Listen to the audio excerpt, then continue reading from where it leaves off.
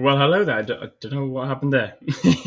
What is good, everybody? How are we all doing? Hope that you're having a fantastic Tuesday. Hope yesterday treated you very well for the first Monday of the week, for the first day of the week being a Monday. Guys, it is fantastic to see you all coming in. In fact, let me see how many people are already live watching. This is 48 of you live watching right now. Absolutely fantastic because, guys, it is a big day for us here at the Fivers, and we cannot wait to be sharing it with you guys. But first, a little bit about what's going to happen today. Each and every single one of you are going to smash out that like button, and then if you are new here, you are going to subscribe to the channel because we are 600 subscribers away from the big triple-digit 100,000 subscribers. We're at 99.6 at the moment. 99.4 at the moment, I believe. Yes, we are. 99.4, so 600 subscribers before we get that big number, 100,000 subs. And on the big day, on the birthday of the Fivers, it is indeed the 10-year anniversary event today, guys. If you haven't signed up already, make sure you get into the link in the description below where you can sign up through that link, where you can come join us a little bit later on for the event, where we've got absolutely all sorts of giveaways and awards, up to $2 million worth as well. So it's going to be super exciting. I'm very excited. Unfortunately, Rich isn't here at the moment. He's going to be joining a little bit later. He is just making sure everything is ready for the big event, which we're all going to be joining and super keen to take part in. So guys, make sure, again, you are signed up for that. But, however, in the meantime, good morning to each and every single one of you. I'm going to have a bit of a catch up with chat, and then we're going to go ahead and deep dive into the markets, do a little check out of the analysis of the news, see what's gone on, see what news has come out, and then we're going to take a look into what is going on in the technical analysis of the market. So if you do want to check out some specific pairs, do let me know, and we shall check them out together. So let's see who is in chat this morning. Hello, sir. Hey, sir. Games Club, how are you doing? I am waiting for you. Waiting eagerly. Absolutely. That is fantastic. Awesome to see so many of you guys waiting in chat. That is absolutely sick. Cannot wait to start from C001. Fantastic. We have got MGN Fallant here. Good morning. Good morrow, sir. How are you doing? Craig out as well. Hi, Craig. Hello, mate. How are you doing? Good to see you in. Good morning, people. Cartoons at Works. Good morning, people. How are you doing? This is the vibe we are setting today on a birthday Tuesday morning. Let's go from Deja Vu Pretty. What is good? How are you doing? Good morning.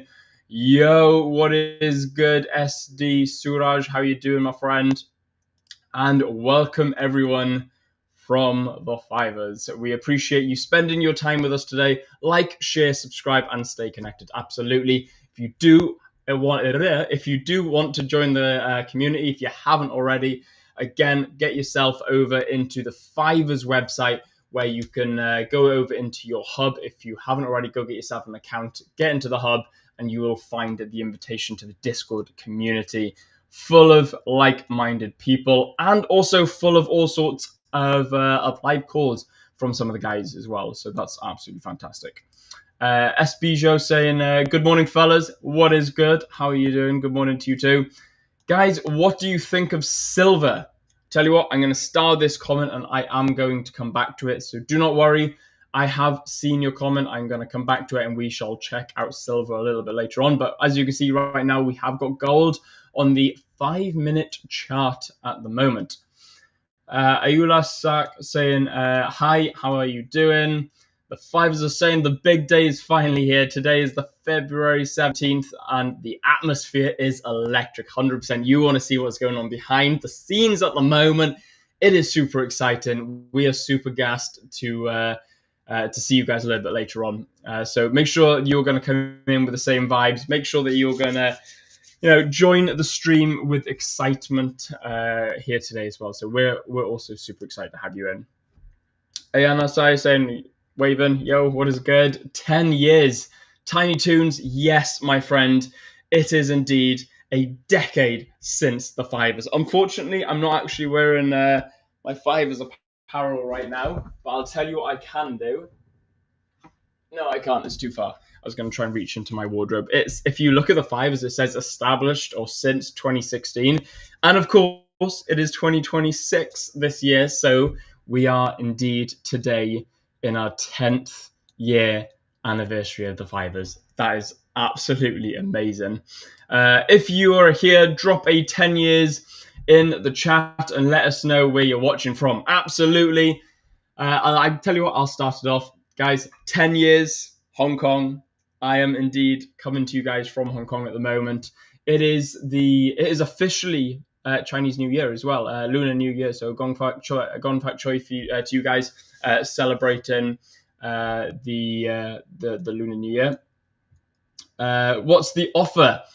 Dude, there's going to be some big offers. So get yourself in the description where you can find the links to sign up. You must join the event to get these offers, but there's going to be $2 million worth of giveaways, awards, and all sorts, potentially maybe even some discounts. And that's without hitting 100,000 subscribers. When we hit 100,000 subscribers, which would be absolutely sick if we can do it in this session this morning before the next session, then who knows? There may even be another big event or some more discounts or some more deals and giveaways. Who knows? But that is going to be a big event. That's going to be a big day. 10-year celebration. Absolutely. Here from the Philippines. Yo, what is good? Deja Vu Pretty. How are you doing? Welcome from the Philippines. 10 years I'm watching from South Africa in Wellington. Awesome stuff. I was going to try and give you some Afrikaans that Richard Butler had taught me, but I've forgotten it all, so I'm not going to butcher it. Tiny Toons, 10 years. Yes, my friend. 10 years in Scotland. Awesome stuff. Big shout out to my UK fellow friends. What is good, my man? How are you doing? Hello, everyone. How are you doing? 10 years and coming from India. Awesome stuff. Ayanoshu saying coming from India. That is absolutely fantastic. We've got Mickey coming from Kenya. 10 years, Kenya. Ayula saying 10 years from Nigeria. Absolutely, mate. That is super sick. We are literally global. So that's super cool. Ty Keith saying, hey guys, what is good? Ty Keith, how you doing, my friend? Happy 10-year anniversary. Thank you very much. We really appreciate that. Cannot wait to be celebrating it with absolutely all the hosts and you guys in chat throughout the course of the day in preparation for the big event a little bit later on. I think it's going to be about 2 or 3 p.m. UK time. Do not quote me on that. Link is in the description below. I can't remember because I got a memory like a goldfish. Trade with Patel saying, hi, how are you doing? Welcome.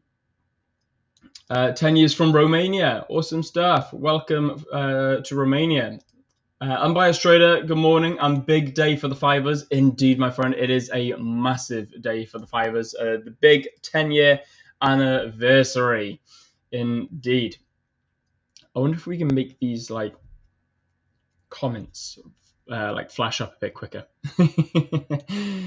Oh man, 10 years from Ethiopia, absolutely awesome. Good morning, William.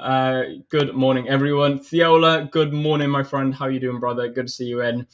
10 years from Nigeria. Hi from South Africa. Awesome stuff. A lot of you guys coming in from South Africa, which is really cool to see.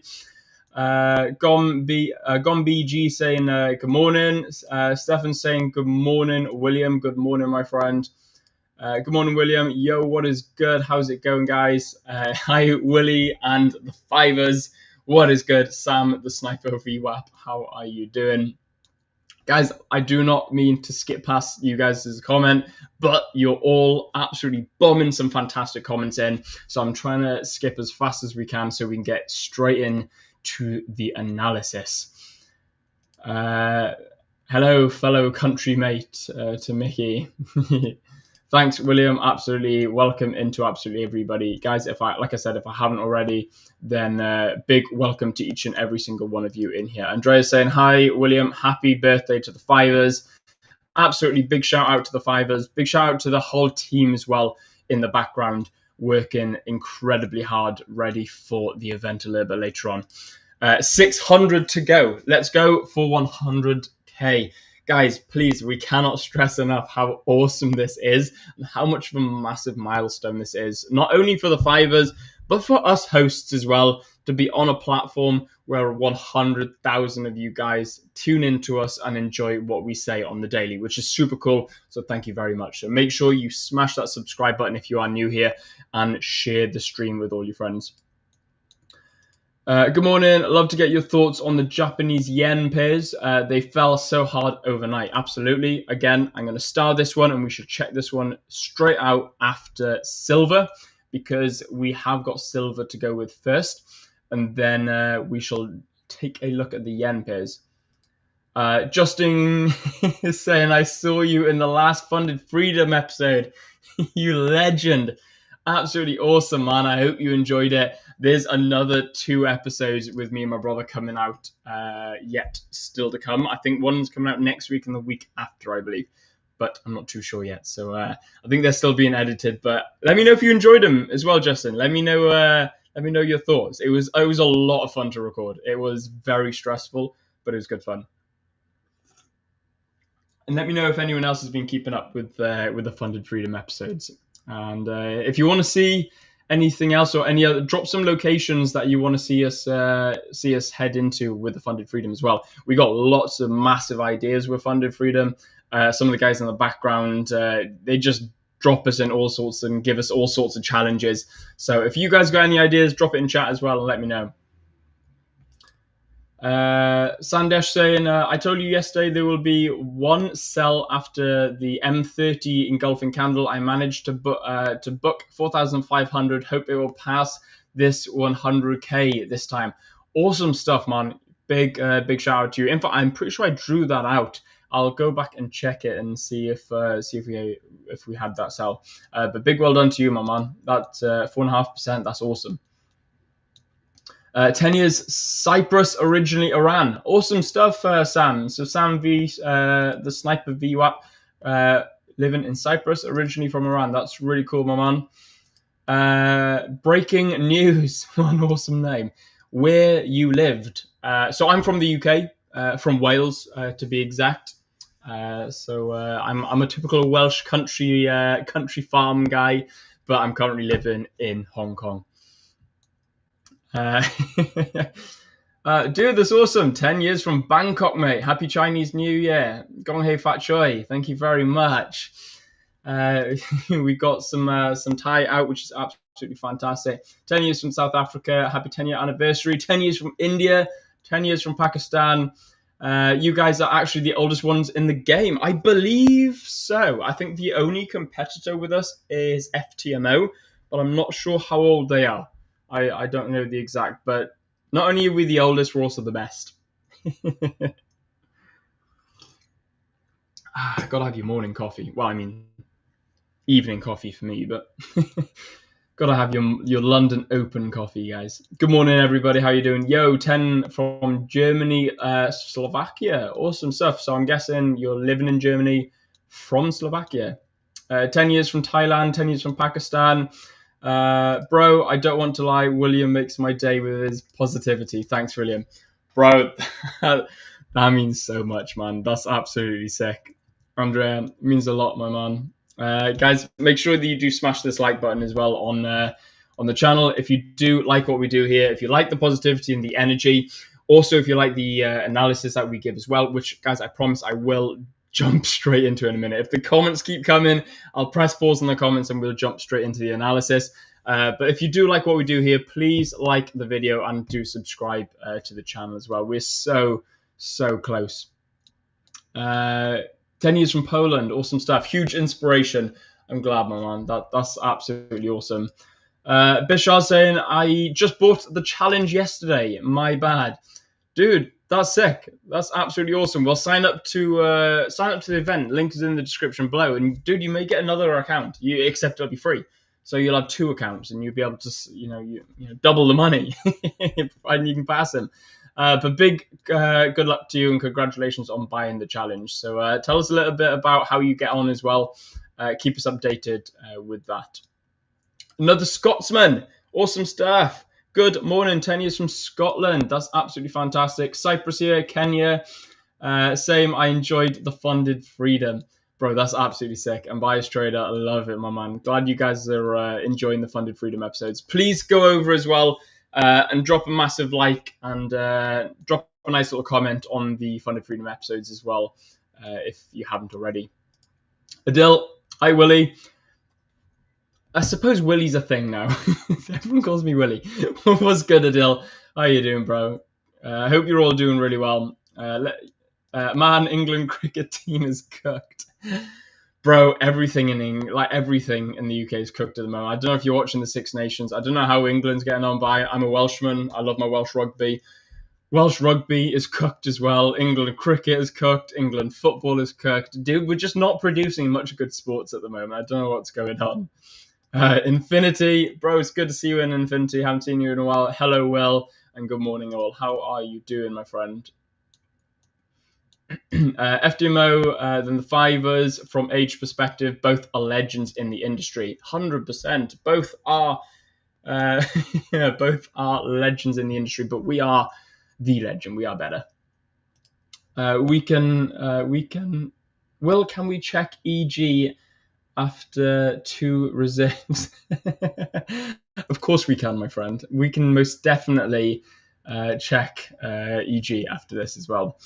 CC Cat Lady, good morning. Happy Lunar New Year. Happy Lunar New Year to you as well. Hello, handsome. Oh, well, what can I say? I even did my hair for the birthday of the Fivers, guys. I thought I'd make a bit of an effort. Right, guys, you guys are all chatting, and I think we're as caught up as we can be. Keep dropping some absolutely awesome comments in chat, guys. It is absolutely fantastic to see so many of you coming out and enjoying. Over 122 of you in already. Let's skip straight into some analysis. But I'll tell you what, first things first, let's go ahead and check the news. Let me just go ahead and get the Forex factory up, because I believe we had a little bit of news out this morning. Now, guys, you will have to bear in mind that this is all local time to me. So this is all Hong Kong time, so 3 a.m. So this is GMT plus 8. So this, I believe, is 7 a.m. Yes.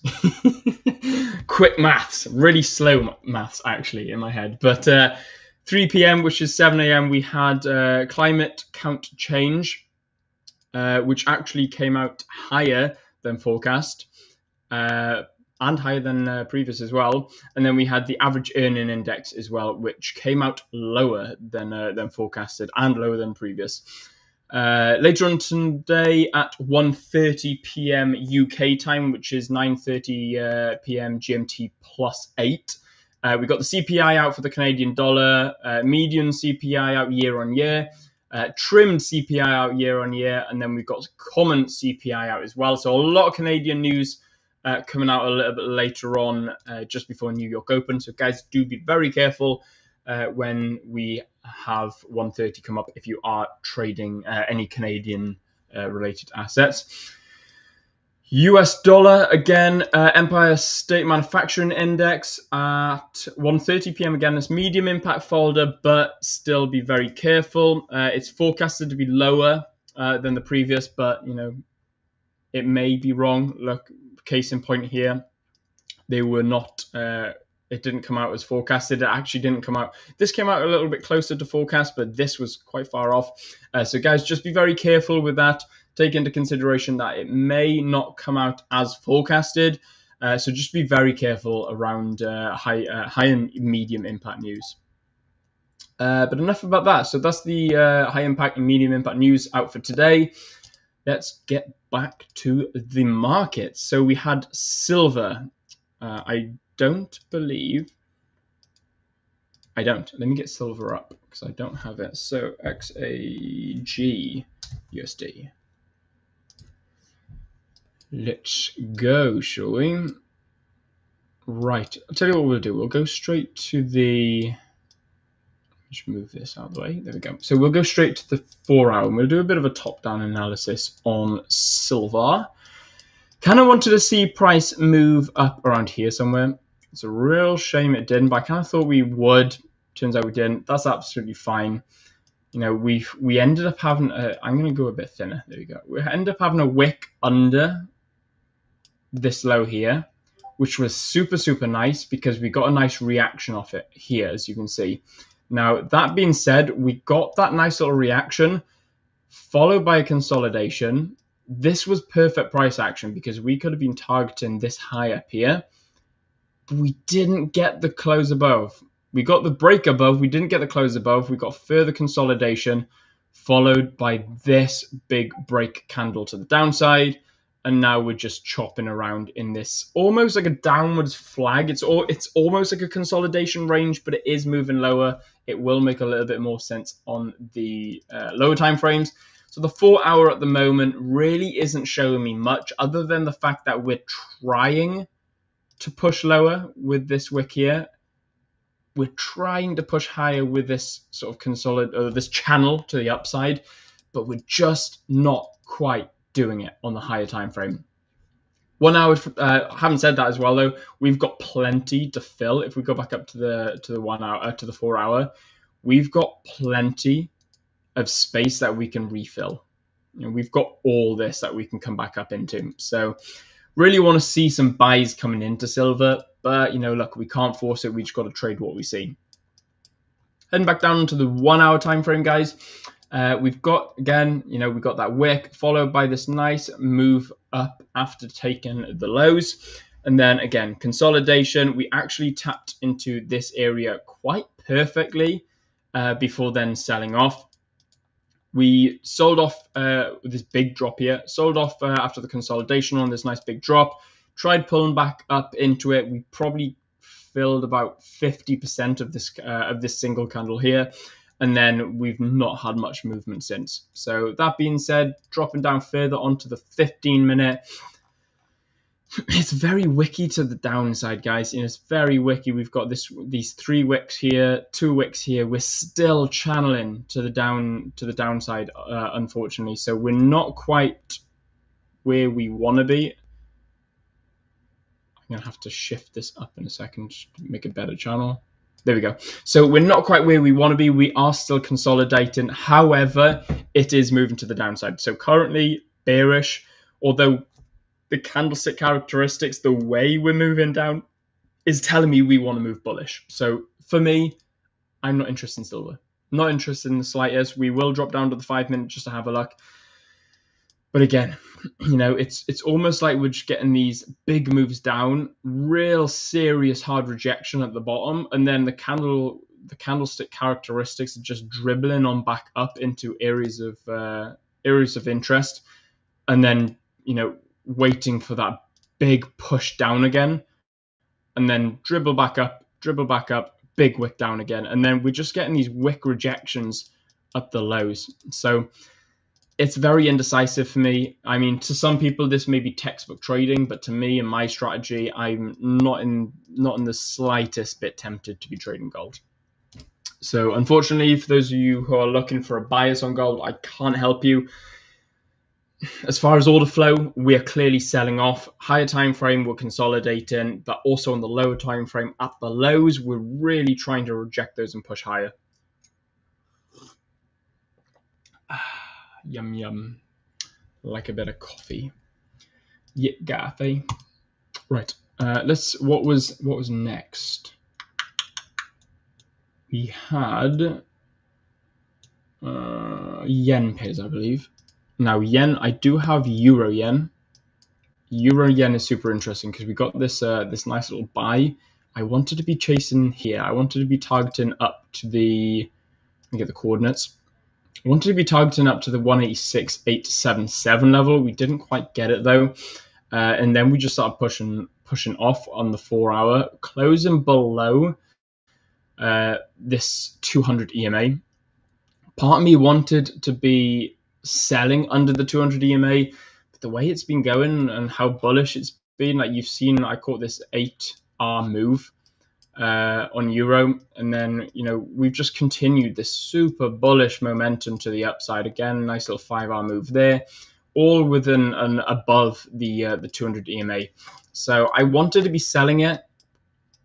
However, I don't know, and as well with the Japanese yen pairs selling off, I'm not interested in selling this. I'll probably just wait for some form of bullish momentum, bullish structure to shift. Now we've got consolidation here. Those who are intraday trading it, you can see the consolidation prepping up. If we can get a break and close under these wicks here, then there's going to be some potential for the continuation lower. Now on the lower time frame, again, we're starting to slow down ever so slightly. But if you ask me, we're still putting in lower lows and lower highs. I think there's an area that we could potentially pull back and continue to the low side until we get a break of order flow to the high side. So until we can break and close above these highs, I'm not going to be interested. Because as you can see here, we've got these nice lows here. Breaking continuation, showing order flow to the downside. Unless we can break and close above this, there's no interest in buying. It's strictly bearish order flow. So that's the euro yen. I don't have the Japanese. Sorry, I don't have the pound yen, but I can get it up. So GBP JPY again. Wow. We're getting a lot. Do you say that we had? In fact, I'm pretty sure I can get. Yeah, I got the JPX up here. Let me have a look. So you said there's a bearish spike in the yen.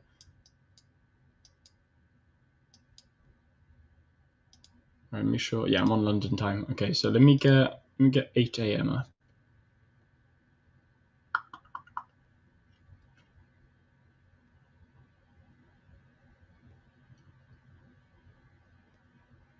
Tuesday 7. Okay, I'm on the right there. So Tuesday. Okay, let me just get my lower time frame. There we go. Let's go 8.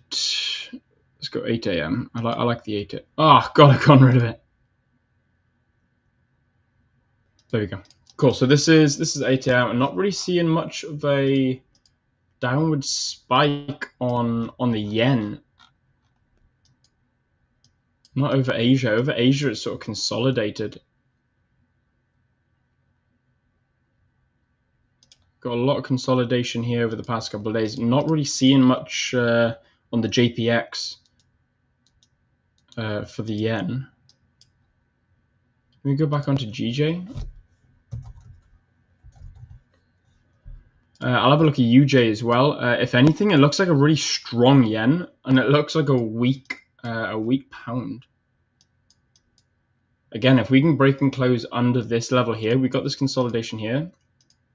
If we can break and close under this wick, then there's a potential area to continue selling off of.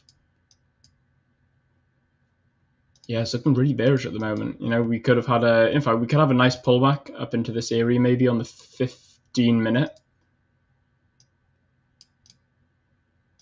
Let me just get this up. Bit of a pullback. Continuation down, maybe. That looks like it could be quite probable. Let me get USD yen up as well. US dollar, Japanese yen. Okay. Yeah, they're all looking pretty weak against the yen. I wouldn't want to be buying anything other than the yen right now against it. Euro yen, pound yen, dollar yen. If anyone else wants me to look at anything, let me know, because this is actually looking more bearish than previous. Got a nice break and close under the low here. Do you say there's a weak move on the yen?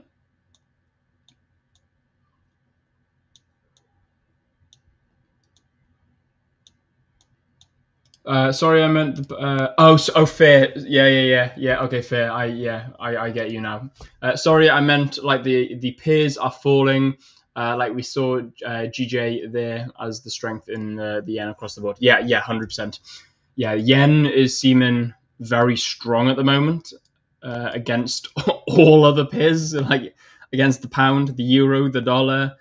Against it's looking really strong at the moment. So it'd be interesting. Let me go into Forex factory. In fact, let me actually share my Forex factory here. Let me go into the news. Let me see if anything actually came out.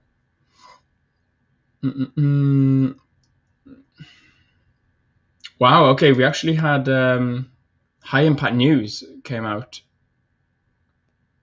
for. In fact, hang on a minute. This was 2 hours. Yeah, this said 1 minute ago. Yeah, I was gonna say. Oh, we've just had like high impact news. Never mind. That was the UK high impact news a couple hours ago. Okay, fair. No, nothing. Why did it say 1 minute ago? Oh, in fact, there we go. Was pushing Sweden? No, never mind. It's the euro. Okay, yeah, nothing. It's just a strong yen at the moment, and maybe everything else is weakening. Let's go back onto the technicals. Let's interrogate LJ a little bit later on, maybe on why everything's weak against the yen. I feel like he'd know a bit better. Right, now let's have a quick look at EG, I think it was. Euro pound.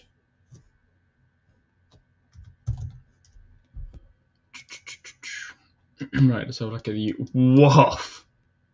No, come back. Oh my god, what has just happened with the euro pound? In fact, what time was this? Was this 7 a.m.? Okay, yeah, fair. That's due to the weakness in the pound, and then obviously the dollar was the euro was a lot stronger. Yeah, so this here, guys, be very careful, was news. This was the 7 a.m. high impact pound news that came out. That wasn't quite as good as forecasted. So therefore, a bit of weakness came into the pound, and then obviously an adverse effect of that. There was a bit of strength coming into the euro. I used to love trading euro pound, but I don't really like it so much anymore. It's not as... Now I just sort of almost use it as a confluence. I like using it to see which one is stronger to trade against the dollar, whether it's like euro dollar or pound dollar, which one's going to be stronger for me to trade. That's the only sort of confluence I use for euro pound now. Don't really trade it so much anymore. Well, the length of the EMA that you're using, it's just a standard simple moving average. It is indeed Raj Trade saying the 200 EMA. It is the 200 EMA, my friend. It's the only indicator that I use. I don't like anything too complex. I do use sessions indicators as well to help me identify where the sessions are, but I tend not to use them too much. I just draw out where the sessions are just because I like it that way. And plus, when I go into the indices, some of the sessions indicators I use get a bit funky. So, yeah. So what I used to do as well is when I was trading New York session, I'd actually move over. So you can change the time zone of your trading view, guys. I don't know if you guys know that. If you look at the bottom right-hand corner and hover over it, you see time zone. So right now it's UTC, which is London time. And then you've got 0910 and then seconds. So it's 10 past 9 in the morning. Now I can actually go over to, for example, Budapest. I can go to Lisbon, Dublin. I can find my area code that I'm in. Let's say, for example, I'm in Dubai, UTC +4. So therefore, I can actually go to Dubai time. I can find New York. I can find most major cities, Shanghai, Singapore, Taipei, which is Taiwan. I've got Tokyo session, which is UTC +9, Sydney session. So what I used to do, I actually used to go onto the New York session, and that would screw up my whole session volume, my sessions indicators. So I stopped using them in the end. Colors look like in Windows 95. What's that even mean? Dude, my chart colors, man, I keep them super simple. You know, you're not going to see any sexy colors on my chart. I do apologize, guys. They're super boring. I don't have anything too exciting. Any discount code? Any discounts for the celebration? Yes, 110%. The link is in the description below. You must be signed up for the event, and there is going to be $2 million worth of giveaways, discounts, and all sorts of sexy stuff. Maybe I should be careful on the word of sexy. I don't know.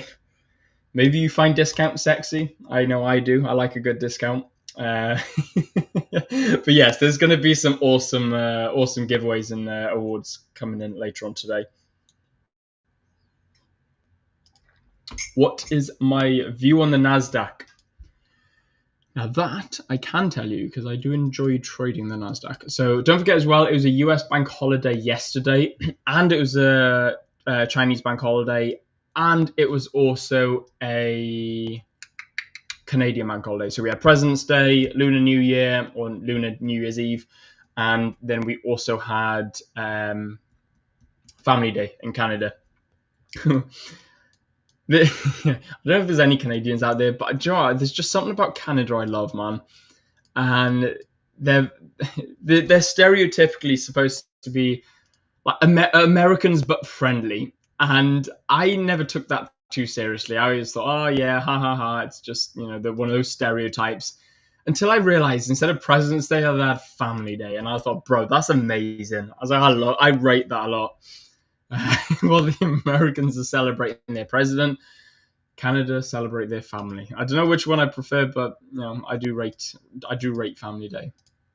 Plus, also, I don't know. There's something about like I don't know. There's something about I'm a typical farm guy.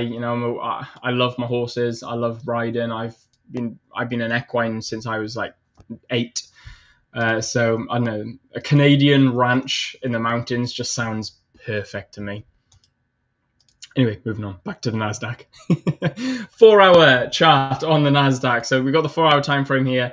Can clearly see that we're in a little bit of bearish order flow here. As we can see, we are putting in lower highs and lower lows. Lower high, lower low, lower high, lower low, lower low. I haven't really got, it's more of a consolidation here.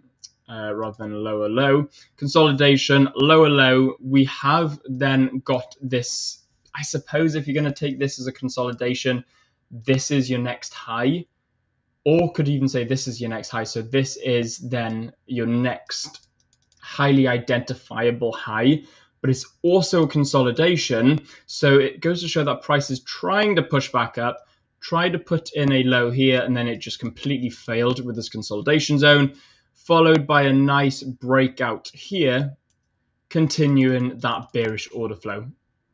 Once we continue that bearish order flow, we haven't quite yet broke structure. We've then moved into a price range. And what I mean by a price range is price is neither at a higher high or a lower low, or a higher low or a lower high, or I've confused myself. Point being, we've got a nice high here. In fact, actually, let's move it to the highest point. So we've got a nice high here, and then we've got the lower low here. So there we go.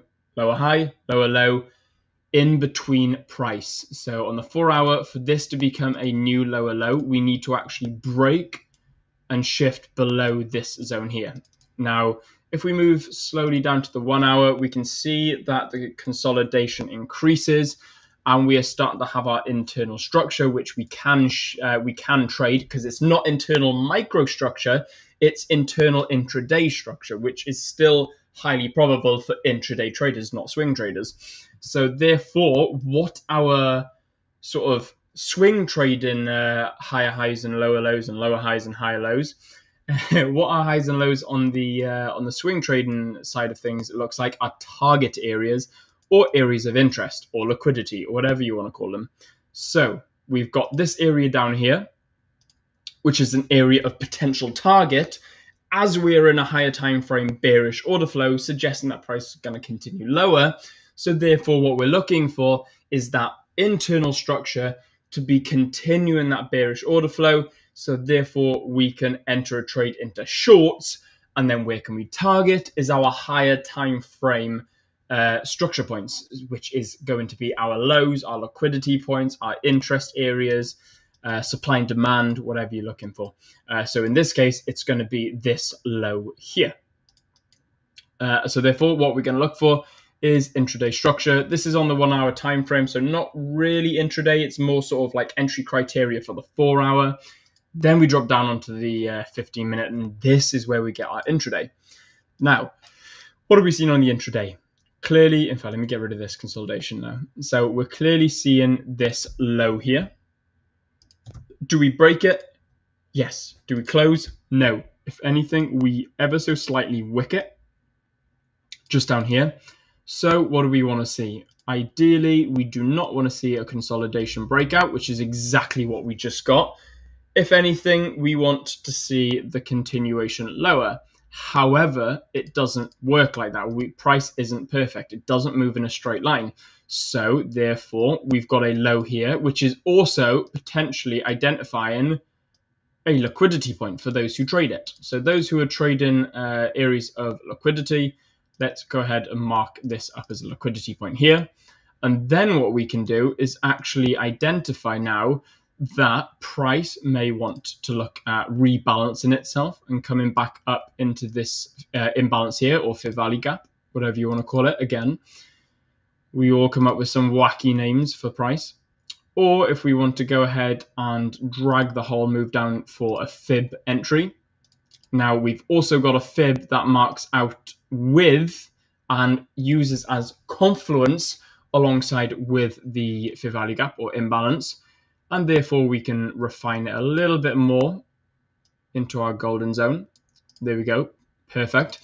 And then we've also got this high here. So we've got this high here, which is a little bit higher than our double confluence here.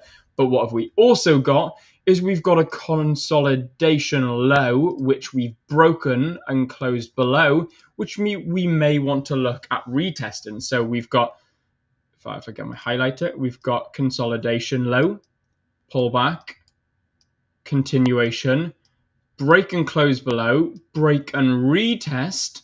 Now, if we grab this again and drag it up, there's a third confluence looking for an entry criteria. Let me just get rid of all this. There we go. Try and clean it up a little bit more.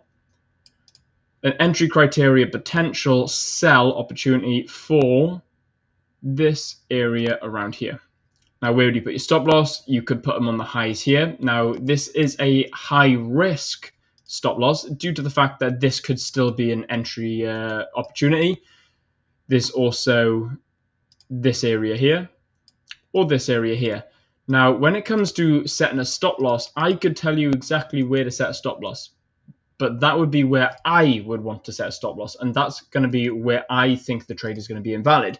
So therefore, according to the simple order flow and simple price structure of what price is currently doing right now, therefore, where would it be invalidated? Now, if we look at this as lower low, lower high, lower low, lower high, lower low, then therefore an invalidation of this trade would be a break of the lower high, creating a new higher high. So therefore, what I want to see is a continuation lower and a failure to break higher than this area here. So for me, an invalidation of this trade would be a break and close above this high. So that's where my stop loss is going to be. Where am I going to target? I can either target this low here as a liquidity point, which is going to be a 1 to 3, or I can then look at the high of this original move down here, which was the 4-hour area of interest, which is going to be a 1 to 2.5, or the very, very low for the highest possible restored ratio, which is going to be a 1 to 4. Now, again, guys, I'm not saying that this is the exact same the exact trade that I'm going to take. This is just a potentially valid trade setup that could play out at some point today. Now, bear in mind, we have also got news a little bit later on, 1:30, but that is what I'd be looking at on the NASDAQ. Mickey's saying, yeah, we need some discount, bruv, for the celebration. Aight, bruv. Not a problem, geezer. Sign up to the link below, you know what I mean, blood? I'm running out of, like, Cockney slangs. Dude, there's gonna be some absolute awesome discounts below. So make sure you sign up for the event a little bit later on. And yes, we have just answered this fact finder. Link in the description below, my friend, and you will be able to sign up for the event where you can check out all sorts of fantastic giveaways for our birthday, for the 10-year anniversary of the Fivers. Murdom saying, thanks, Will. Absolutely pleasure, my friend. Not a problem. Hi, Will. Would it be possible to switch the background to a lighter color? It might make the text a bit easier to read on our end. Right. Okay, fair. I mean, I can. I don't want to. Is it an issue for everyone? Because truth be told, this is my charting software, so I wouldn't. If it was the MT terminal, I don't mind too much, but this is what I actually trade with. And I like dull colors. I like grays, dark grays. I don't even use blacks and whites. Like, that's too bold. I literally, it's gray, dark gray, light gray, medium gray. Just really boring colors. If anything, I actually use the white to stand out, because the white and black candles stand out and pop really nicely on the chart. But let me know if it is an issue for everyone. I don't mind changing it. Everybody will get discounts, right? I'm not going to say everyone's going to get discounts because I don't know the exact strategy and giveaway scenario. But what I do know is that everyone is in a chance to win something, because, again, there's going to be $2 million worth of giveaways and awards. Whether I can, maybe there's going to be some discounts. I'm not too sure. I can, possibly don't want to go promising some discounts, but what I can promise is there's going to be all sorts of giveaways up to $2 million worth. But you have got to be at the event to win it. If you don't get into the event, then you won't be in for a chance to win anything. We'll get some celebratory background music on. Dude, shall I have a look? Let's have a, because I usually have the tray. I usually have this the peaceful music. Let me see if I can get something a bit more exciting.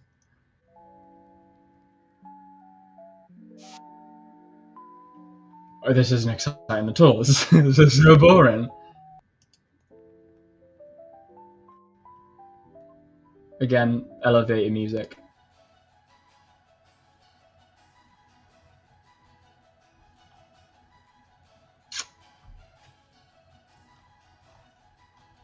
MGN, sorry, bro. Yeah. That's his best. That's the best I can do.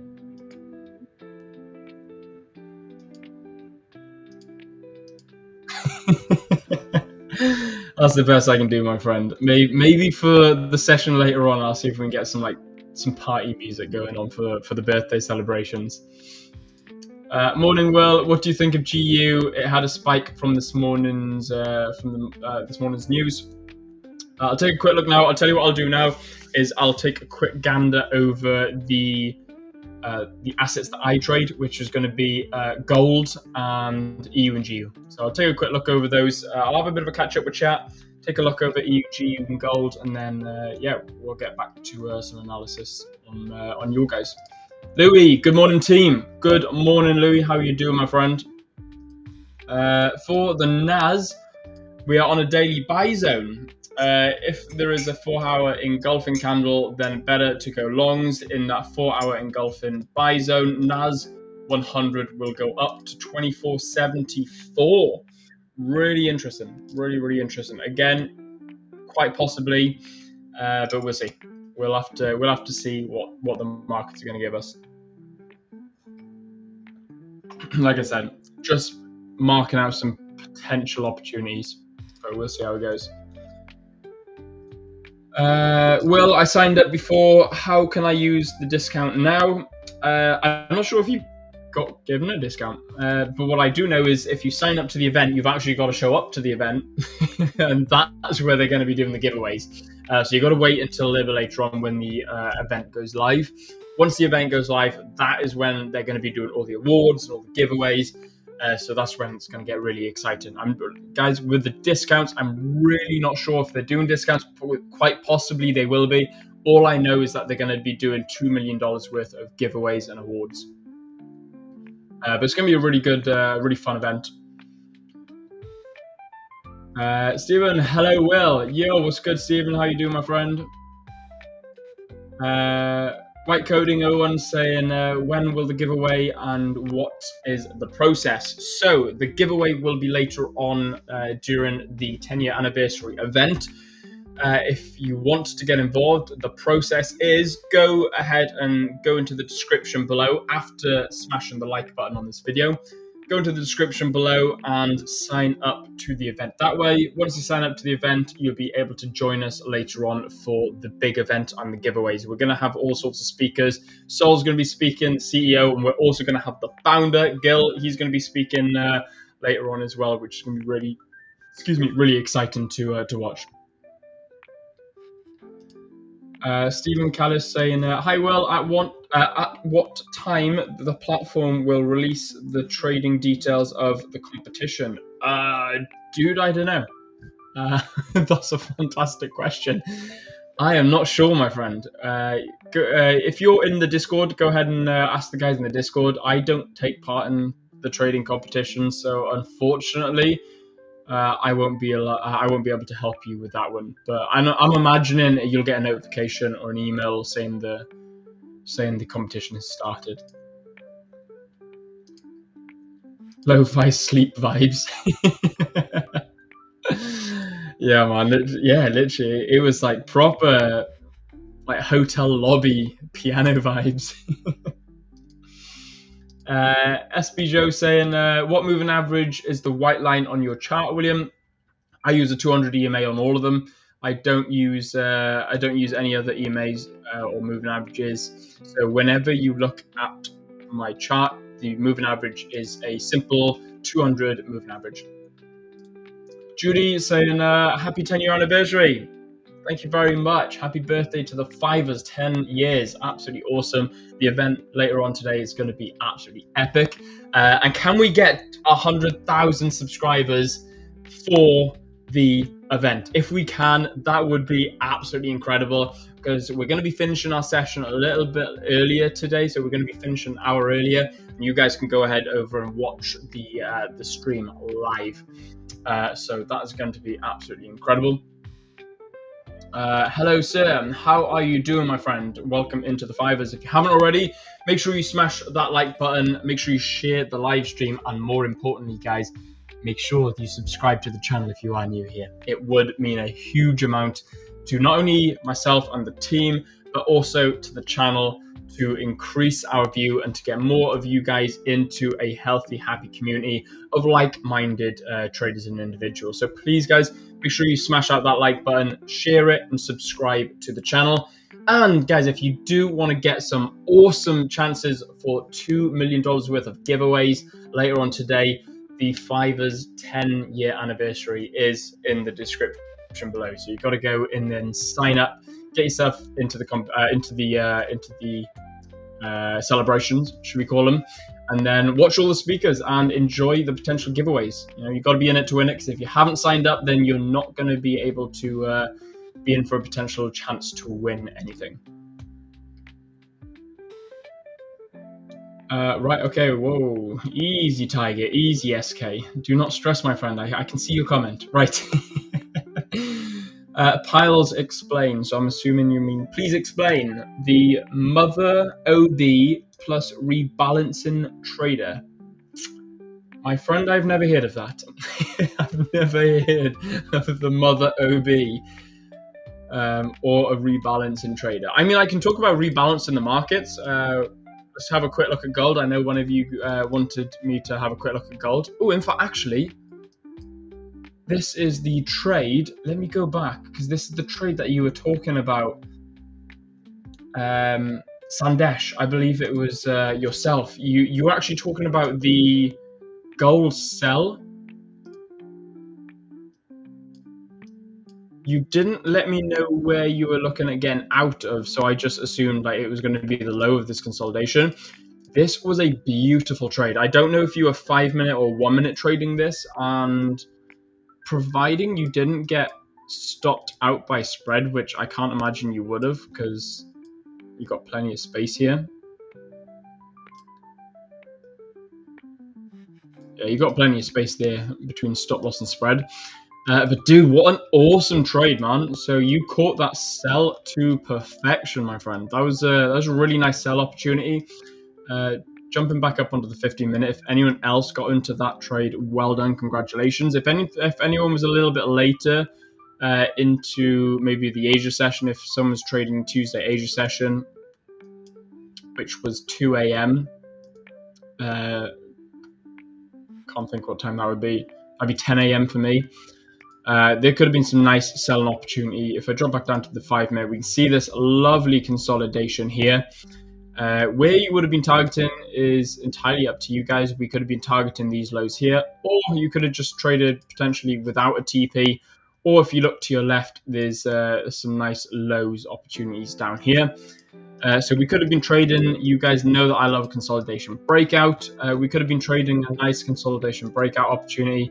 We've got this clear bearish order flow structure, which is indicating that price is wanting to move down. And then we've got this area here of tighter consolidation with the beautiful break and close under. Now, you guys know that I like the next candle after the break and close underneath, which would have been stop loss on, above here, because that would have been an opportunity for price to be invalidated and then potentially look for a 1 to 2. So 1 to 2 would have taken us about here and would have taken you out about 5 in the morning. So 20 past 5 in the morning UK time, which would have been a little bit later my time. I can't be asked to do the maths. So yeah, that was a nice little opportunity on gold. Right now, we seem to be heading into a consolidation, so not really seeing much at the moment. The news on the pound didn't really do much for it. We're also in this pullback zone here, so right now you'd be silly to be buying gold because we're clearly in a retest. We're clearly, we've got this consolidation break, we have got consolidation break, higher time frame drop-based drop if you're Richard Butler. So we've got lots of different opportunities to be selling on gold. However, if you're going to be buying gold, just be very careful, guys, because we are heading back up into a very nice supply zone or high zone. Rich, what's good, my friend? What's up? Pembroke happy, son. What? Happy birthday. Happy birthday. Happy birthday to the Fivers. Yeah, it is the Fiver's 10th birthday. Well, not today, but like this the month. Yeah, this month. We've been testing and setting everything up in the background, so it's looking good. It's looking really good. Yeah, absolutely, man. Dude, I'm excited, man. I'm really excited. Elphinias, good morning. We've got Andre, good morning. We've got Unbiased Trader. Good morning. And we've got Steven. What's up, Steven? How's everybody doing? I hope Will has been treating you all ever so kindly today in our absence. It's been a pleasure, my friend. They've been a pleasure. Oh, that's awesome. Although they've asked for party music, and this was the best I could get them. Well, I mean, it works, doesn't it? If it ain't broke, don't fix it. I haven't had any opportunities to look at the market whatsoever, so you're gonna have to bring me up to speed. What's happening where right now? Gold, not a lot. We got a really nice drop during Asia. We're currently in a bit of a pullback stage at the moment. Came back into this consolidation here. Kind of want to see a break and close above if we're going to be buying it. However, if we do buy it, it's going to be counter trend trading. However, you know, I kind of like to see price come back up to around 4946. That'd be really nice. 4946. That would give price a chance to rebalance itself into this pullback zone before continuation down. I think that would be like a really nice, you know, break, pullback, continuation. But other than that, not really seeing much. Got a potential idea on the NASDAQ for a sell. But one of the guys think that it's a premium 4-hour buy zone. So who knows? We have got lower time frame, being the 5 and the 15 minute breakout to the high side, but currently we're still trading within a range. Euro, we're getting some really bullish momentum on the euro right now. Euro pound, we're seeing some really bullish momentum after the pound took a bit of a hit this morning with the high impact news coming out at 7 a.m. GMT. So that was interesting. You know, a bit of negative news for the pound. So we had a bit of weakness in the pound. Everything trading against the yen is weak. So we've got a really strong Japanese yen at the moment. That's pretty much sums everything up. The German 40, again, we've got a bit of strength coming into the euro, consolidation at the bottom here, followed by some nice bullish order flow on the 15 minute. Nice. Haven't really looked at the others. Haven't looked at US 30. Haven't looked at S&P. That's pretty much it. Well, let me show you. I am in a NASDAQ buy. Okay, interesting. Do share. It's where's there it is. So yeah, nicely. So we have this low down here, which was the Tokyo low, and then we had a follow-up higher low. So this is the low. This is higher low. We initially had this high over here, which was the recent high swing. That was the high. And then we'd created this new, all brand new higher high.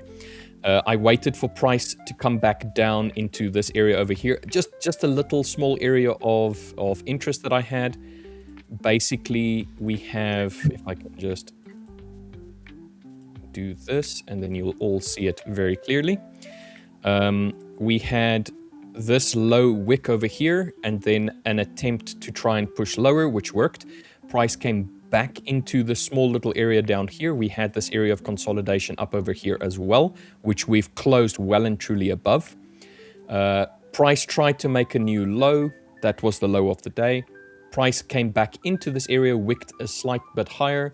We made a higher low in relation to the previous low, and then we had this volumetric climb up higher.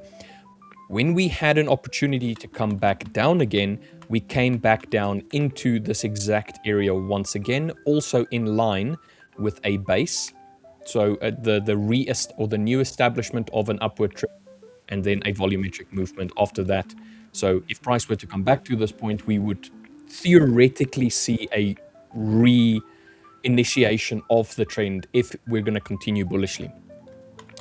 So price came back into it. We made this one bullish candle over here. I thought maybe this is a bit too high. I'm going to wait for it to come back down again. Came back down. It basically made a higher low in relation to this one over here. And I just decided to get in on the close of that candle. So right now, it almost came to my take profit, which is up here, a 1-to-1. Still a little bit slowed from yesterday's lack of New York participation. So this is very subdued if you consider New York in general, how it normally moves. And when the London session wasn't in play anymore, we basically only had this section here to play with, which was also not all that busy. let's say. So NAS was waiting for some more input. We came back into this area of consolidation yesterday, this large area before we started pushing lower. So you can basically, if I move this up to there, you'll see this small little area of consolidation there. We came into it over here. We just wicked into it, we consolidated, and then we started pushing lower. So I am thinking if price is to carry on, English, if it is to carry on pushing higher, we may come and test this area of consolidation up over there. But time will tell. We'll see whether or not that is going to play today. But as it stands right now, it's about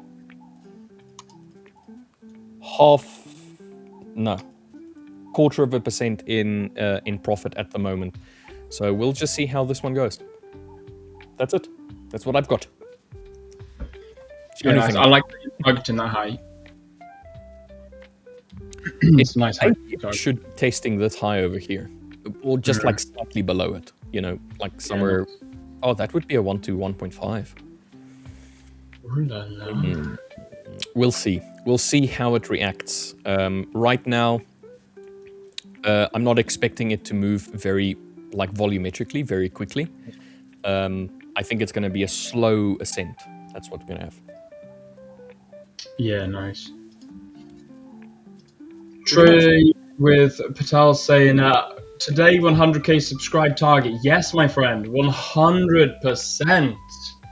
100,000 subscribers by the end of the day.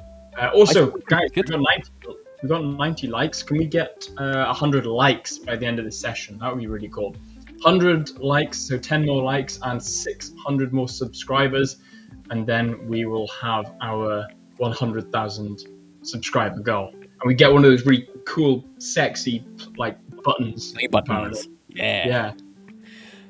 Question to everybody in chat at the moment. I don't know what's going on. It seems as though my camera and whatnot keeps freezing. I can see it looks like it's freezing, but does it look like it's freezing on the YouTube as well? If you guys can just kind of like let me know.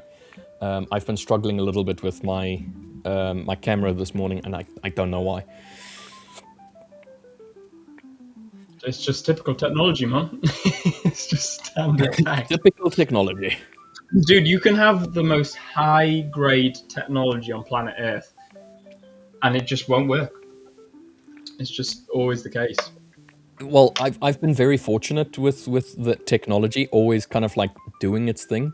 But today, for some other odd reason, it's just kind of like slowed. It seems as though it's freezing. I don't know. I don't know. I don't know what's going on. Do you know what the worst thing is my partner told me about this the minute I did it. I spent a little bit more money on my setup, and I wasn't going to because I knew I was moving away, and I thought I've got a simple PC. It's not great. I built it with my best friend years and years ago, and I built it on a budget. However, that's what I used to stream. Now, I bought myself a nice big monitor. You guys know that I love my 49-inch curved screen monitor, and I've got a nice 32-inch 4K monitor above it as well. So that's really cool. And then, but it still felt missing. Like my background felt all unprofessional. So I said to my partner, I said, we're going shopping. And she was like, nice, what for? I was like, office stuff. And she goes, never mind then. Stuff. Yeah, so I dragged her shopping with me, and I spent a bit of money on kitting out my office and making it look all sexy. And she goes, why are you spending all this money to make your office look all nice, knowing that you're going away? And do you know the worst part is, mate? I've bought myself a new laptop thinking, okay, well, if I'm going to go away, I'm going to buy myself top-of-the-range laptop to go away with. I'm back in the same scenario where I feel like my background just isn't it. I'm like, I miss my office. Like, bro, I miss my equipment. Yeah, no, I can imagine. Dude, it seems as though it is freezing up a little bit. I've got some confirmation. I am going to jump out and jump back in again and see whether or not I can sort out what is going on here. Yeah, so let's get you up, and then I'm going to just exit for a wee little bit. I'll see you guys in 2 minutes max. Sweet. Dim problem, my friend. Creaso, everybody, welcome back to my dull, boring screen. Go forward test and back test. Stop looking for the Holy Grail. Trade what works for you.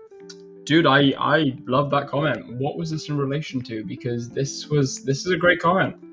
It's yeah, 100%, man. I think here. Please tell me which one is better, price action or smart money concepts. Do you want the honest truth? Smart money concept is just price action. ICT is just price action. Order flow is also just price action. And technically indicators is also just price action. So it depends what you're looking for here. You know, it depends what... It's all just price action. Indicators are a little bit different. So indicators have a different style to them. You know, they're like an assistant in the markets and help you plot and identify certain things. So indicators are a little bit different. But when it comes to the naked chart, smart money concepts, supply and demand, trend line trading, ICT, they're all very similar. You could give me the strategy of a trend line trader and I could give you exactly why their strategy works, and I can tell you exactly how it's not a trend line strategy, it's actually a supply and demand strategy. But then I could also take a supply and demand strategy trader and tell you exactly why it's an ICT strategy. They're all very similar strategies. They're just decorated and marketed up very slightly differently for the creator of that strategy to be something. So guys, don't care too much on naming your strategy, and don't look at the strategies like I must be an SMC trader, I must be an ICTs trader, I must be an order block trader. Just trade simple price action and order flow. Don't label it. You know, the minute you start labeling things is the minute you start becoming a little bit biased towards a certain outcome of a certain strategy. Instead, if you take this strategy for what it is, and it's just the way you look at price. If you look at ICT, guys, look, I've got certain ICT concepts in my strategies. Look at my imbalances. You know, I call them imbalances because it's an imbalance in price because it dropped too quick and now it needs to rebalance. It's just a fair value gap, but it's just named differently. Order blocks, you know, we've got order blocks. I don't really use order blocks anymore, but that's an ICT concept, I'm pretty sure. Or is it SMC? Either way, it's a concept. And, you know, the same goes with consolidation. That's a supply and demand strategy. It's a simple supply and demand strategy, but it's consolidation. You know, so we all look at price the very similar way. Feel free to steal from different strategies and different concepts and merge and test it and create your own love child of a strategy. You know, Rich did it with mine. Richard Butler looked at my strategy and he goes, Will, I really like that on your strategy. I'm going to take that. I'm going to steal it from you and put it into my strategy. He didn't say, Will, I'm going to take your strategy. I'm going to trade it. I'm going to make your strategy my strategy now. I'm going to copy it. No, he took parts of it, implemented it into his trading and optimized his trading strategy. I've looked at his trading. I've thought, I quite like the way you use your drop-based drop. I like the way you use your rally-based rally. Not quite the way I like to trade it, but I like certain parts of it. So I'm going to take it, I'm going to steal it from you, I'm going to implement it into my strategy and see if I can merge and see if I can optimize my trading with it. That is how you become an optimal trader. Not by saying, I must be this type of trader, that type of trader. You must be the type of trader that makes money. How you do it, I don't care if you call it a flying goose strategy and you have an egg block instead of an order block. I don't care what you call it. If it makes you money, it doesn't matter what it's called. So guys, do not care too much about the strategy. A bit like K4Po14 saying, trade what works for you. 100%. I couldn't agree any more with that. Trade what works. What is the process to participating in today's event? Great question, my friend. Link is in the description below. If you head down into the description, there will be a link that you can sign up to. That is the link for the event, and then you can join up that way. Go ahead, and that should send you like an invite link or like a joining up, signing up link. Go ahead and join up to that, and a little bit later on, when we do go live with the event, you can come join us and watch us live. So that's going to be really exciting and really fun. So make sure you get into it, because, guys, there is also going to be $2 million worth of giveaways, all sorts of awards and speakers. For example, the CEO Sol and the Fivers Gill. So that's going to be really exciting, guys. So it's just going to be a great event, great vibes. And who doesn't love a birthday party? Unfortunately, there's not going to be cake. Maybe I'll see if I can get some cake and eat it while I watch. But I was about to say, get your own cake, mate, and then celebrate along with us. yeah, like if you guys do want to celebrate a birthday party, then feel free to go get some cake. I may grab a beer and some cake instead of like a fruit juice and some cake. Like it's an adult's birthday party. Take that how it should be taken, not how it could be taken. Yeah, I was about to say. Okay, so I think I've sorted out my camera issue. If everybody can once again just notify me, am I freezing or am I not freezing? I was actually frozen there myself. I chose to froze myself. Yes, let's talk about the Fivers event. The Fivers event is going to be at 2 o'clock GMT this afternoon. So once this stream is over, all of y'all will go over to the Fivers event, and in that Fivers event, $2 million worth of giveaways. I know what accounts are going to be given away. Let's just say you can win a 50K high stakes account today. A 50K. So, if you want to be part of it, link in the description box below. Once you're there, there will be a link that will also be added on in the chat box as well, where you can go and participate in the giveaway. But before you will be even considered to be a participant to win an account, you need to A, like this video, B, be a subscriber. Subscriptions count. Please, if you don't mind. 100%. What time? It will be 2 o'clock GMT. So you can, wherever you are in the world, you can just go and see exactly, let's say for argument's sake, you are in Australia. Australia being way ahead of everybody. For you, you just need to go and see what is your local time in GMT.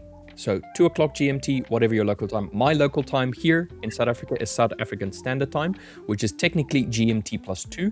So in South African time, it's 4 o'clock GMT plus 2. So it equates to 2 o'clock GMT. But don't worry, if you stick with us throughout the whole stream, once the stream is over, this current stream is, everybody will be directed to go to the live event, which is going to start at GMT 2 o'clock. And that answers this question, Stephen. Stephen's saying, Brother Will, what time will this session end? So bang on, just answered it. It will be at 2 p.m. So 2 p.m. GMT. So we'll convert that to wherever you are. That will be a little bit, it's going to be an hour earlier than usual. And then, yeah, you'll be directed over. So yeah, hope that answers the question, my friend. Only giveaways, no discounts. Well, I can't give away the surprises. We have a fair few surprises, announcements, let's rather say. I'd be battling with, like, I can't give anything away, but maybe. Yeah, there's going to be 3 really cool announcements that's going to be made during the event this afternoon. So you got to be there, and then all will be revealed. But yeah. SB Joe saying, it will be brilliant to get a glossary of terms naming the terms that are similar. 100%, my friend. It's actually something I'm doing at the moment. Not for any reason, just for my own sake.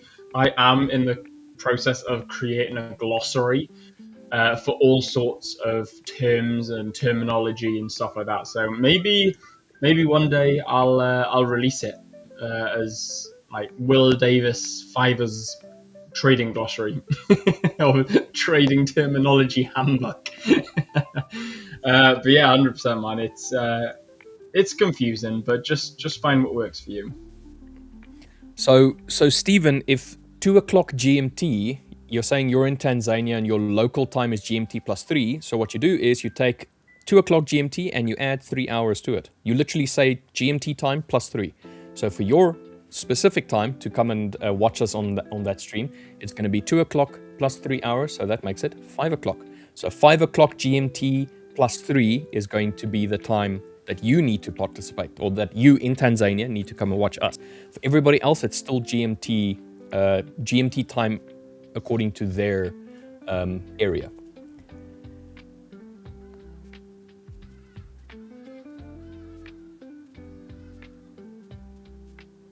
Yes. How's that trade getting on, by the way? I know I read this. I didn't quite understand it.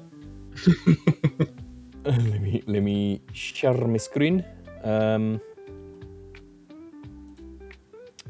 If you don't know the process, free accounts are of no use. Fair enough. That the thing is just that you need to learn. So if you have a free account, you can learn on that free account if you want to. It's like effectively having a demo account. You don't have to pay for this free account if you win an account. So you can still use it to learn, and then when you feel like you have learned enough or you have enough data, then you can go and purchase an account for yourself if you so wish in the future. So the free account, you have it. Once you have it for as long as you want to use it, until you blow it or until you pass it. So you can learn on the fly if you so wanted to. Discount, please. Like I said, join us in this afternoon's live event, and you may be told about some discounts. You may. I don't know. You have to be there. I'm not going to give away the surprise. So you guys trying so hard. My time zone is GMT plus 2. So what is your time zone?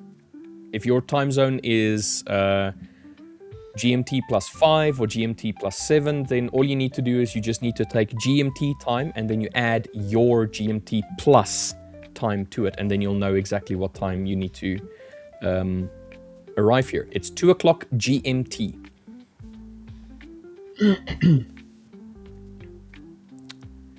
What is this? The setup you gave me, is it correct or not? I'm using 100 amount/lot.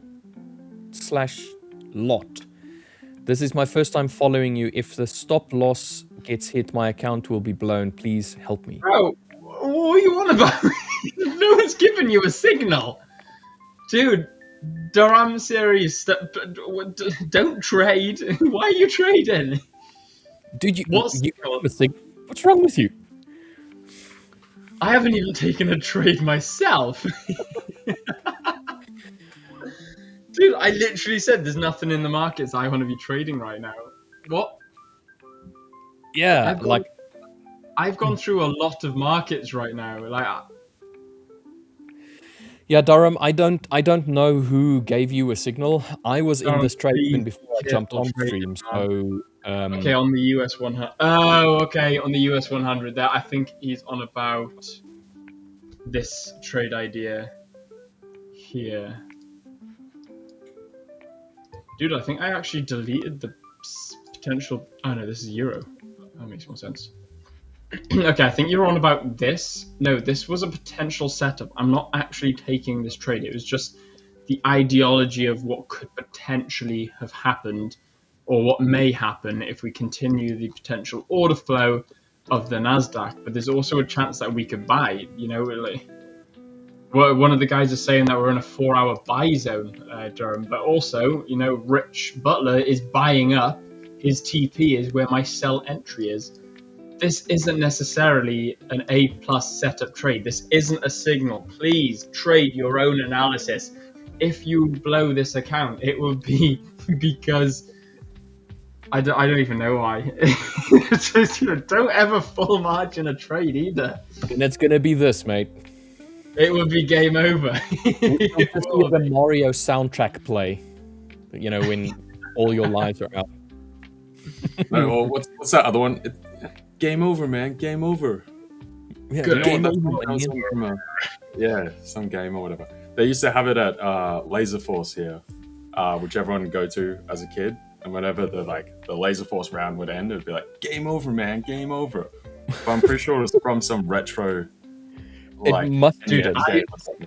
I forget. So I went into this retro place in Hong Kong a couple of weeks ago now probably, and it was all rolled into one. And my missus was taking me into this place. She was like, oh, this, that, and the other, taking me into showing me around. And I was like, no way. And she was like, what?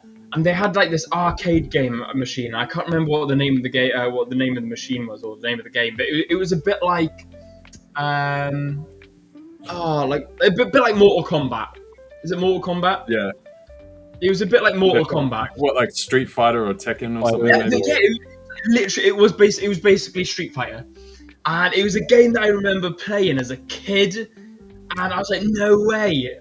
She was like, what? I was like, they've got this game. She was like, do you want to play it? I was like, no, I'm gonna keep it as a memory. But bro, I could not believe they had that, and I remember it would come up if you lost. It would be game over, massive across the screen. Yeah, there you go, Louis. That must be it then.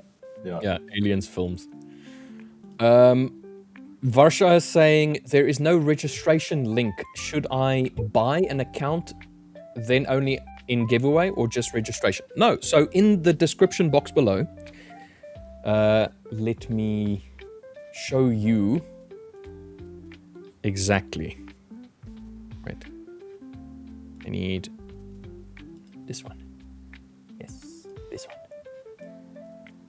This one. Okay. So in the description box below, there will be a link that's going to take you to the Fiverr's website. All right. And then you'll see this 10-year anniversary section right over here. Can you see it? 10-year anniversary. Okay. If you click on that, it's going to have a little video that's going to play. But if you just scroll a little bit down, you'll see that a year long of celebrations, this big purple and orange section right here that is changing color as I'm seeing. If you click on this, there's going to be a video that's going to be playing. So I'm going to pause it the moment. Okay, I'm just going to pause it. So it's paused. Just below it, you will see this celebrate with us. If you click on that, it's going to redirect you to this screen, which says 10-year celebration live event. All you need to do is literally just click on this YouTube link that's here, or you can add it to your calendar if you want to. Once you've clicked on this, it will take you to the YouTube live stream that will start at 2 o'clock GMT. So if I click there right now, it's going to take me to this, and you'll see this. And it says it's live in 3 hours. Yeah. So 10 years of funding you. In this description box down below, you'll see join the giveaway, and it says gleam.io, this link. So once you're there, you can click on this gleam.io link, and then you just follow the directions, and then you can win yourself an account. And so when it says 3 hours, it's because it's ticked over the current hour. So I believe it's 3 hours and 55 minutes for you guys that were having a little trouble with the time difference. It's 3 hours and 55 minutes from now. So exactly. Hopefully that makes it easy. Thanks for that one, LJ. That's actually very insightful. I forget, everyone gets confused with GMT, CET. Some places have daylight savings, some places don't. Blah blah blah. Yeah. So. And then that's it. And if you read the information in this description box down here, you'll see that we have the honors of the standout for our members that we're going to give some awards to. There's a big reveal the next decade. So the agenda is here. So you can read this. You can be a part of it. Like I said, There's going to be $2 million worth of prizes given away. There's going to be leadership keynotes, and then there's going to be a program release. I wonder what that is. I wonder what that program release is. Woo! Exciting times, exciting times. Anyway, how's my trade? Consolidation. Yeah, That's really annoying, man. I really thought you were going to hit TP. I'm going to close if you the thread, by the way. GTA wasted screen must pop up. Dude, can we get this? Yeah, It's possible. Oh, Sick.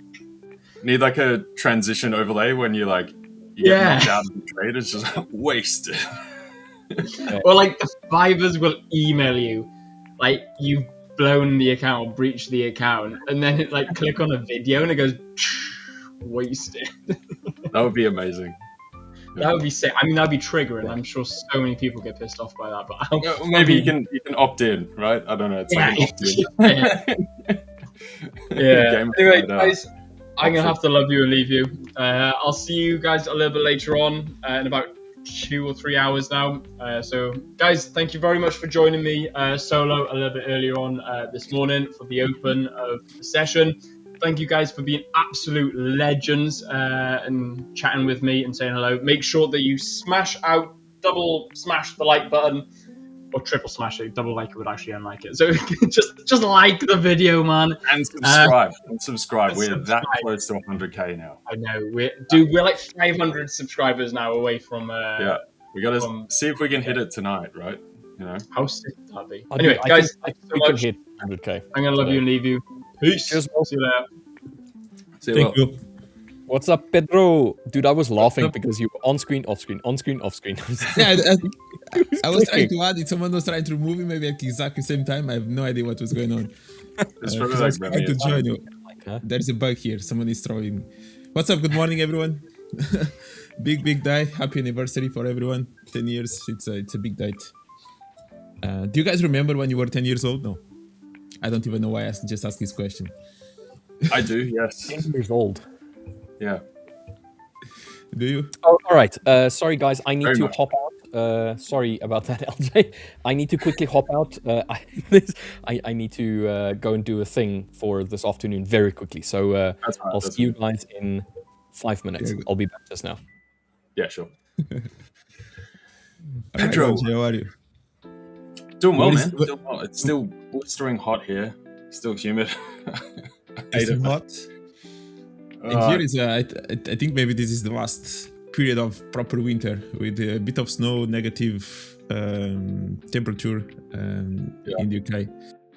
I think maybe after maybe another week or so, it's going to get better. Hopefully. I got to share my screen as well. Yeah, no, I'm looking forward to winter as soon as, or at least after summer, right? God, get me out of here. No, it's interesting that we are completely in the opposite in this case of the temperature, right? You are just summer, and winter, and then we swap. I'm built for the snow. So, what do you mean, Henry, dude? I don't know about you, but it's humid as over here still. Hasn't it been raining up there? Have you guys, has the rain stopped on the other side of the city? It's damn. It's not fun. LJ, tell me about the market. What's going on? Any updates? Are you going to just melt down? Are you going to go up, down? Where are you going? What's your take? Yeah, so first of all, there's not been too much new bits and pieces, macro sort of fundamental wise is pretty by the by. Yesterday, of course, we had President's Day in the US, and then the Canadian bank holiday as well. What was it? Family Day or something? Yes, something good. I tried to sell it on the website, like on the Forex Factory. What was the holiday in Canada? And I couldn't really understand. I think it's just they just decided to make an holiday out of this day and nothing else. There was no reason exactly why the holiday. In Canada. And then we got Chinese New Year as well, of course, right? So China's sort of out during Asia throughout the week. China definitely has some degree of impact, particularly around commodities, that kind of stuff. But obviously, because of how their system is structured, people aren't necessarily massively trading public markets, but there are still a lot of institutional outfits that in and out there too. So I'd say we've come to some interesting levels. I was looking for the US dollar strength last night that we did get. Basically just a path of least resistance type aspect. You've got all the reasons to buy the yen, no reasons to sell it. The position on euro dollar is very stacked. We're getting towards all-time highs in positioning. We've obviously had the fail above 120, so it appears as though it's pretty confirmed as a bull trap right now, unless somehow dollar yen collapses and we get some spur in the actual dollar side of things to actually push us back up there. But I would even then just say it would be back up there. It wouldn't be like too much through that sort of, what is it, 120.80 or something, I think, somewhere there. Yeah. And then so I've still got, I've had that, there's another level a bit lower that I'd like to see on euro dollar, similar to what we had with the pound today, which obviously after the data, we got the slightly worse employment data. Pound fell out of bed. The other portion of that is, let me actually bring up the pound. The other portion of that being, we've now priced in pretty much an 80% chance of a rate cut from the Bank of England.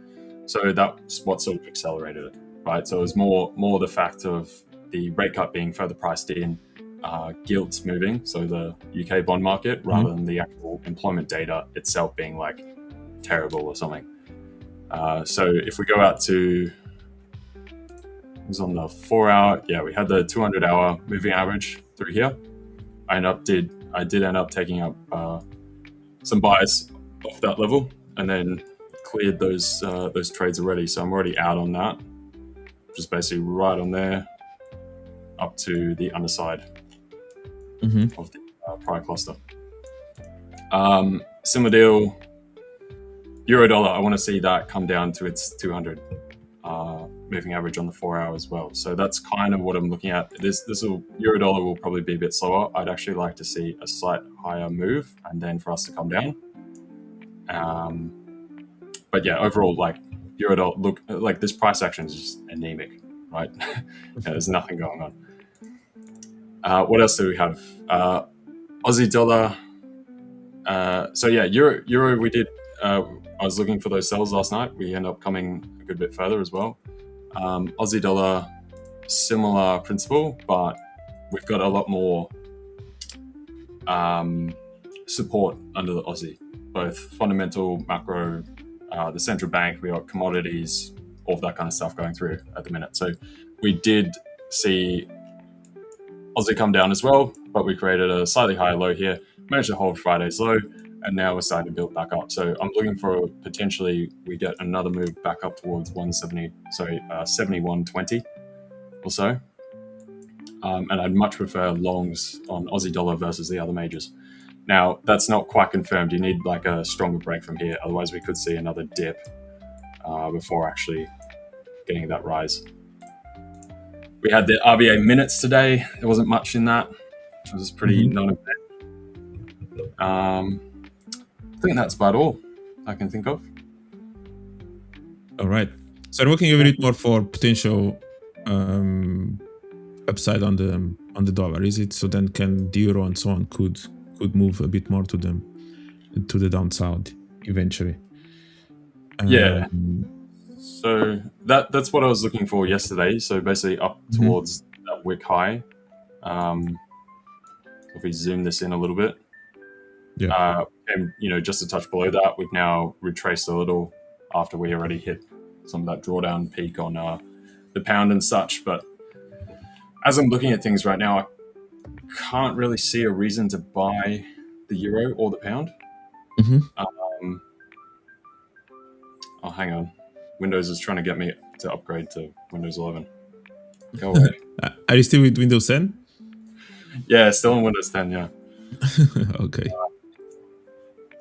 Yeah. Anyway, so I can't really see. I don't really exactly like buying the euro itself, but the dollar. But I see the euro and the pound slightly weaker. The dollar kind of neutral with a maybe just very minor positive tilt right now. Very minor. But it's not exactly like a screaming buy. It's just the other guys are more of a sell, right? So I think that's kind of the situation we're in.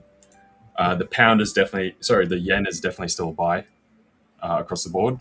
And the yen should actually appreciate a bit more against the euro and the pound rather than the dollar.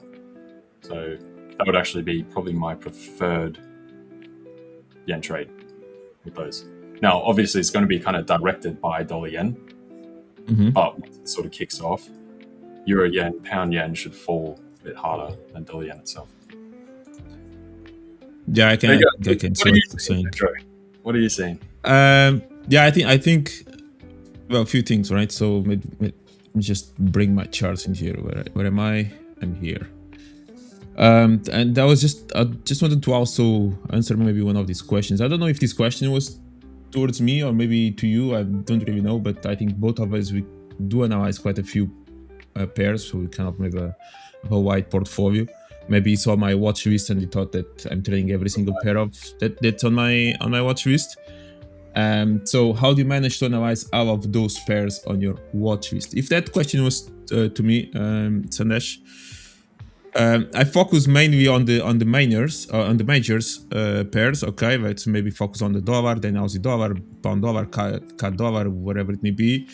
And then depending on where those are, and if I do see maybe a potential opportunity across maybe those pairs, then I may look for the correlated pairs with those. So for example, Aussie dollar, then I maybe pay attention to Euro Aussie and the Pound Aussie, or even Aussie yen to see what kind of opportunities I can have in there. I'm not really just analyzing every single one of these assets. I focus on the majors and then I try to see across those which ones are providing better opportunity.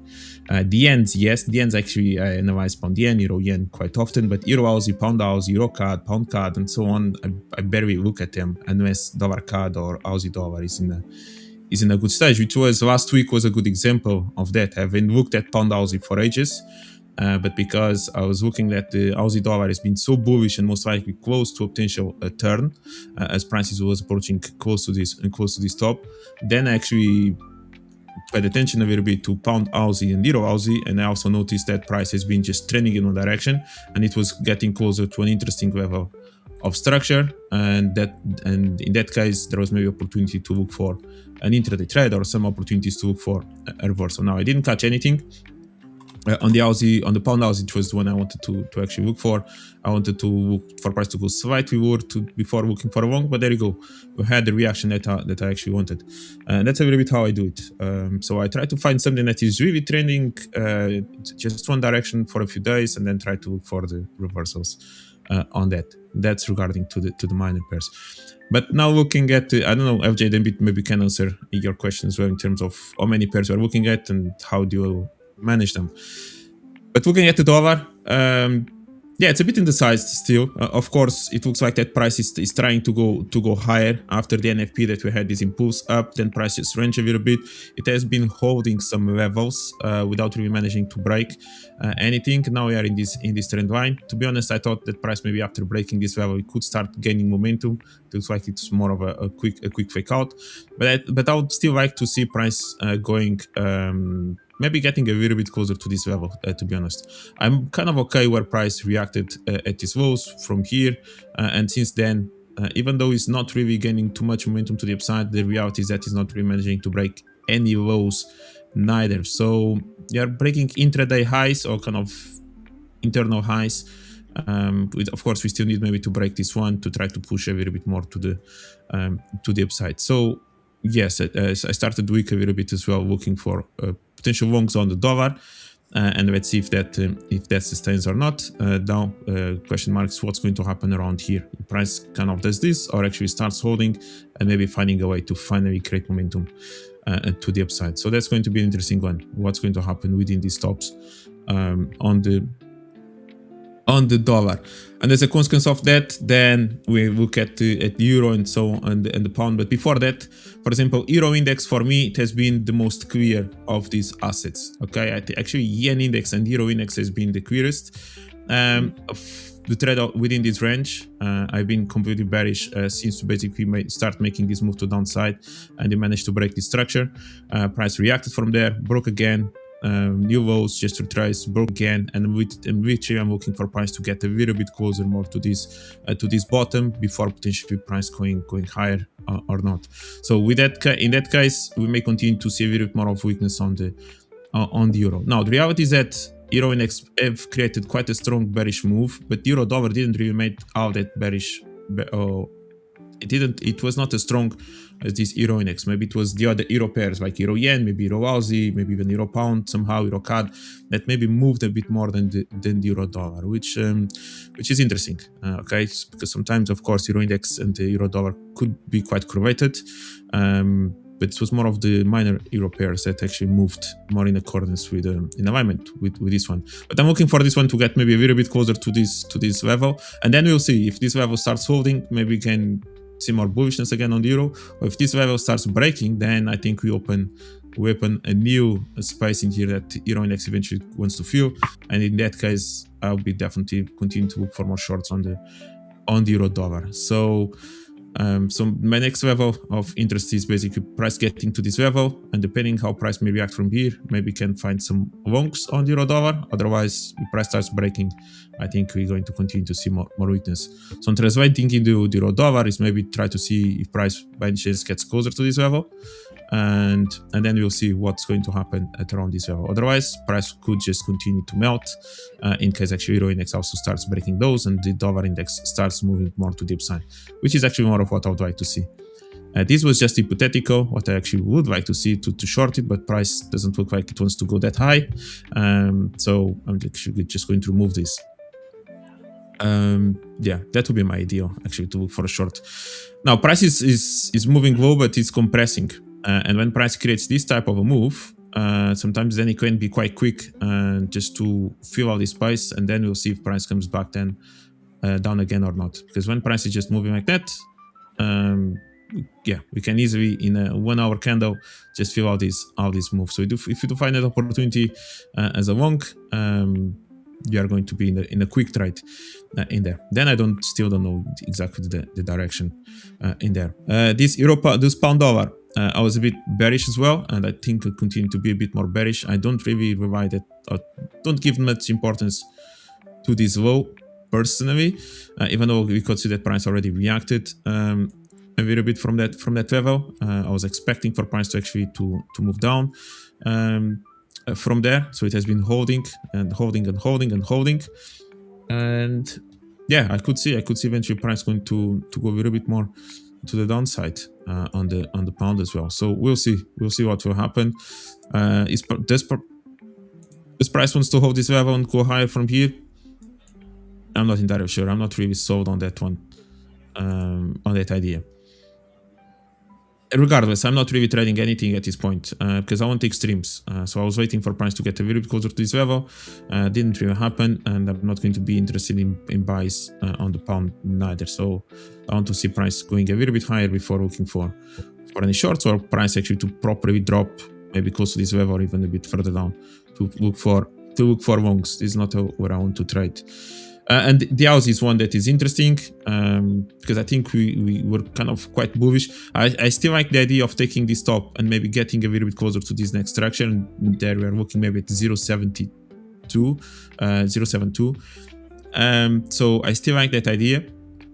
Okay, but meanwhile, I could see that price also could just be trading within this range. Okay, eventually, basically, I'm going to look for a short opportunity to target this level. That's going to be my goal. I don't know if it's going to be from here or price first is going to take that top on the left side that I just talked about before price making this move, and maybe from here then you can continue to look for longs. I still like this level. I don't dislike it totally, this top that was created last week, so I still consider potentially a short from this level to try to trade this. Otherwise it's going to be above the top, and then I'll try to see new shorting opportunities, and with this target in mind at around 0.69, something like that. That would be one of the levels I'll be trying to trade on the Aussie dollar, and then price can resume the move to the upside eventually. And that takes us basically the same on the Aussie, on the pound Aussie and the euro Aussie. So I still like price can even go a little bit lower. I'm still trading within these lows, somewhere around here, and maybe we can find new buying opportunity. The first reaction already happened, but maybe there's still something in there within this pound Aussie and even euro Aussie to pay attention, and even the Aussie yen as well. Maybe can be one to, well, we still need to see some structure being broken here, but potentially looking for shorts. And then the yen pairs, as you mentioned, it looks like it's strong.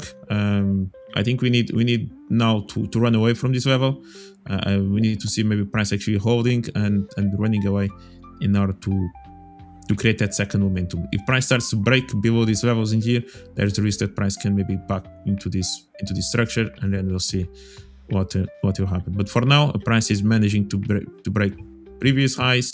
It's holding these lows. We have been calling about this move for the last weeks, and price has been playing out quite nicely in that regard. And I agree with you. And then on the yen pairs, which is maybe the euro yen and even maybe pound yen, are going to be better shorts than the dollar yen. I think I agree with you maybe on that one.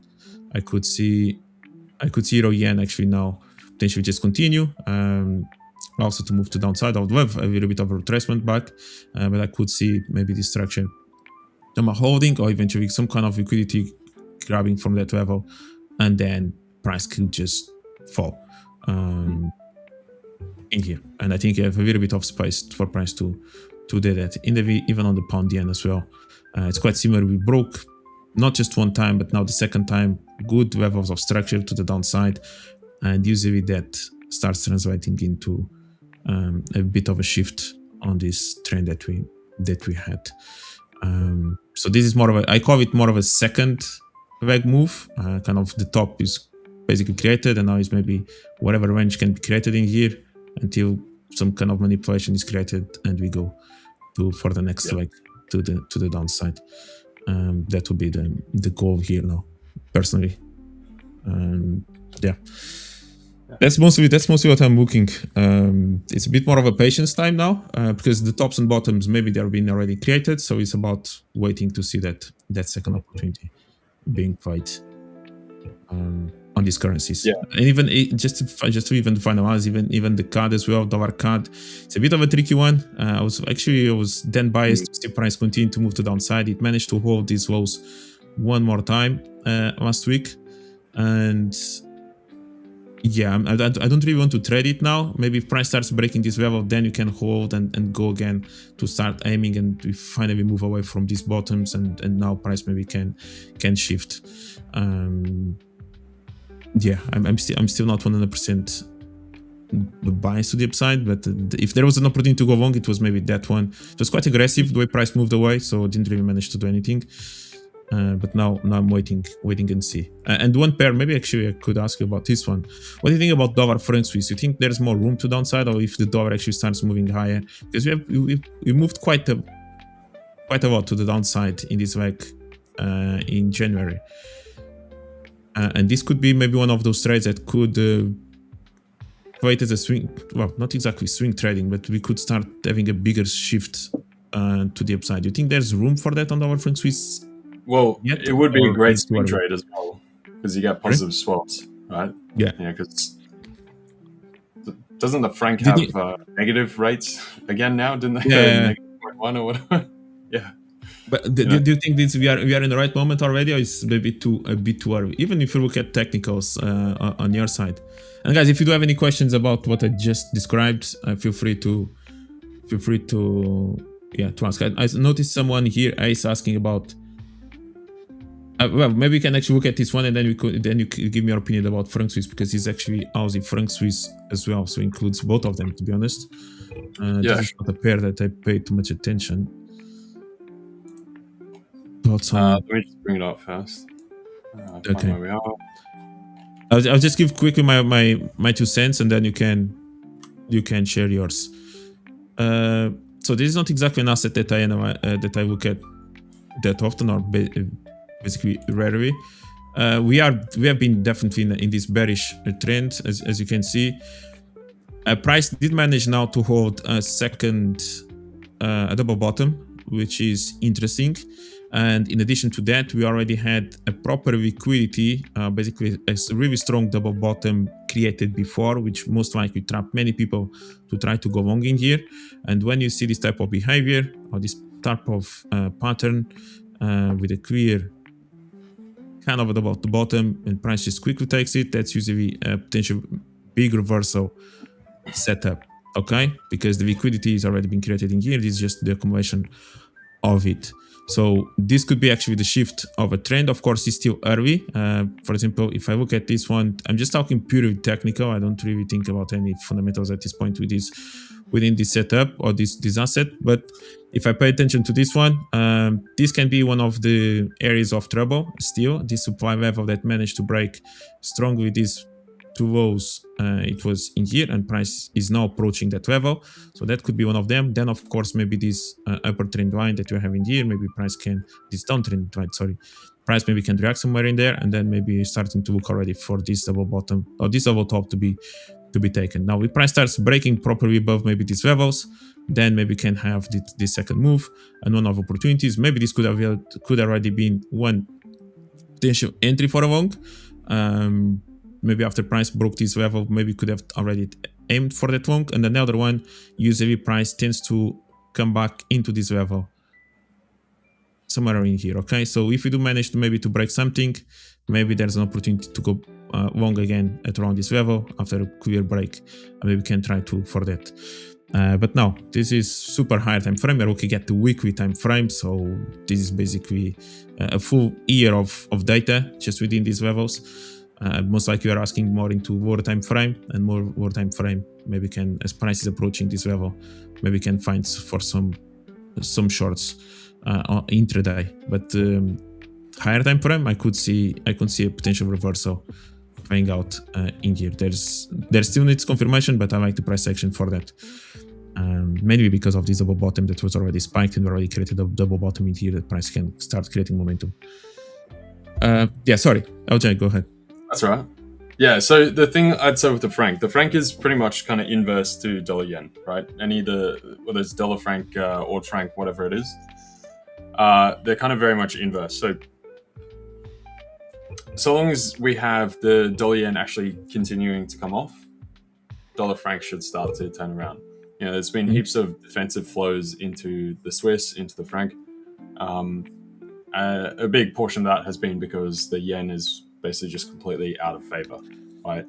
Once that starts to unwind, people will see there's actually, you know, benefit to shifting back into the yen. It will take a bit more of that, you know, risk-off defensive type asset profile coming back into it. The franc is obviously massively overbought, right?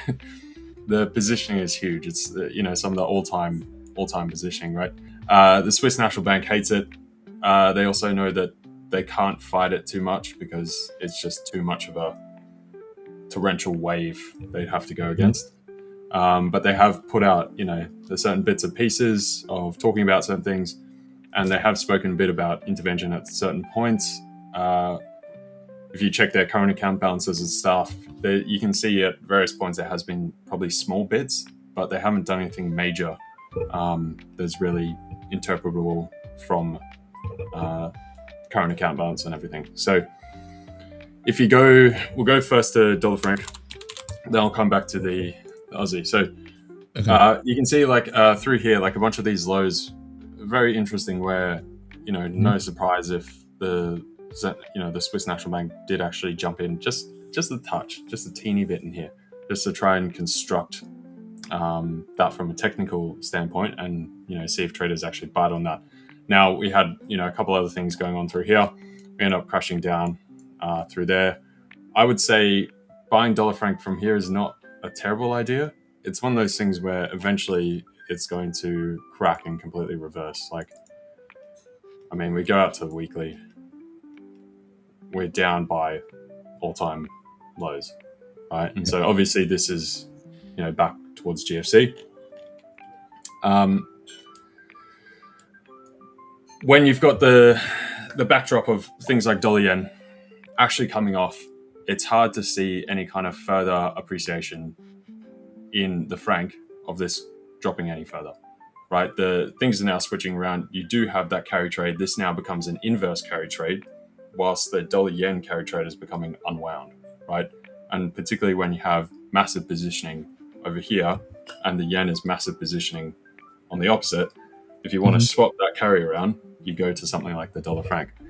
Now, similarly with the AUD franc, and this goes for all the Aussie dollar pairs, I definitely see further upside. I think right now it's a little bit fragile in that a portion of that narrative is now being driven by further potential rate hikes from the central bank. The next meeting is it's basically a month from now, I think the 16th to the 17th of March. They're trying to say they will hike another potentially 2 times, but they've copped a lot of flack socially and in the media and all that kind of stuff from raising rates when they really probably shouldn't be right now. I've said it's a bit ridiculous. I don't know what they're doing.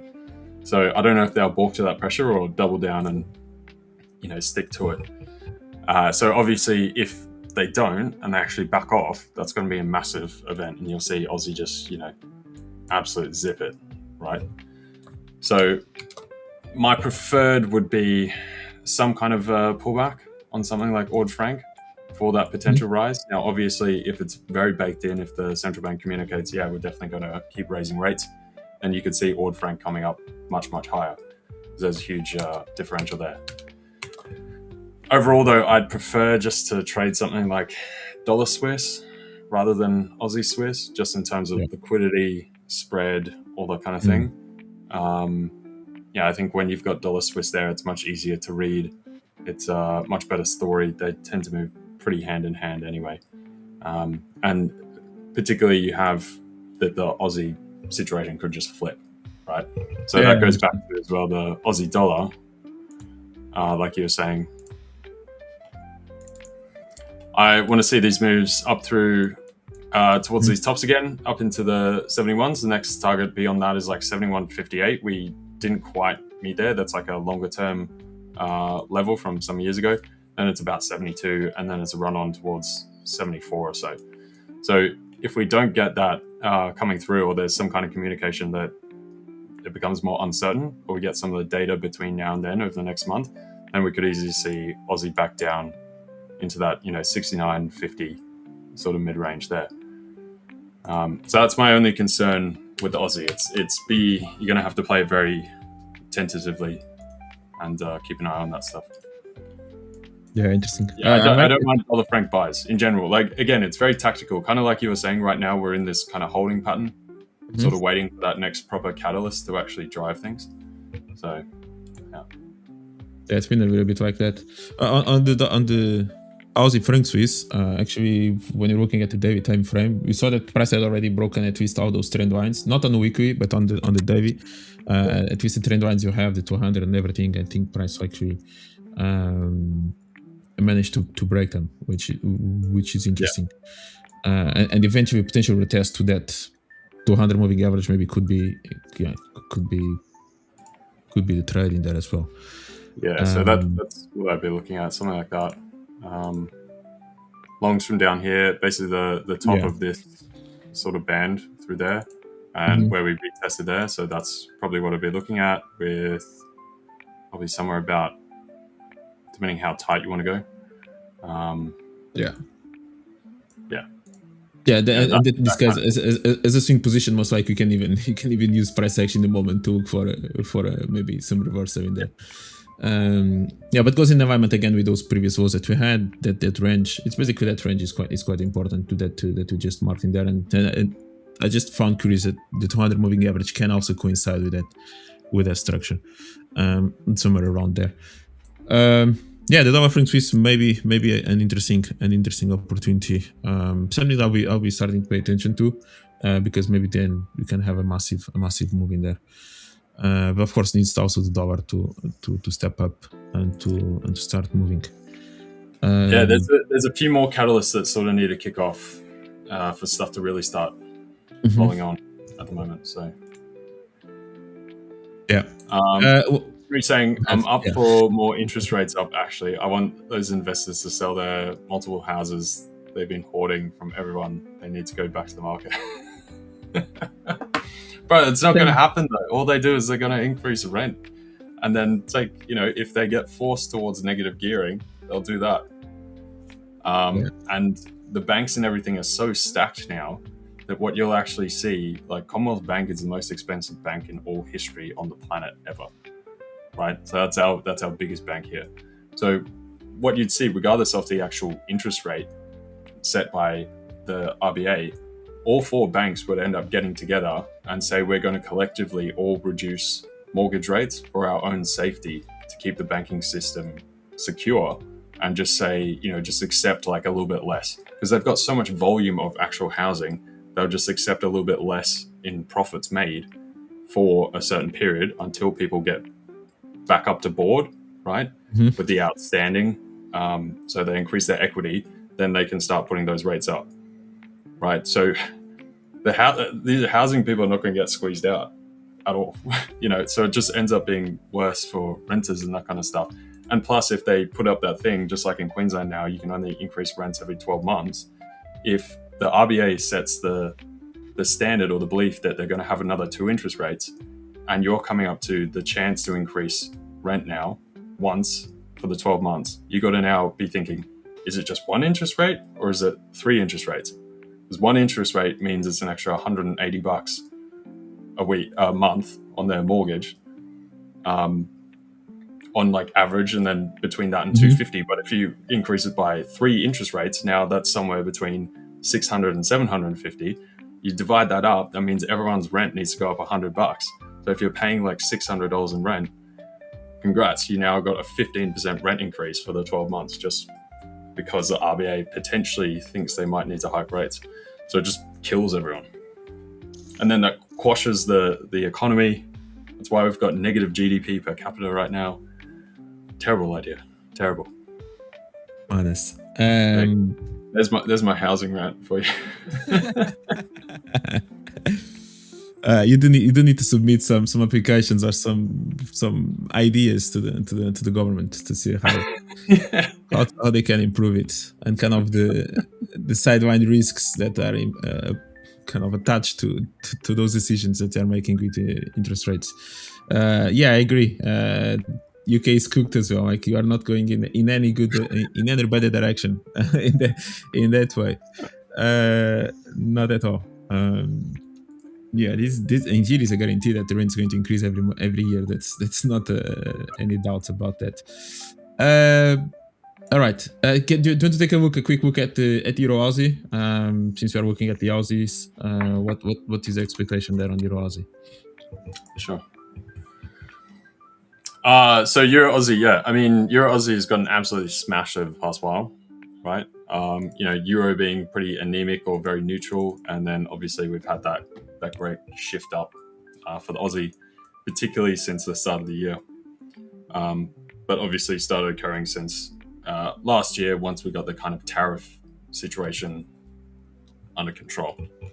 Because the Aussie becomes one of the primaries to express the tariff view regarding China.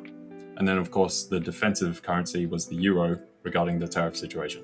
So Aussie very much risk off, and or it has negative risk off sentiment, whereas the euro gains in like a defensive situation in that risk off environment. So we've seen that basically return very aggressively. I think there are some lower levels down around 164 I'd like to see, and then potentially even a push beyond that to about 160. Now, the thing with that is very much, I think it's going to depend on that RBA rate decision in a month, So ideally, what I'd like to see after that, I think we will continue to get strength, regardless if they decide, okay, we're not going to keep increasing rates. But I would prefer to see some kind of a return to about 171 before we actually take another leg down. Right, that would be my preferred outcome through here. Since we've had such a deep drawdown and we've basically made these lows, we've had a few of these candles holding up. We've started to return higher on the daily. We go down to the 1 hour. You can see we're starting to form some we had this triple here of like low, lower low, higher low. So it's kind of a head and shoulders type situation through there. Quasimodo. Yeah, Quasimodo. Yeah, skewed head and shoulders. Got a Quasimodo. Yeah, and then continued higher highs. Now we've got that retracement, basically like an equal low, and then starting to build up again. And we're pretty much just dealing with some of these moving averages. This is on the 1 hour. So if we break above here on 168.27, 168.30, exactly topped out. So I'd be looking for a move up into there and then some kind of push higher up to about that 170.50 or so and 171.50. So that 100-point range up here. So I wouldn't consider shorting again until there for the time being. With that said, obviously the other side of that would be, let's remove all that. The other side would be another dip down and kind of like a fake out low for us to then move higher. And that comes in through where I am looking for euro dollar to take another leg lower overall. And in the meantime, between now and the next Australia rate decision, Aussie should hold up pretty well overall. So I don't think we'll actually get this pullback. I think we're more likely, unless there's some kind of change in sentiment around the next rate hike over the next, week, 2 weeks, which I don't think there will be. I think we'll actually start creeping up through here. We've got this kind of trend line level through there that we're sort of tackling with now. And I'd be more in favor of a break higher on the Aussie for the near term with that headline risk, obviously, like I was saying. So I like back it. to Euro Aussie. Either find a buy through here for that move up, something like that, or else you take a break of this top level through here. Right, so that's kind of what I'd be, get rid of that. That's sort of what I'd be looking at with these, that sort of section.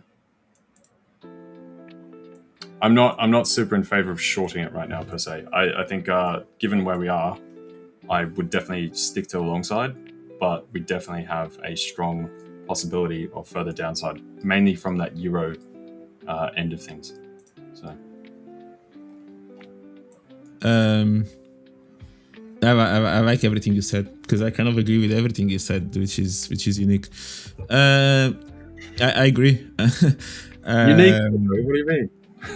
Yeah, it's like your thought process. I was following everything as you were talking. I was kind of going a bit more into deeper analysis also on the Aussie, and I like both scenarios. Even then, depending on if you are actually looking for more weakness on the euro, maybe price actually can go a little bit lower. Otherwise, I think price could already trade. I have more or less the same ranges that you have. Basically, maybe going back initially around 170, and then he has the potential to go maybe to 172s around this level. Maybe can then find a little bit more of a selling pressure if you do get there. And then looking at most recent price action, yes, we did have that beautiful Quasimodo reversal pattern, which is a beauty. If Victor was here, he would be telling you that it was too deep. Exactly here, as you can see, look at that reaction. I'm actually going to zoom in because that's what Victor does. Look at that reaction exactly from, basically you have those left shoulders, we have the reversal, we have price breaking. Look at this reaction exactly on that level. It works, guys. Then yes, we did have that reaction, that reversal, and price moved to the upside. I'm actually curious just to see how price may react underneath these lows. I would like to see price just going slightly below here, maybe collect liquidity and just go. And depending on the time frame that you're looking at, for some people that trades fair value gaps, maybe they see a fair value gap in between this level and the next level. So maybe many people that trades that type of setup are going to be looking for price to maybe at least touch that fair value gap before looking for a long, and that means maybe taking this liquidity from these lows that you're having here, and then potentially have the next value gap, which is basically what you mentioned. I think that will be kind of look for that long somewhere around around this level, one of them. Otherwise, it will be price moving lower, and then after taking these lows, maybe looking for another long. Because we are still within this level. So if price actually ends up taking these lows, then I'll be looking a little bit to 165, somewhere around here, for price to maybe react from, which wouldn't be bad neither, personally, to eventually look for that opportunity. If price actually starts then moving to the upside, as I mentioned, I think then we can, first and foremost, maybe target this 170, and then with the potential for price to actually fill all of this and just basically come all the way back into this next structure at around 172, and then maybe 173, somewhere around here. So yeah, that's one to pay attention. I'm actually, while we were speaking, actually just changed my alert to this level. I want to see price taking these lows, and after that to see price comes back into the structure, basically to do something like this, to try to go to look for a long opportunity at around 0 Aussie. So yep, I kind of like everything you said in there. And it looks nice to me as well. Nice. Yeah. What about the indices? Okay, because we did manage to get that the tops to hold. So this was a trade I took last week. Basically, the only trade I took last week, which was the sell on the S&P, and I closed it. Basically, it was Friday afternoon, whatever. Then when eventually I got to the target. So we hold, right? So we have look at the S&P. Price managed to hold these stops again. It was a good level of supply. Price starting to show some reversals, and then finally meltdown. Even after NFP, after CPI, we actually managed to look down. Now we are back at this structure. Of course, I think it's a clear structure where we are right now. Basically holding either these tops or holding these lows in here at around 6,700s. Question mark is, are you going to break with these lows to then maybe target to 6.5s, something like that? That would be the key point. Or are you going to find new buying pressure and once again come back into this level again? I did shorted the S&P because I didn't really like where NASDAQ was. I think I was looking for NASDAQ a little bit higher. NASDAQ just kept holding this mid-range level, which could make sense for many people that use Fibonacci. This was maybe around the 50% retracement, so that was a level also that many people were interested to trade, which basically is the same thing. Almost no difference in here. It's kind of we are within this range, and maybe the only reason is that we actually already managed to create a low comparing with this one, and that can start opening the door a bit more to the downside.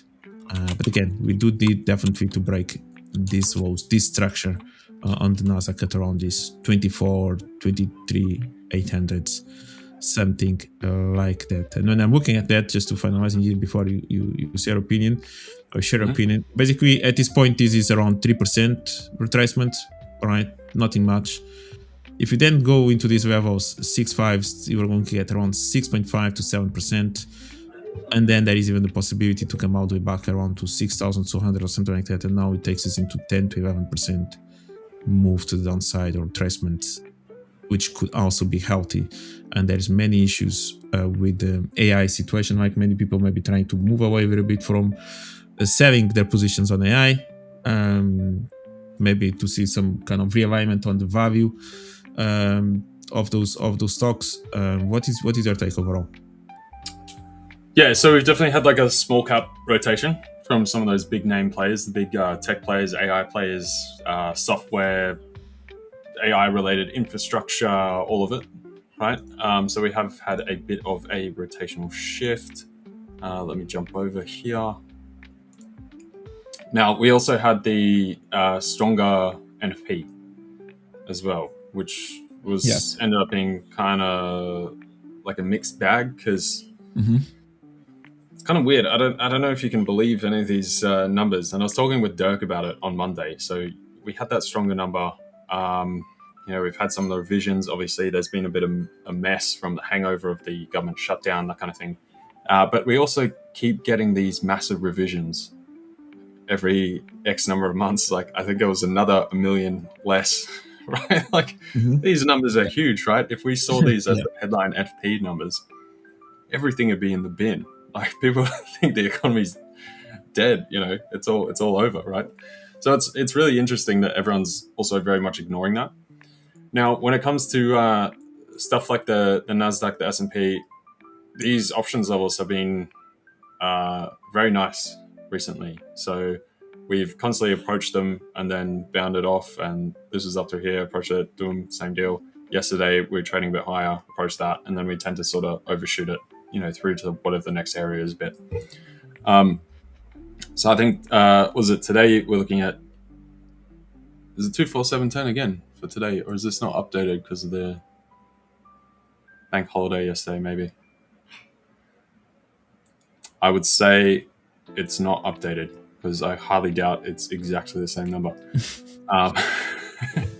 But nonetheless, the thing I'm seeing with S&P and indices, though, is if you look at stuff technically on a broader scale, let's go out to daily for a second, hide all that stuff.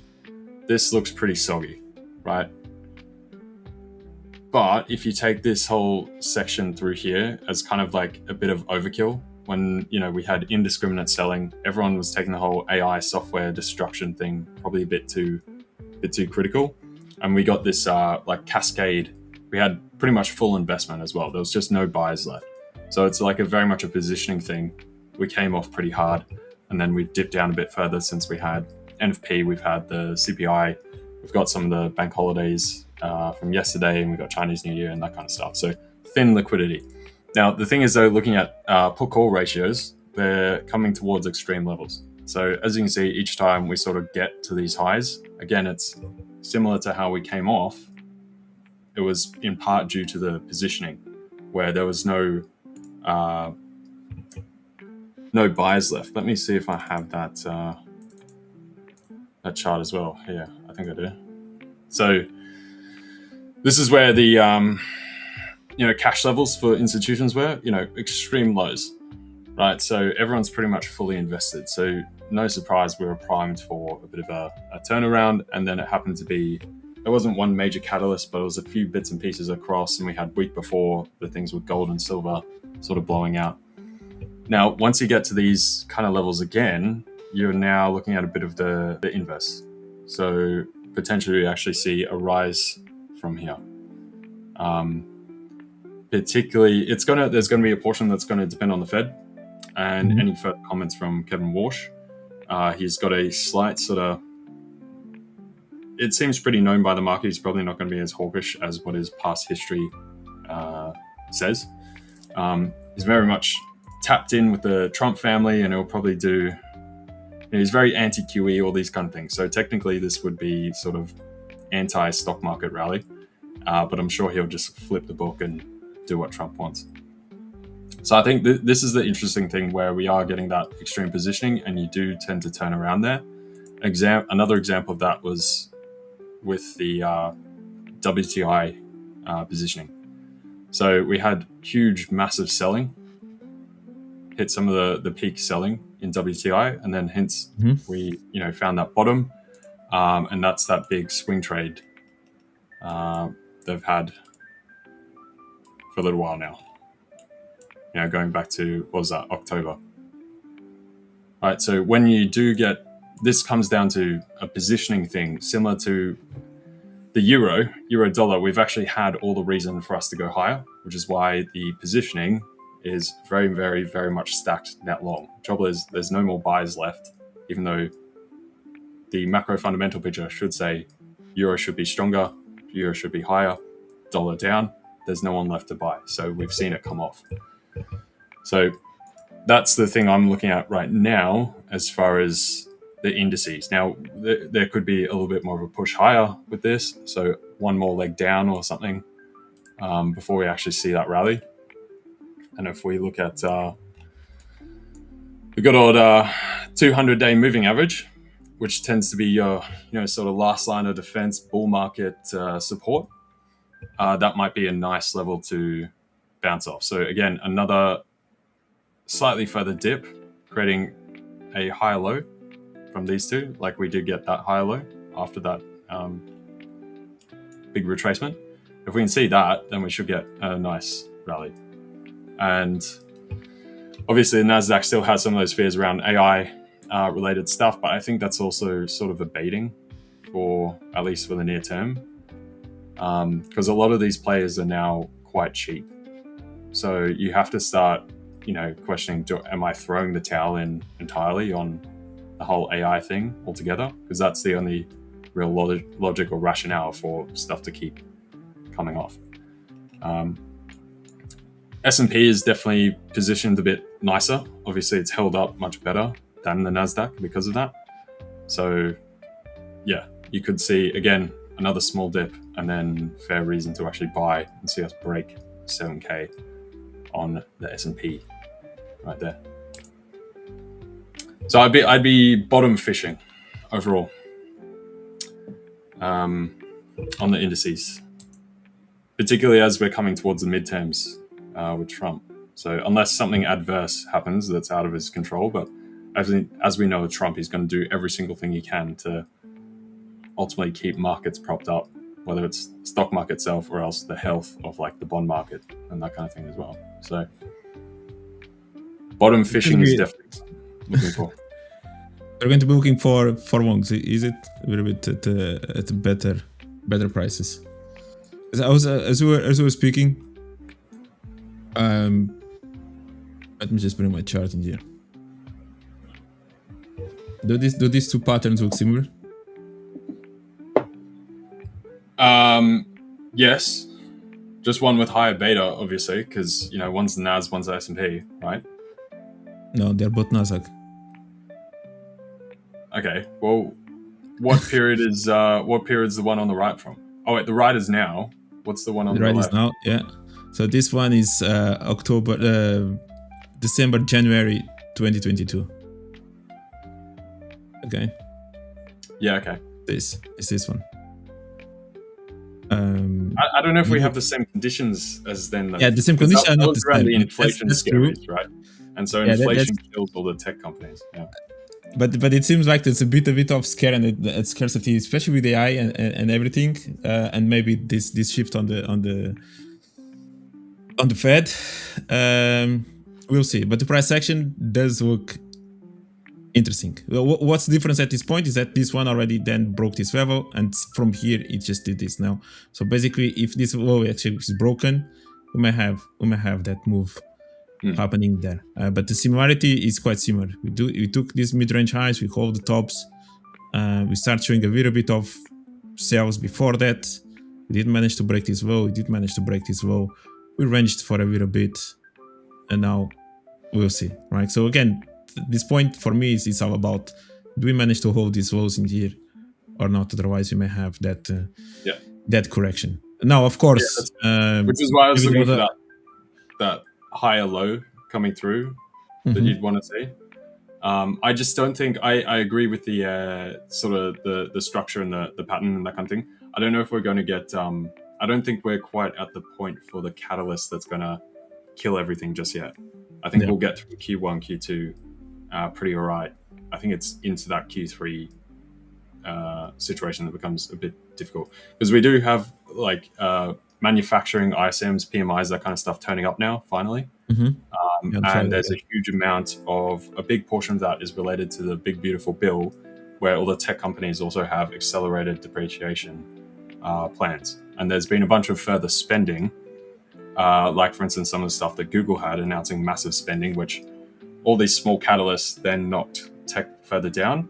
But part of why they're doing that is because they can get in on that band of through the taxation period with the big beautiful bill that actually makes sense. So it's kind of, they're not actually fully spending that money because they're getting massive deduction. So that's why they're ramping that up. And that's why the administration's also offering that, so that they do go through with the mega spend. So I think the conditions are like a tiny bit different. So I don't think we'll quite collapse through here. But I do see the technical structure. They are different, and maybe again to 2022 there was maybe even a bigger room for price eventually to completely fall. In this case, maybe we have different structures that price can still hold before even we have 20 or 30% move to downside like we had in 2022. Yeah, but we'll see. The conditions is again, I think AI can be, I think I saw a post the other day that, for example, the percentage of the big seven or towards S&P, like how much weight they have, it's at our highest levels comparing with 2008, 2000, whatever, 2000s. Like, I don't know, it was 36% or something like that before. It was actually maximum of 32 or 30%. So like those big ones are literally too heavy on the overall performance of the S&P. Maybe that needs a bit of adjustment as well. Yeah, it's all gold and silver, right? Yeah. So we've had heaps of assets absolutely ripped. You had gold and silver come off very heavy. There were a lot of people that, you know, had to cover margin, which that's how it sort of started that whole cascade where we saw it going through all markets, pretty much across the board. All correlations basically went to one, you know, forced selling across the board to rebalance portfolios, cover margins, that kind of thing. Yeah. So yeah, it's been interesting one. Yeah, and I think it would be actually healthy for maybe for the market to have a little bit of that correction just before kind of it resumes. It resumes again. Now the patterns, they're quite similar, and something that I pay attention to is definitely what I see on the charts. But I agree, the conditions may not be there. And again, sometimes the news, they also start happening as the price starts showing. For example, if all of a sudden you have a big momentum to downside and price actually breaks this level, maybe now the narrative is going to be way more negative all of a sudden in the news, in SNBC, BBCs, whatever it may be. So yeah, that's an interesting one. For me, I think these key levels in here, I think we are going to be massively important to see price action manage to hold or not. Otherwise, then you may go. So this level is kind of an 8% drawdown or move to downside. Then they're going to be quite easily into 10s, and then we'll see if we go to 15s or not, to maybe 22. Yeah, we'll see. Yeah, put it this way, it's very common every sort of 3 years you get at least big sort of 12% or more drawdown. That's very common. And then people start freaking out, is it going to be 15, 20? Are we in a bear market, right? But if you go through the data over the past 100 years, if you see the stock market down 12% anytime, buy the hell out of that thing, right?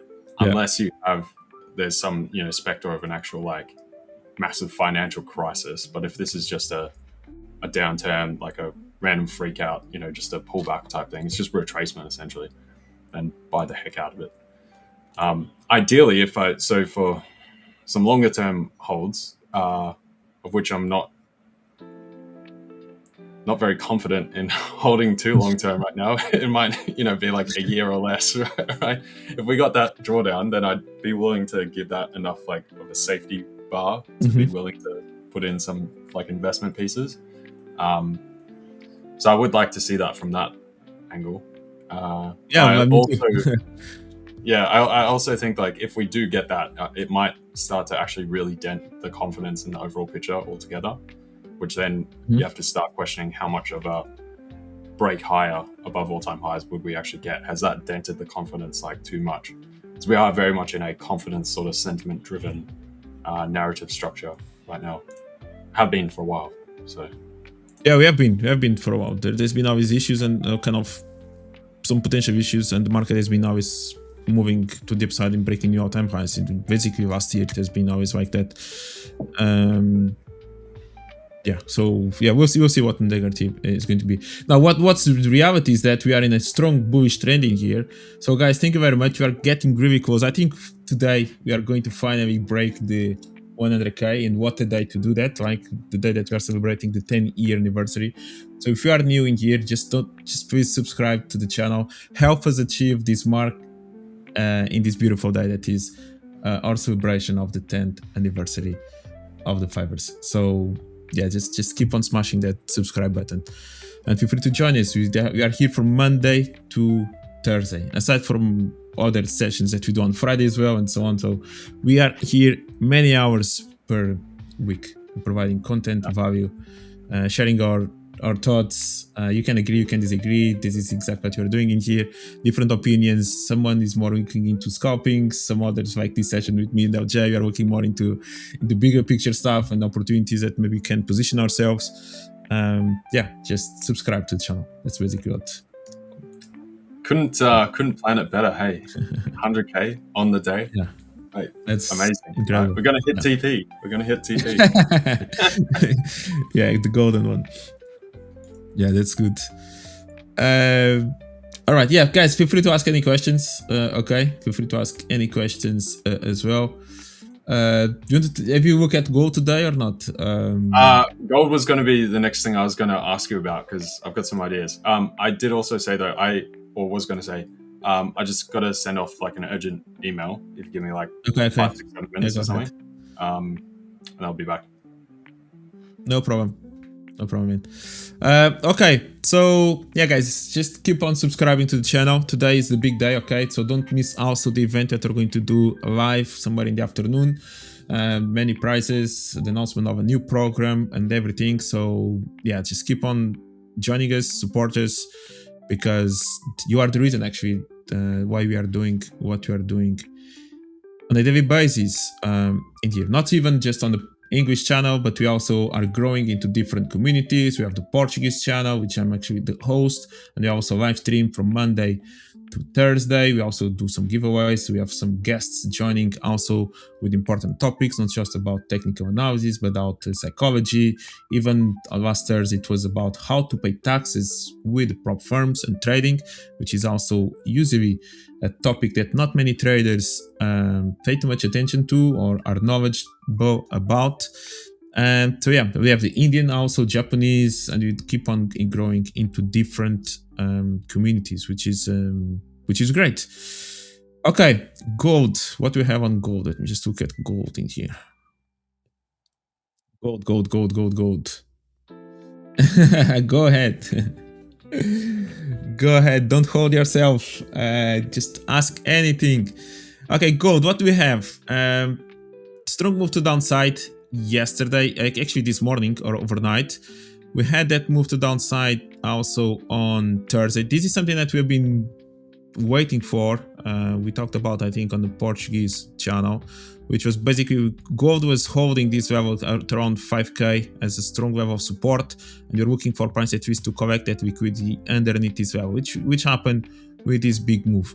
And then the second part, it will be to see if price would manage to hold, basically the supply that created this move to downside would manage to hold price, which in this case, that's exactly what happened, and price now starting to move to downside. Or the other scenario would be to see price would collect this liquidity and eventually resume the move to the upside, break this level to the upside, and then try to aim higher.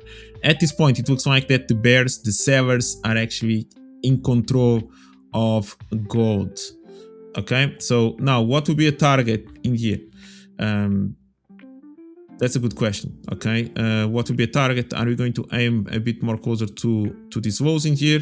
Potentially, maybe that could be, yeah, maybe that could be a target in here. Maybe price can again continue to hold this level and slowly moving to the downside. You did manage to take this low again, and maybe price can aim a little bit closer to this 4,800 or 4,700 and something. Personally, it's not exactly a level that I'm interested in trading.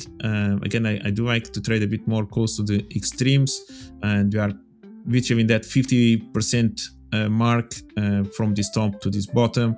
And when price is around these levels, I'm always a bit cautious, because I'm not really sure if price just wants to go a little bit higher, or if this is already a good level for price to just start moving to the downside.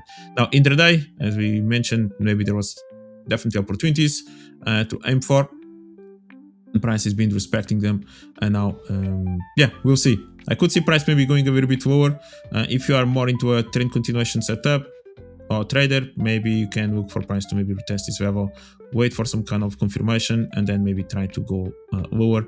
Maybe there's going to be some kind of trend line that maybe price can start creating Whenever the trend line is broken, maybe try to resume. Just similar to what happened exactly at around this level around here, until eventually price just start turning and moving in this direction. Yeah, so maybe price can trade within this rectangle around here right now. That would be a bit of my take on gold. To be honest, quick look at silver. Silver, in my opinion, looks a bit more bearish just because we actually managed to break 2 lows in a row in here, and we are still holding this level. This was a bit closer to the level I was looking for price to react from, to look for shorts, and maybe price can also melt down. But if price just keeps on going really slowly, maybe then there is opportunity to look for something like this also. This becomes then a double bottom kind of a setup, and price may start moving along from here. So yes, as price is approaching these lows, I'll stop looking for shorts and just wait to see if there's any longs around that level or not. All right.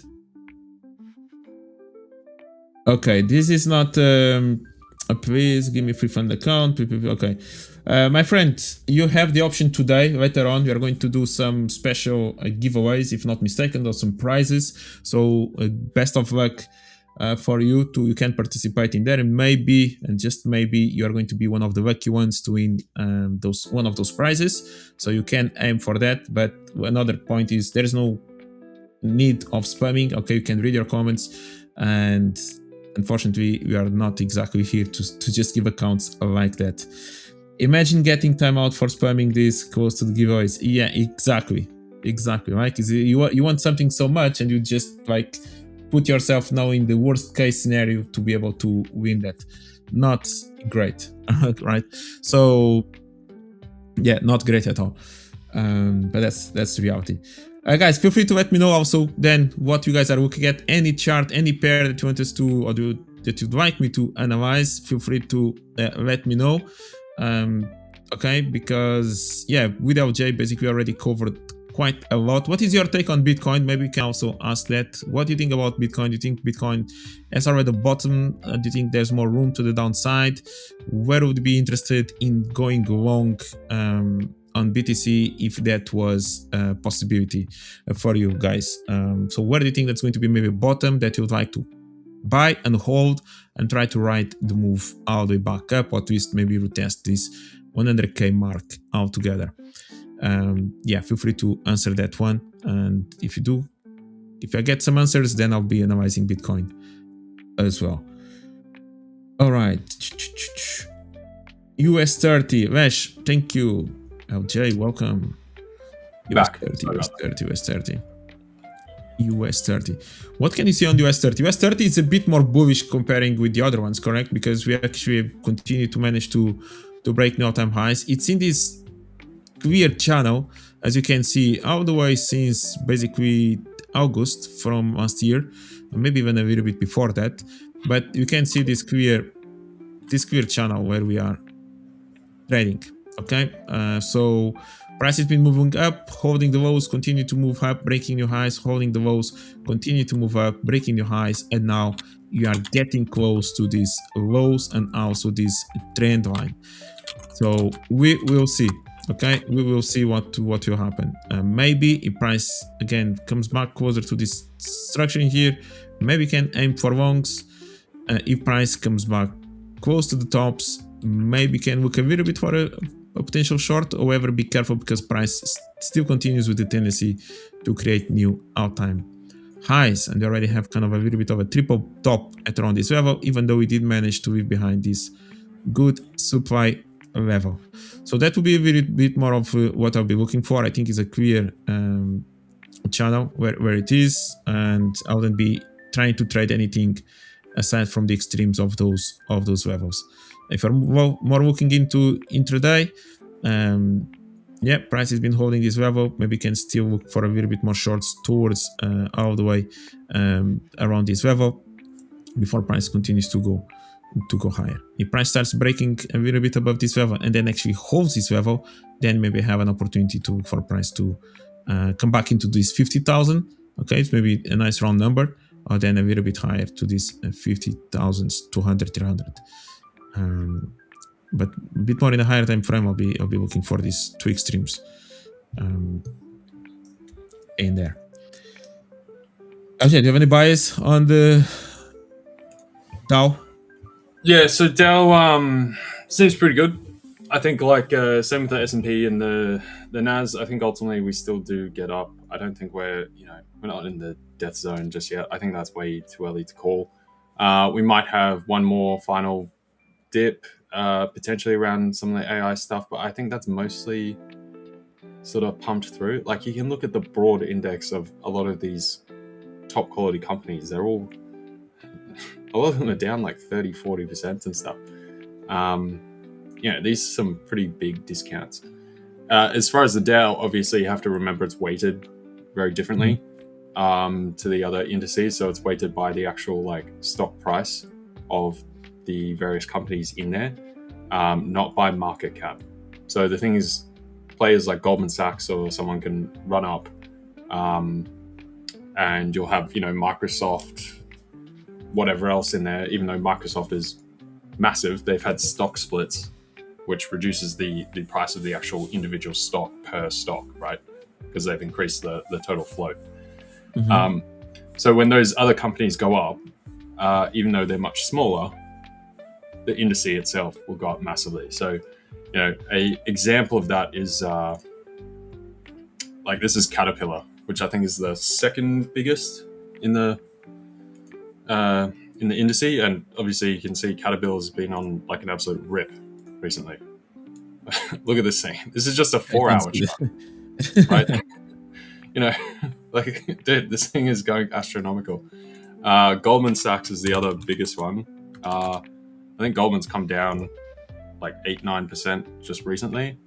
Yeah, we had a small dip, but again, you can see been flying, right? Yeah. Microsoft is also one of the top sort of 4 or 5.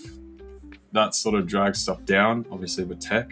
But again, when you look at the actual, it's based on the number, the actual points. So that's the thing. You kind of have to, if you want to trade the Dow and get some actual insight, just look at the biggest sort of weightings in the index and see if those stocks themselves are actually on trajectory to move higher.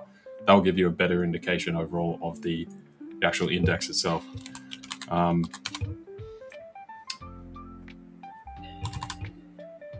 There we go.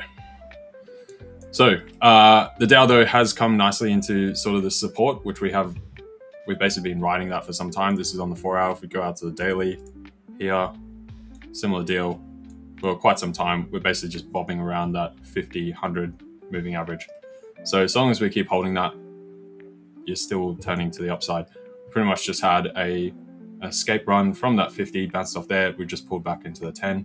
Again, with the other indices, potential further blip lower before we see things move higher. You can see another move back into that 50 or just like a touch over, potentially even down to this kind of area.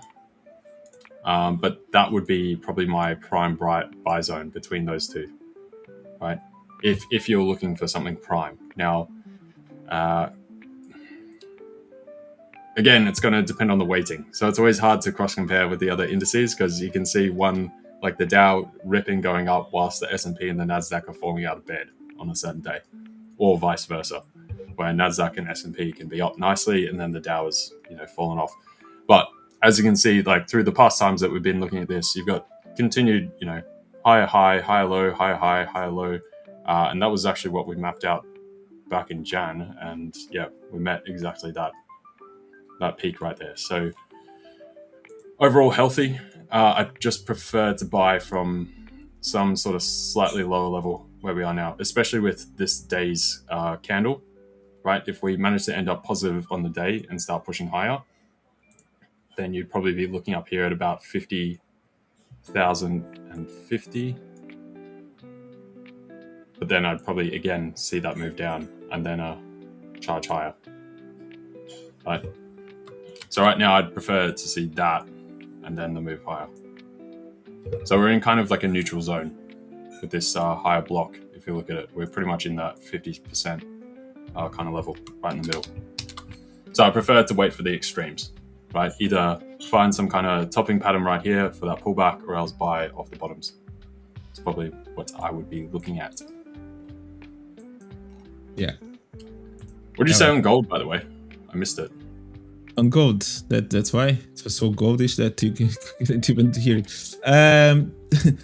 Sorry, no, I was typing the email. I was like locked in. I'm kidding. I think it could go. I think it could go a little bit lower.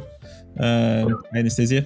To be honest, I'm a bit indecisive. I'm a bit indecisive at this point on gold. Price action wise, I think it looked a bit potential bearish. After the big sell-off that we had, I was waiting for that. I think price was getting a lot of liquidity underneath these levels. Basically, my two scenarios was, after this move, what's going to happen? Are you going to hold then the supply, basically the level that managed to make the move down and continue to move lower? Or are you going to break above it and try to charge a little bit higher to try to go into bigger levels? At this point, looks like that the bears are managing to push price a little bit lower, and maybe can go a little bit lower towards this level. But I'm a bit indecisive in terms of, are you going to go all the way down to take these lows? Not sure. Are you going to just continue to rally up and eventually challenge new all-time highs? Potentially. It's literally in that mid-level 50% retracement from this top to this bottom. And the last sentence you said before was, I want to wait for the extremes. That's exactly what I always wait for. And this is far from any of those extremes that I look for. I may be a bit more bearish on silver, just price action wise, even though I'm still curious to see how price may react around these levels, maybe 70s, to see if we have anything like this. Maybe we can actually look for a long, or if price just continues to melt and eventually try to challenge this low again, just because silver actually managed to have at least some follow-up in terms of a new low, high, new low being created, and not really managing to break new highs yet. Actually just respected it and maybe tried to go lower. Gold didn't behave like that. Gold actually just created a full negative, a full dip low, and start holding and start moving actually to the upside. There is no follow through in here. There's no new low being created, at least yet. So in terms of price action, it was a little bit different comparing with silver. Maybe silver wants to visit something else before. I think silver's up. You think silver is dead? Yeah, I think it's just going to be stuck in like a $65 to $80 range for now. The midpoint of the, I've said this before, 12 months forward futures for actual deliverables are about $77 an ounce. So we're kind of just come back into more sensible levels. So it's gone back to the sort of industrial component where that's kind of trading at versus the kind of mania that we had for a little bit. So I expected just to sort of bobble around there. I much prefer gold from here on out. Overall. Yeah. So what is your take? You asked me about gold is because you have a question, you have an idea, and you want to share. I'm all ears. Let me know. What is your take on gold. Yeah, I was just wondering because I am slightly more bearish. So this was after we had that, this is sort of what I was looking for. Down, back into that support where you overshot that a little bit, up into here, find some kind of resistance, come back down. So we've basically done that, kept that sort of resistance through there, gradually sort of trailing off. So I kind of see, I did take a speculative long yesterday, just given there was no news, the bank holidays, whatever, everything going on. So potential, just technical bounce off that support, get a final, push up here before coming off into tomorrow. But instead we got the opposite, so I got stopped out on that. From here, I'd potentially be considering shorts from just a touch higher, somewhere up this kind of zone for another drawdown. Something like that is kind of what I'm looking at now. Yeah. So, but yeah, overall, I do like gold much better. I mean, this chart sort of explains it all. Like this is China buying of gold stock levels. Like, dude, it's insane, right? I think someone may have made a mistake on the figure when he was kind of writing down, typing the amount. Just to increase a few zeros in front, and then by 6. Because I mean, the past 10 years we've had that. China's buying gold. Yeah. What was that? I'm saying it's because you draw the line and your hand accidentally slips and you're like, oh. Exactly. Yeah.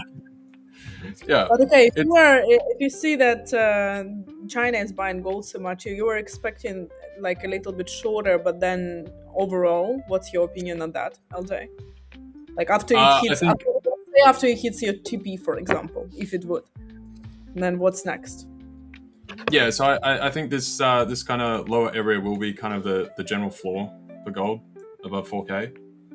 At least definitely for the near term. Maybe unless we get some kind of resolution to Russia Ukraine or something that would give a near term spurt of things coming back off for another like deeper pullback into I don't know. Even then, I'd say this support ends up pretty good. So probably like 3,800 maybe at extremes. But I don't see that happening. There was also I saw a bunch of stuff from Palantir apparently got hacked, and a bunch of leaked information from them around the goings on with Russia Ukraine as well. So doesn't seem that's going to end anytime soon, if that is to be believed. But yeah, overall, I'm basically bullish from these lower levels. So I'd just like to see long-term sort of buying from here. I think this will be pretty much like the kind of bounce point over and over again. Whether we see a break above 5,500, I'm not sure this year. I think stuff has calmed down enough. We're probably not going to see that. But yeah, it definitely comes down to that central bank buying, government buying. We haven't seen a major increase in contract size since we had the massive blow off tops in gold after the runoff from like 3,500, wherever that was now, back here. So I think the contract increase has only been like 20%, like net, after breaching that 3,500 up to the 5K level. So it's very much coming from that like real buying rather than actual speculative or financial market paper gold purchases. Yeah. But I think it'll be consolidation around here, just bobbing around. So. Okay, that's interesting. By the way, I was just looking at the comments in here, and it says you must feel special because every person that says hi to you, you have an emoji coming with it. Okay, so I think you are the only one that has emojis when they say hi to you, like a great. Okay, this one doesn't say. They have here Anastasiia as well with another smile. That's beautiful. Okay, that's kind of puts us all the rest kind of in a weird position. But Anastasiia, I hope you feel blessed with. I feel very appreciated. I'd say I feel very, very much appreciated. Oh well, guys, actually I have to go. I have to go. Unfortunately, yeah, I'll see you. Yeah, I'll see you on Thursday. All right, guys, don't miss up the event later on. Continue to subscribe. Today is the day to reach 100K, so we are like 200 people away now, which is amazing. And thank you very much, LJ and Anastasiia. Have a great day. Enjoy the rest of the session. Pedro, before you go, here is a sticker for you. Okay. Sam has signed in, especially for you. There you go. Thank you. Now you made my day. See? Thank you very much. Ask us again. It's a good lesson. Thank you, guys. Bye-bye. See you, man. Bye-bye. How's it been? How we doing? It's okay. How are you? Yeah, doing good.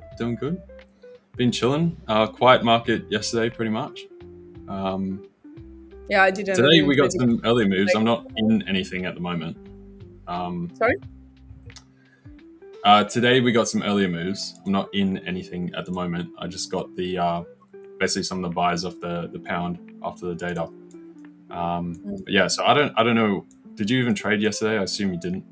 No, I didn't. I didn't trade yesterday because it was bank holiday. So yeah. Normally I don't trade on the bank holidays. I almost forgot about this actually, but then I realized that the market is half closed. Well, the closing earlier, so the market is not gonna move much. I could have taken the short on gold, over the night, but I also decided to not take it, not trade and hold positions, in my sleep today. So I haven't really traded much since the past couple of days so far.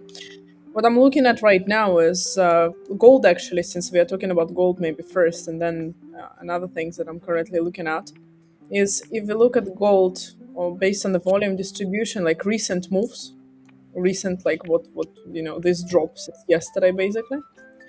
What we will see is that gold on the bottom, we had a huge volume coming in on the bounce. So there was a profit taken also, and some buying stepping in. So we see that after there's a price closed above this current volume that was, after coming in after the massive drop, so it was able to push the price back higher. It was my 6:30 in the morning. And then what I'm looking at right now is that on the next, not the next candle, but the candle after, we had more volume coming in. And this is currently the volume that, in my opinion, is holding the market. So what we can see is this whole area here, the value area of this candle, is basically acting currently as a support. So buyers that were stepping in after the price started to bounce back, they are currently protecting this level. So we had already 2 touches from the same level, and the current monthly point of control, so the most of the volume that been traded over the months of February, the half of this current month is 49.40, so right below where the price is right now. So like not only this area is interesting for me, but also this level here is something that I'm looking for the price to eventually maybe trade around it, but normally hold today at least. So I am quite similar. I have quite similar opinion to yours, with exception is that I'm looking for some buys if the price comes a little bit lower, because I'm expecting this level to hold. Because if we look at the past, we see that we didn't have so much volume coming in for a buys until here or here, and then the price still went a little bit higher from there and here. So I'm expecting some kind of similar movement, some kind of similar reaction where the price is gonna respect this volume, come in further, and then towards the levels that you are expecting yourselves from. So I have 3 targets that I'm currently looking at. Is the 49.72, which is futures quotes, right? So basically this lows here. Then the next one just above the previous high, so this lows here is 49.95, basically this one. And then the next one around 40.15 to 40.20, this whole zone here. So that's something that's maximum that I would be expecting the gold to reach. So I have 3 zones that are gonna be my targets for buys on gold. This one, and this one here.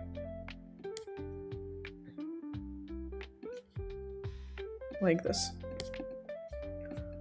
And then from these levels, I'm gonna be looking for some sells eventually. Maybe even directly from this level, or maybe from the next one, depending on how the price is going to react. So my opinion on gold is currently slightly bullish still, before the next continuation to the downside.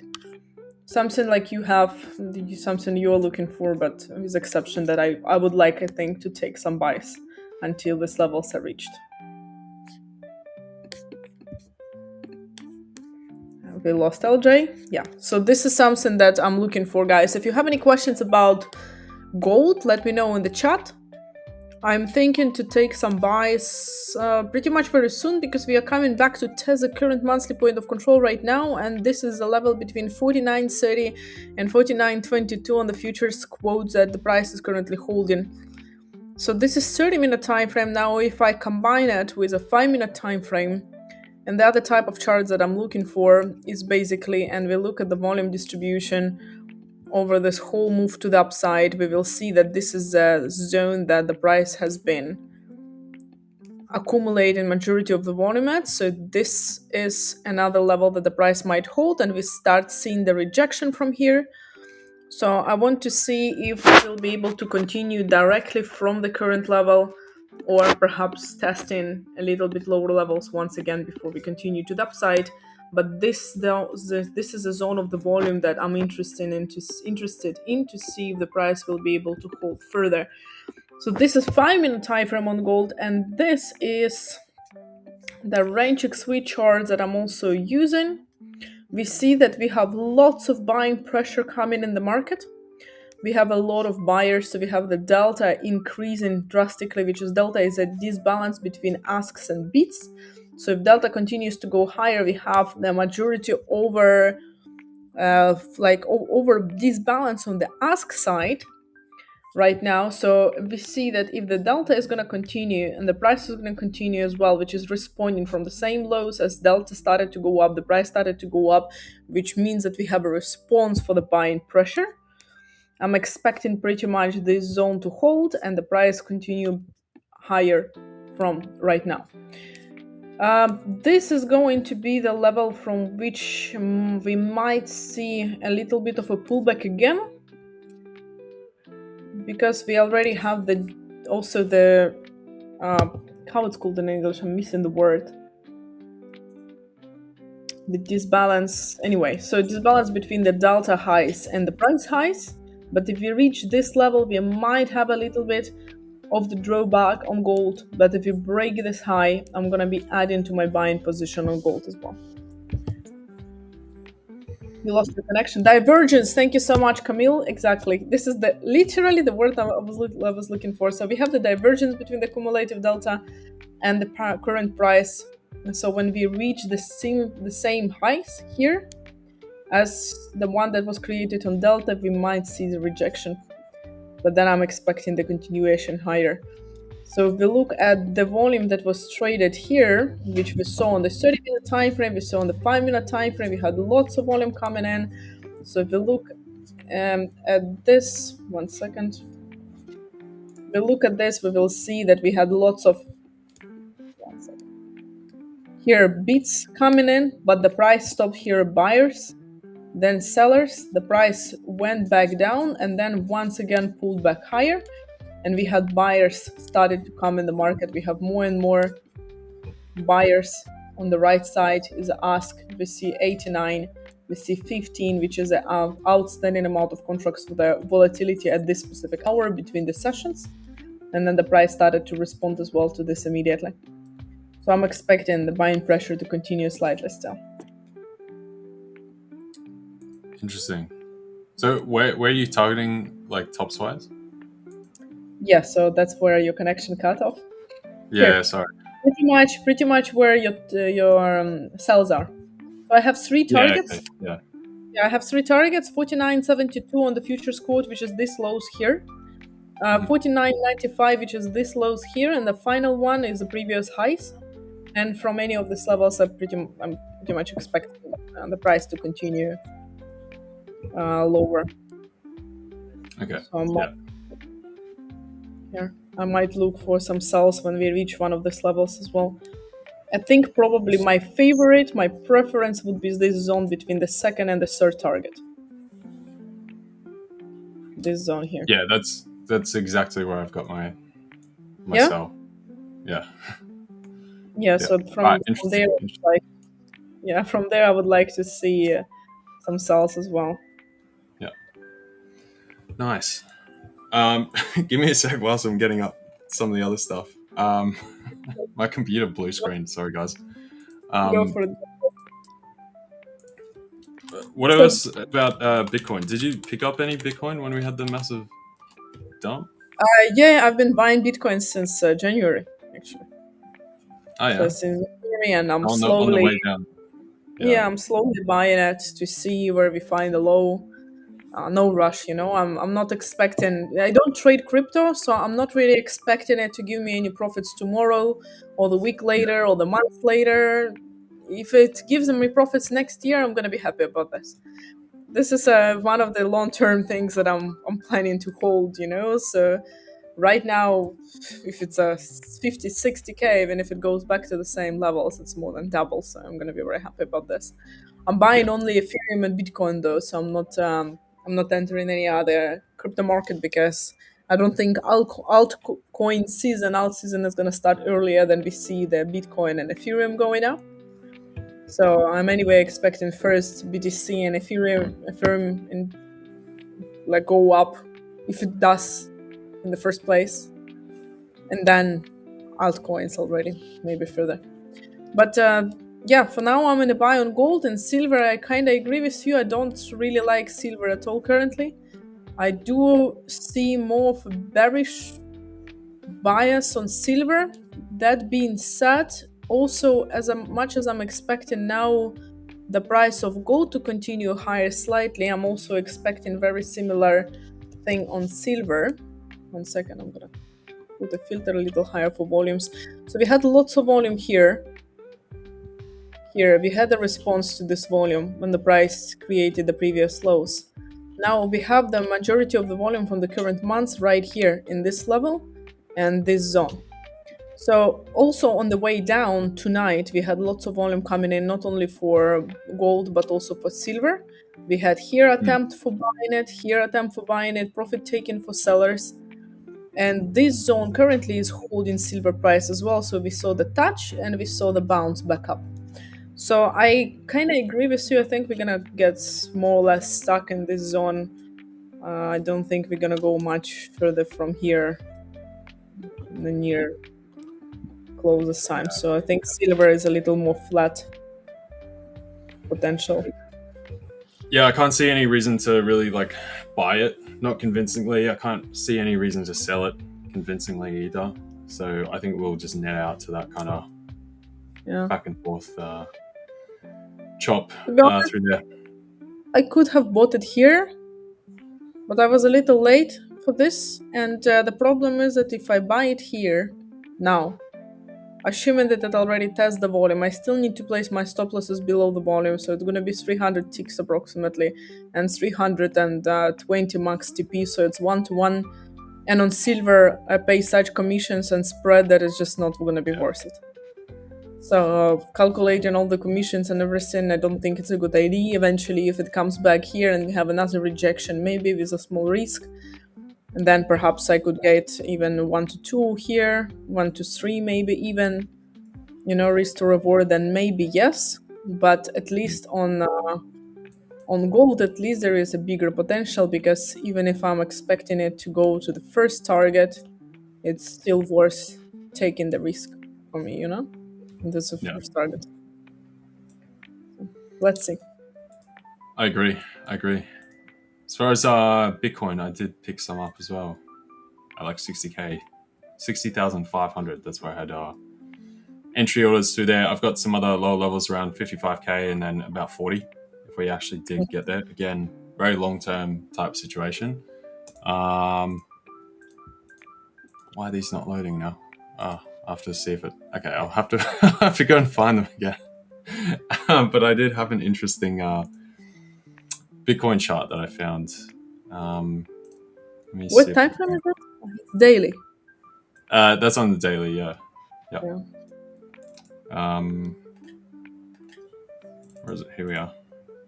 This one. There we go. So I thought this was actually kind of interesting. I found this with Bitcoin actually just following tech pretty nicely. But this is for quite a period. Sorry? You never checked the correlation between them before? Not with tech itself, not in a while. No. I with checked other bits and pieces, but not specifically tech, with like M2, everything, that kind of stuff, but not tech for a while. But yeah, I realized this is actually held up for quite some time. I checked it in 2022, because until 2021 it was the opposite. If you look back in the history before 2021, we had the price continuing going up of tech and Bitcoin would fall, and the other way around. And by research with my partners at that point, some co-traders, we found the explanation that at that point the institutional money was basically flowing in one or the other asset. So they were either buying stock market of US stock market, S&P and NASDAQ and so on, or crypto. So when the money was outflowing from the stock market, it was flowing into crypto, and when it was outflowing from crypto, it was going back into the stock market. And when it started to institutionalize, and started to go on a higher scale. So the same money is basically now in stock market and in crypto market, especially Ethereum and Bitcoin, after the ETFs were created and so on. So now they are quite correlated continuously. So for years already. So very interesting at that point as well. That period of time. Yeah, definitely.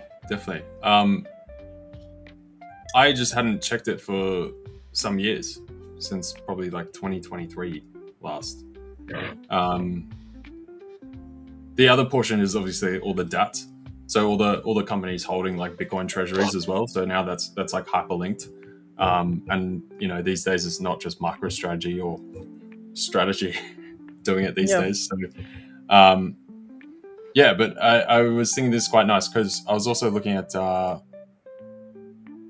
I sort of see NASDAQ coming higher as well from here somewhere. NASDAQ and the S&P, let's hide this stuff. So hence with Bitcoin, also, potentially this might actually be some of the bottoms, that sort of 60K dump, wait, where am I now? Through here.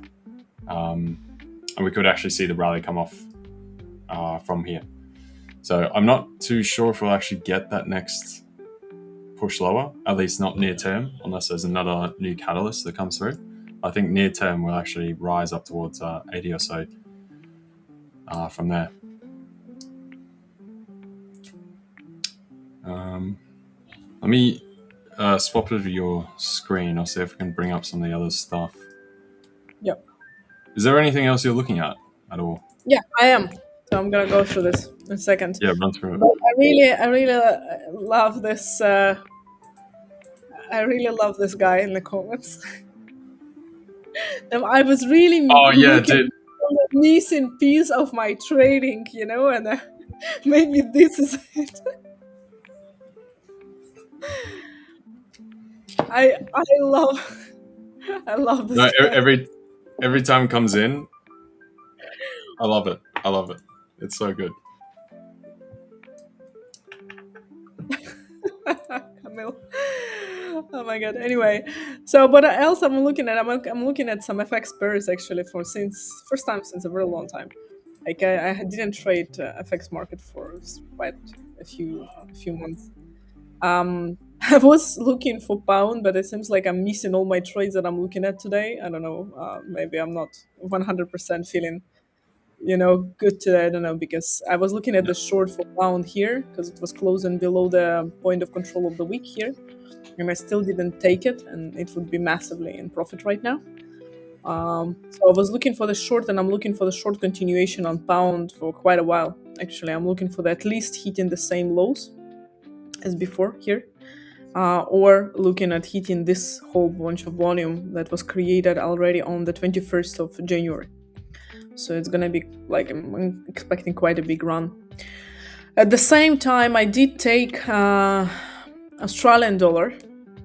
So if you look at AUD USD, which is for me it's 6A, which is the futures on the Australian dollar. I'm also looking for the short, and I took the short from these highs here. So we had quite a run and the rejection of the volume 2 to the downside in the past couple of weeks. Gonna change the volume. We had majority of the volume, like lots of bearish volume coming in here. We had accumulation. We had the rejection of this accumulation on the 16th. So pretty much yesterday we had the rejection. The price went down, and we did close below the monthly point of control. Right here at the previous highs, we did close below the weekly point of control. So I took the sell on the rejection of this volume because the price went down, came up, tested it, started to go further. So this whole area for me is a big shooting area for AUD USD, and I'm also intending to hold it at least to the previous lows here. So my first target is going to be the previous lows that we already tested several times. So this volume, and then the last target is going to be this accumulation here from the 9th of February. Maybe even lower from the volume on the 6th of February, I'm going to see, but I'm currently in a sell for AUD. I was looking and sell for pounds, but I missed this one. So those are the things that I'm currently in. Gold for a buy and AUD for a sell. Interesting. Interesting. I very much. What about Euro then? Just to round it out. I haven't looked at Euro, to be honest. Let's see. I'm just gonna close pound because I'm gonna get FOMO from this one. So let's just safely close this. Stop looking at this. For Euro, I'm not gonna touch this because what I see, I haven't looked at it for a while, to be honest. This whole area for me is a buying area. I think we're gonna have a slowdown from the drop from here. I do think the price is gonna continue into this area here, so I would be expecting the continuation of shorts currently, but I would expect the price to slow down into the same area of volume accumulation.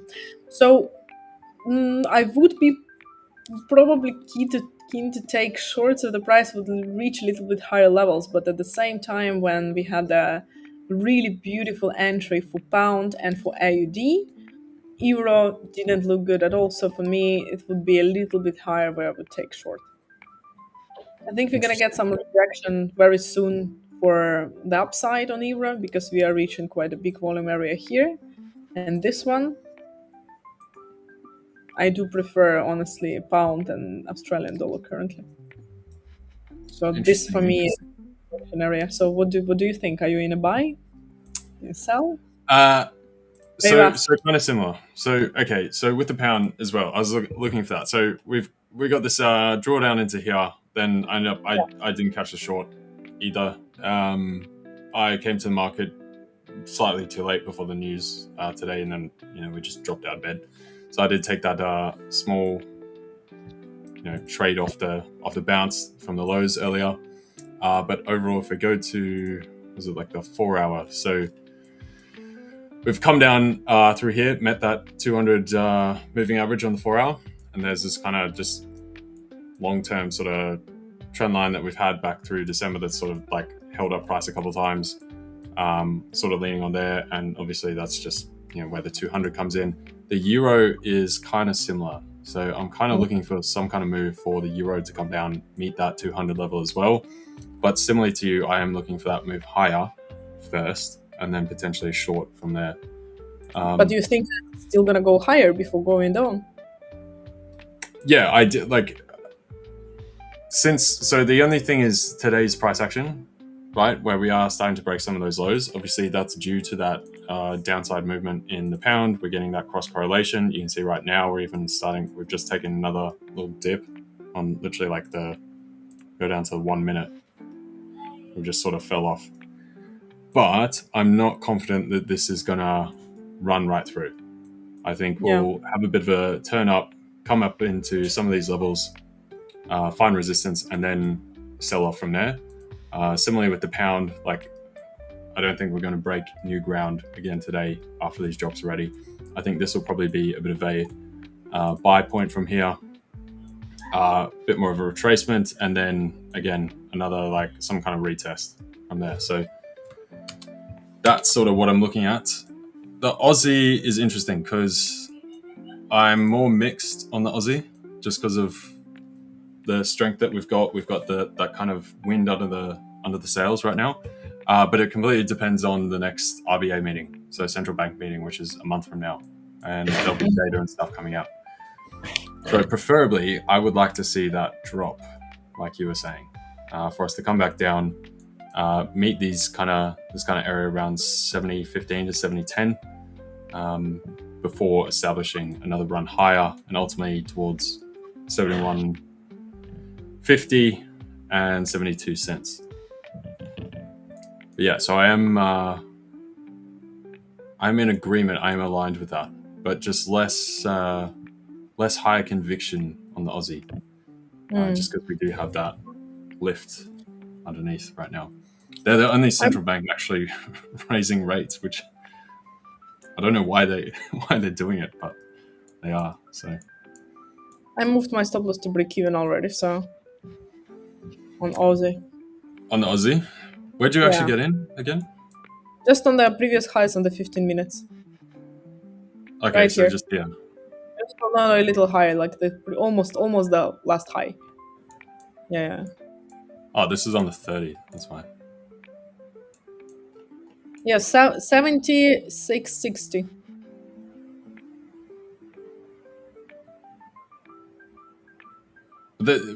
We're talking about futures though, right? You took the trade. So that would be like 20. What's that's roughly?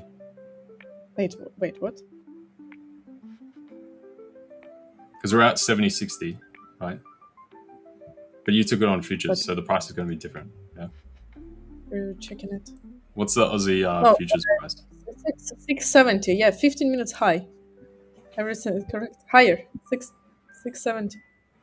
Yeah, right here. That one? Yes. But yeah, Right. AUD USD. Hang on. I'm just going to go to your screen. You show me. Wait, where no. are you? Okay, I'm gonna shift to my other screen, my trading view screen, and on the CFDs. Hang on. Look now. No, that's right. No, or just the futures. That's fine. I just wasn't sure what the On the futures price is a different difference. code. Yeah, the yeah. futures But, is code right here. okay, 70.68. Yeah. So I was just wondering how much difference. Okay. Yeah, Yeah. Those previous 15 minutes highs, basically 5.15. Okay.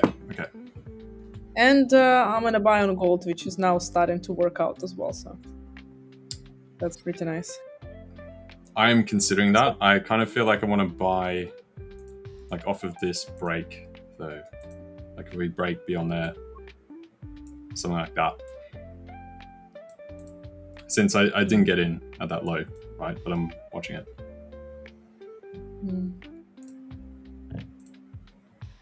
Actually, I'll show you. There we go. Yeah, because I'm just So, yeah, I'm adding to my position now on gold.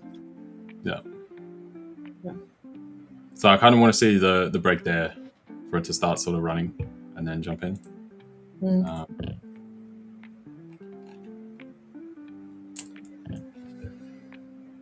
Yeah, we'll see how we go. How many subs are we at now, guys? How many subs? What's this number? We have a very interesting conversation in the comments today. Yeah, as ever. Well, astronomical. What can you tell us for Chinese New Year? How about that? Was it the year of the fire horse or something? What does that mean for us? Oh god. There is a trading related question. So, do you use buy stop? Which is very difficult to find in this chat now. I found one. So, do you use buy stops or do you wait for the price to close above it? So, for me personally, I don't know, LJ, what you think. I personally never use buy stops or sell stops. I have a very biased opinion on these types of orders because normally they were not created to take trades. Besides this, they're used in the futures market, derivatives market, they're used as a stops orders, right? And not stop order, not to enter the trade, but to close the trade on a stop loss.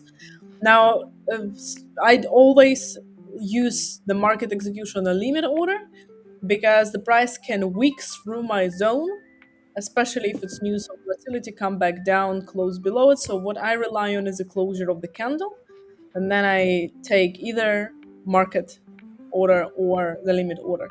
So I personally never use buy stops or sell stops. What do you think about this, LJ? What's your opinion? Normally I'll take like a market order, right? So like say we have this, like I'd set like an alert and then I'd come to the chart and actually take like a market order. That or else, yeah, limits. Now, the only time I use buy stop or sell stop is normally if I've got like some kind of hedging type activity going on. That's the only time I'll actually use it, but I won't use it to enter like a directional trade, if that makes sense. And then depending, some brokers you can get like a buy stop limit, and then that gets into other different stuff. But yeah, I'm pretty much the same as you. And then the only times buy stop sell stop is for hedging purposes.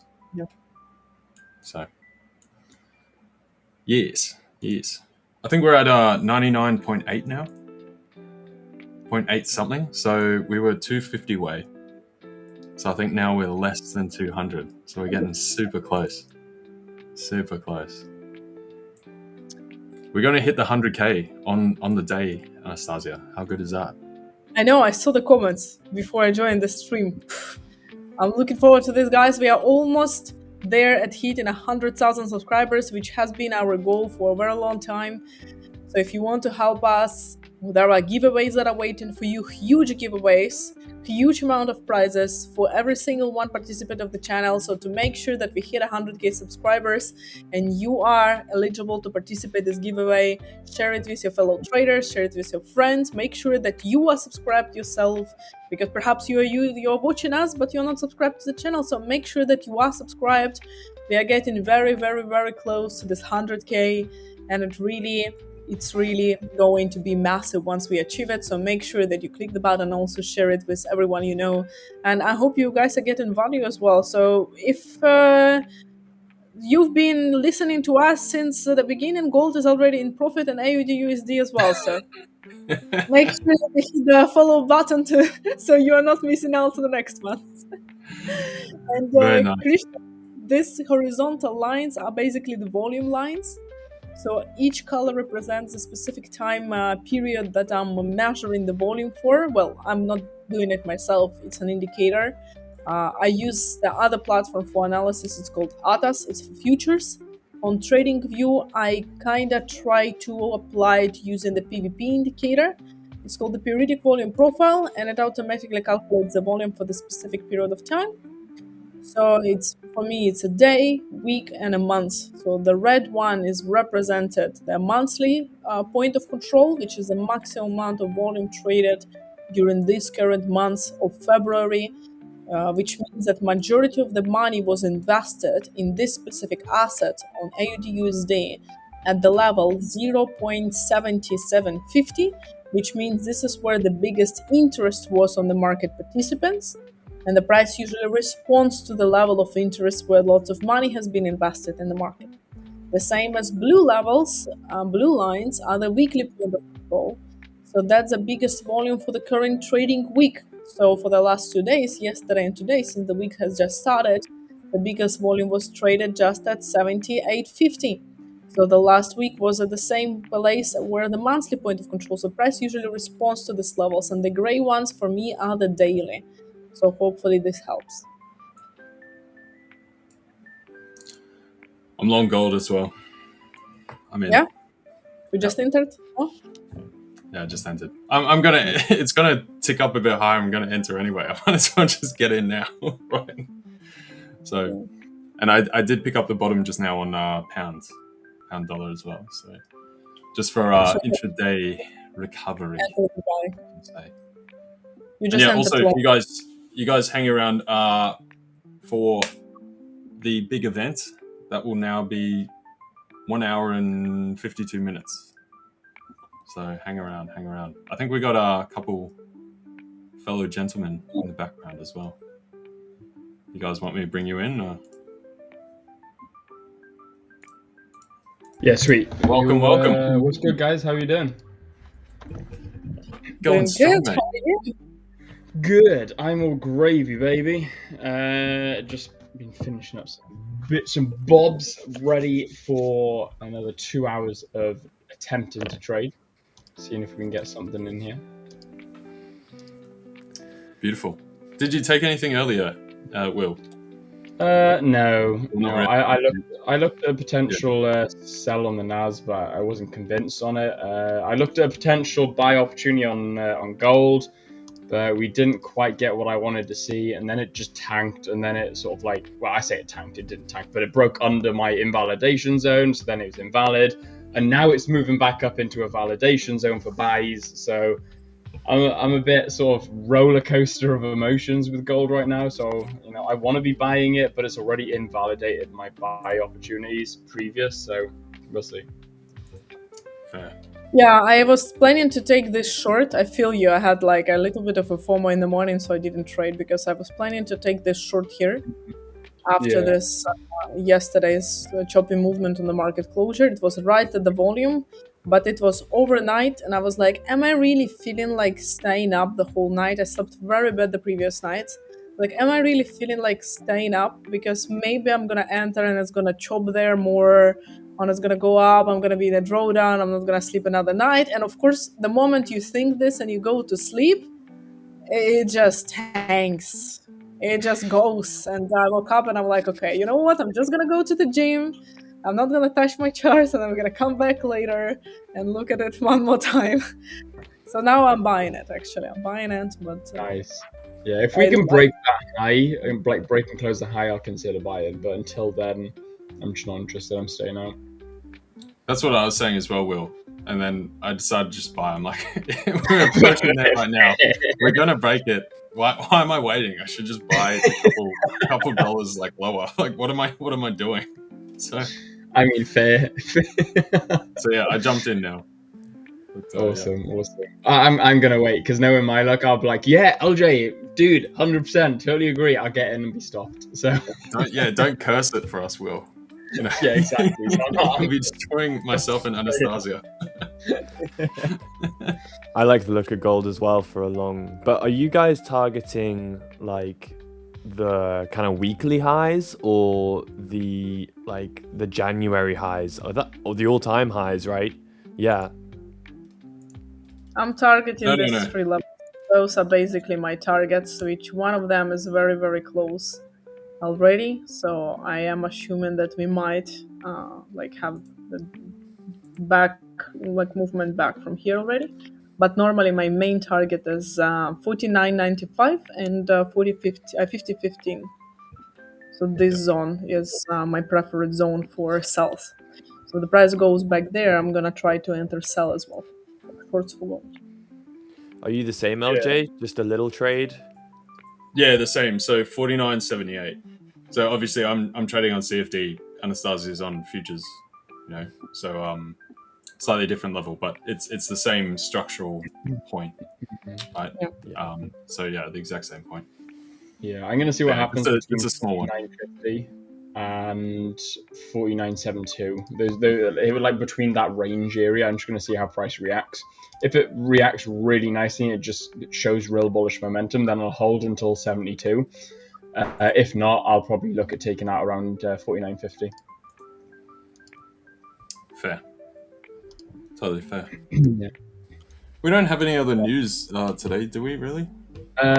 We got medium Canada? impact at 130, but that's it. Just big. We got the manufacturing index. Yeah. US. Yeah.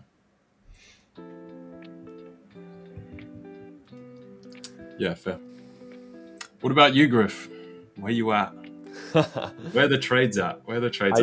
Thing we ask every time. I took one trade last week. It was the EU flag that we spoke about, but that didn't work out. As you know, it just came straight back down. It was nearly it could have been a reduced risk loss if I had a bigger stop loss, but my stop loss, I can just bring it up right here. I took a buy and I used 12 pips. And we broke the high, and normally when we break the high, I'm able to reduce my risk below the previous low, but in this case, my stop loss was so small that, of course, reducing my risk, I'd actually be increasing my risk, so I wouldn't be able to adjust my stop loss. So just a 1% loss. But my first trade on EU since 2024, which is crazy. It's just an L. You're like, damn. Just an L. Yeah.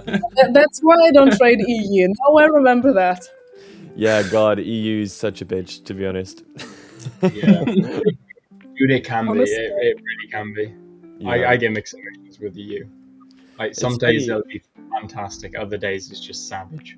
A lot of people have this experience with EU where it's just a very cruel symbol.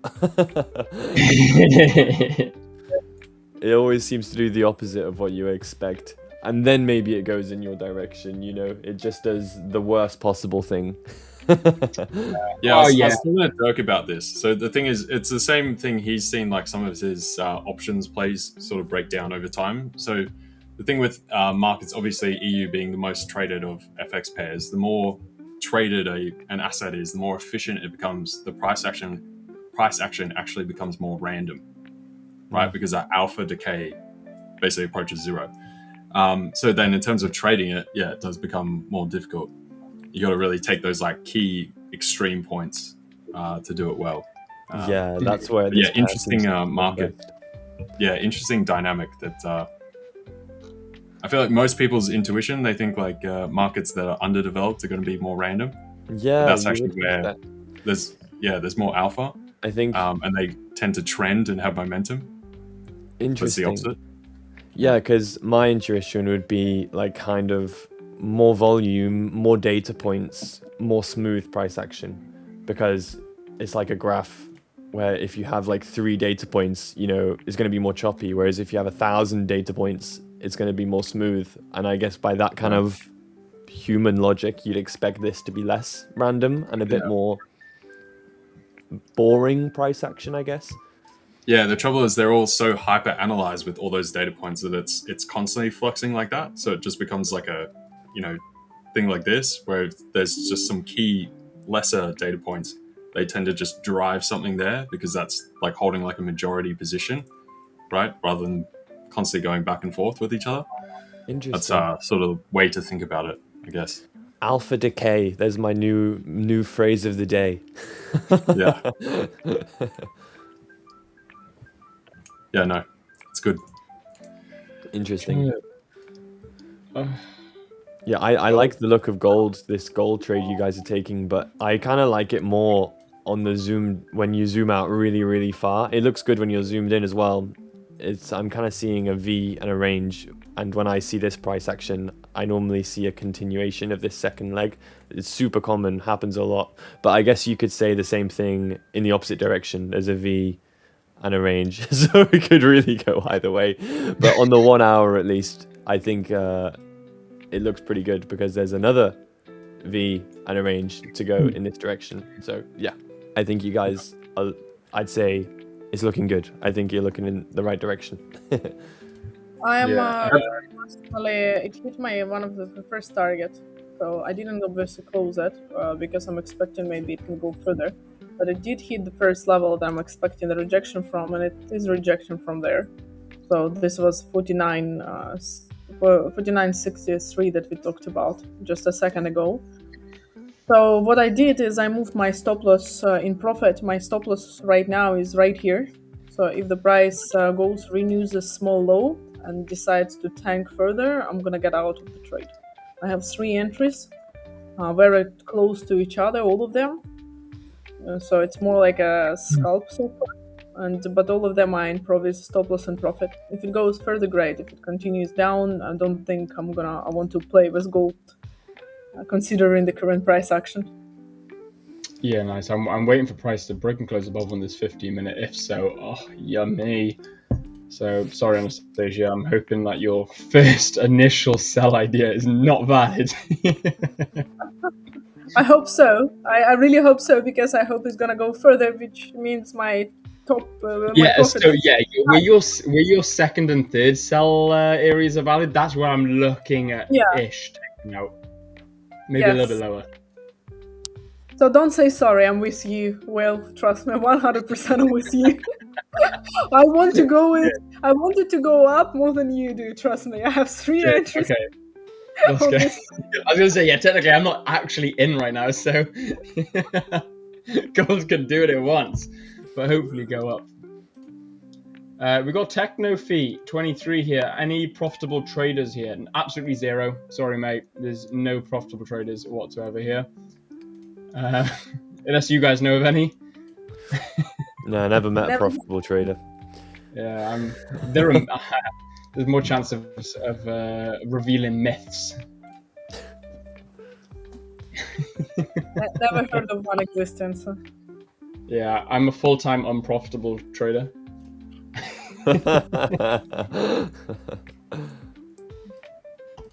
I realized I was muted. God damn it. Fair.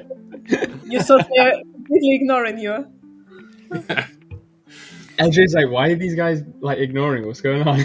No, I was just saying, 0 profitable traders here, right? I pay my bills in Monopoly money. Yeah. You got Monopoly money? Wow, you are rich.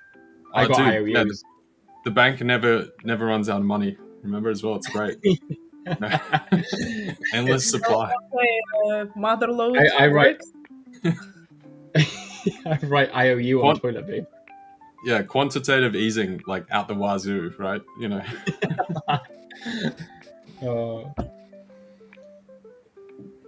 It's not often we get to troll chat, in all fairness. Usually it's the opposite.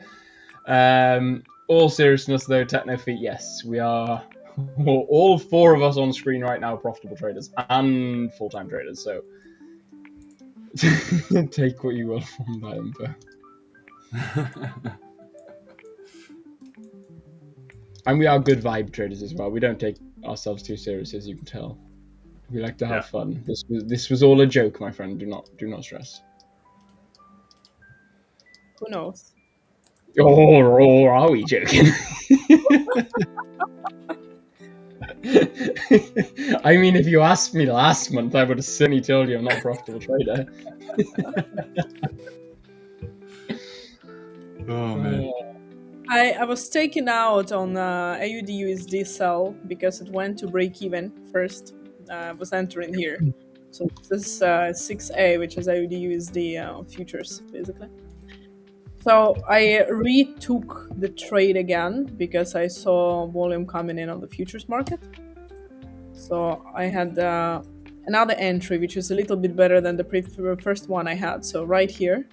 And I'm now in a sell again, and it's now running good. The reason I took it also is because if I see the volume distribution on the whole move to the downside on this 5-minute time frame, is basically the correction that we had, the pullback is directly towards the point of control of it, so the maximum volume of this whole downwards movement. So I was taking a risk, and right now the price is trying to close below the value area low. If we close below and go a little bit further down, I might add to my sell position a little bit more. So I want the price to exit the short-in value area first, and then I'm going to add more. So I have two trades running now, 6A, which is AUD USD basically, and gold. AUD USD for sell and gold for a buy. Still didn't kick me out. My stop was okay. Very nice. I think it's going to depend on indices as well.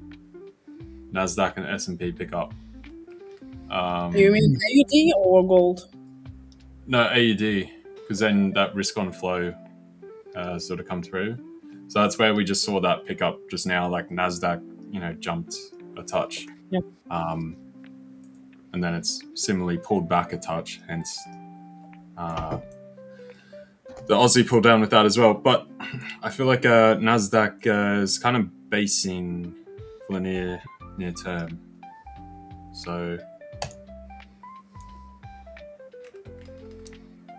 I don't know. I'm still a little bit indecisive with indices so far, but I think we are coming up to some kind of point where I actually get a revival.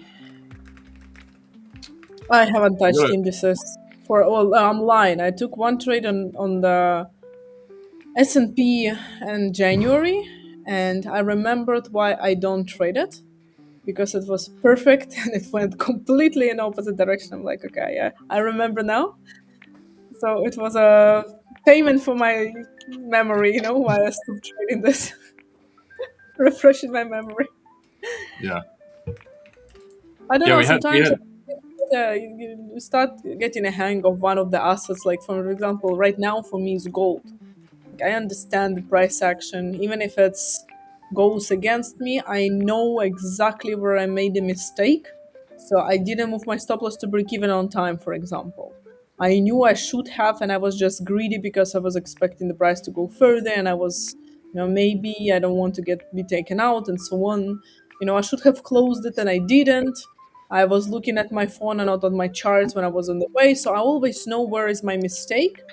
But there's with some of the assets, the reason I stopped trading it is because for me the price action becomes in a way that it can look perfect and goes in the opposite direction, and I leave it up to the market. I'm like, okay, it's a percentage of the trade that doesn't work out, but I prefer trading something that I can understand why. Like, of course, obviously there is always a percentage of trades that go out, like go against me, even if I can take a perfect trade. But majority of the things that I can at least explain to myself, and I know where is my mistake and the reason it didn't work out. So I feel like I'm cutting down lots of assets recently. That's totally fair.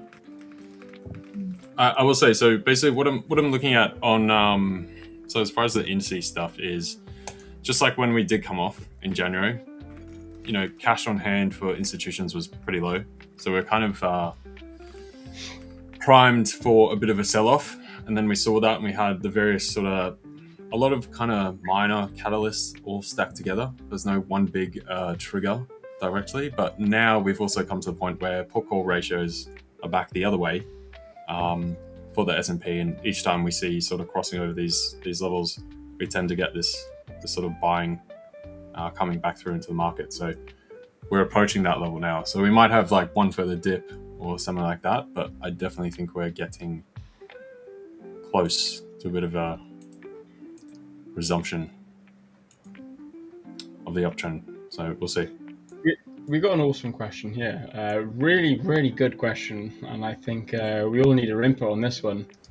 I do agree. Stop loss is required for the people who trade with technicals, because those who trade with fundamentals don't need a stop loss, apparently.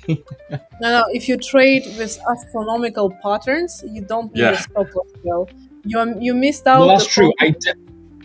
Oh no! I'm well aware on this fantastic trader here, because I actually took an Orion's belt sell on gold the other day, and it hit an astronomical TP. But wait! Did you know it was Orion's belt trade, or did you get to know about this from the comments? What was this? Was it planned? Well, actually, I went out on my balcony and I looked at the stars and I thought Orion's belt looked rather golden today. And well, we all know the way that Orion's belt is shaped. It's like sort of curved down, and then so I thought, well, that must be cells. And then you saw like the dot to dot of his sword, and I thought, well, there's a really sharp reason why I should be selling the Orion's belt gold strategy, and then I made millions. That would be the best thing as well. Yeah, like okay, Will goes out with his telescope on the thing, zooms in on the moon, and it's like, buy gold, right? Like if I could trip to gold or to Mars, I would just build this massive statue that you can see from Earth, like buy NASDAQ or buy gold. That'd be great. And this is how, if you're a good salesman, you can explain pretty much anything in a very convincing way. This is something that usually people pay for thousands of dollars on the sales trainings. We had another. What was the other one we had, Will? Like where I drew like the black hole. We had like the black hole. Oh my god! Yeah. What was that? Yeah. Oh mate, that had me creased. That was so funny. Oh man, that was funny. I've not laughed that hard while trading in a while. I don't suppose you can even see the stars in Singapore, Will. Your trading strategy is ruined all of a sudden. Well, no, to be fair, I have had to move away from the Orion's belt strategy and head more into the skyscraper strategy. Yeah. I thought you would. I thought so. To be fair, yeah. I didn't trade for the past weeks because we had rain and storms and I couldn't clearly see the sky. Oh my god, you poor thing, how did you go? I had to wait and be very patient, No, that was it trying to tell you to sell stocks. Obviously, it's all blanketed out. It means sell stocks, right? You just did that. Obviously. Damn it. Yeah, you're right. You see, I missed out on that. It was so clear. Sometimes the sign is just right in front of you and you don't see this. Oh, man.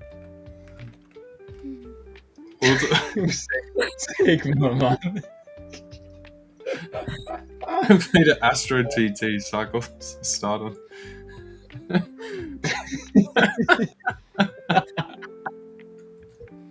I don't even know how to respond to that. Sigma, man, you've deemed me speechless, my friend. There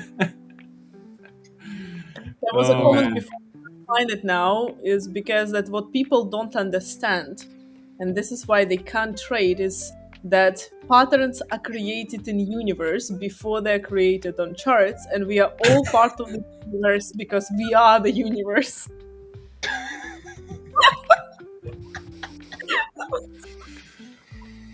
Well, if I've Beautiful. ever hit the crimple of a tinfoil hat, that is it. Oh boy. Oh boy. Okay, so oh god, wrong one. So I'm about to get in on a gold buy now. Yeah. All right. So back to the actual chart. Yeah, back to showing that we can actually trade. Oh, this was a good question though.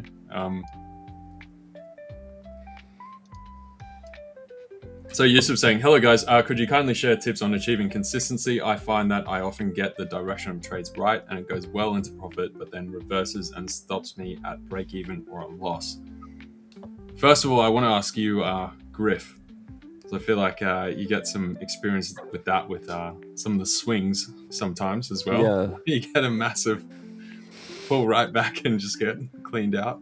Yeah, When you've sat on it for days and weeks. This happens to me all the time, but I found that it actually works out to be more profitable with my strategy to just hold the trades and have fewer large wins rather than locking in profit more regularly. So you can, in your situation, start trailing your stop loss, locking in some profit, but then you accept that you might be tagged out at 2% and the trade runs to 8%.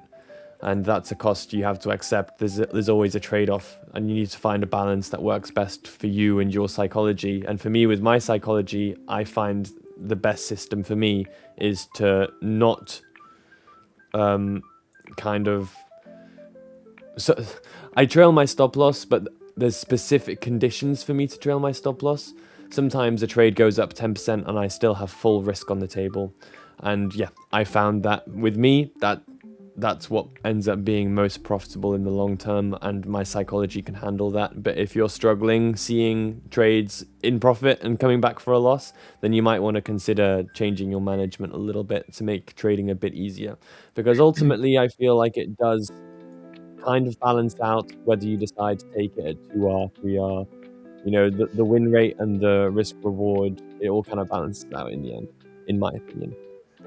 At least with my strategy, I found it optimal to take the big trades and the small win rate, but you may want to increase your win rate, take smaller wins.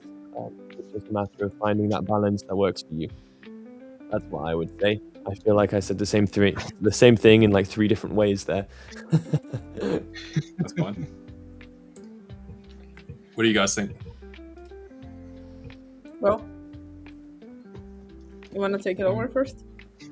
I'm about to enter. Sorry, guys. I'm about to enter on my second entry on gold. I'm going to stop sharing. I'm going to share my MT with you guys so you can see the exact trade, just for full transparency. And then I didn't see you looking out the window or anything for this trade, Will. Well, I asked my partner. I was plan. I said, Cece, can you go out to the balcony? Please make sure Orion's belt is still there. And she was like, she was like, I'm pretty sure it is. So I was like, well, there's the buy, there's the signal. All right, thank God. Yeah, We're having a lot, Justin. You see, this strategy here, guys, it takes 2 traders. One scout, the other for execution. There are some people that genuinely trade with like star signs, right? Well, apparently so. Yeah. Yes. I mean, I guess there's also people that take buy and sells based on like their goals. Jim Cramer. You know what I mean?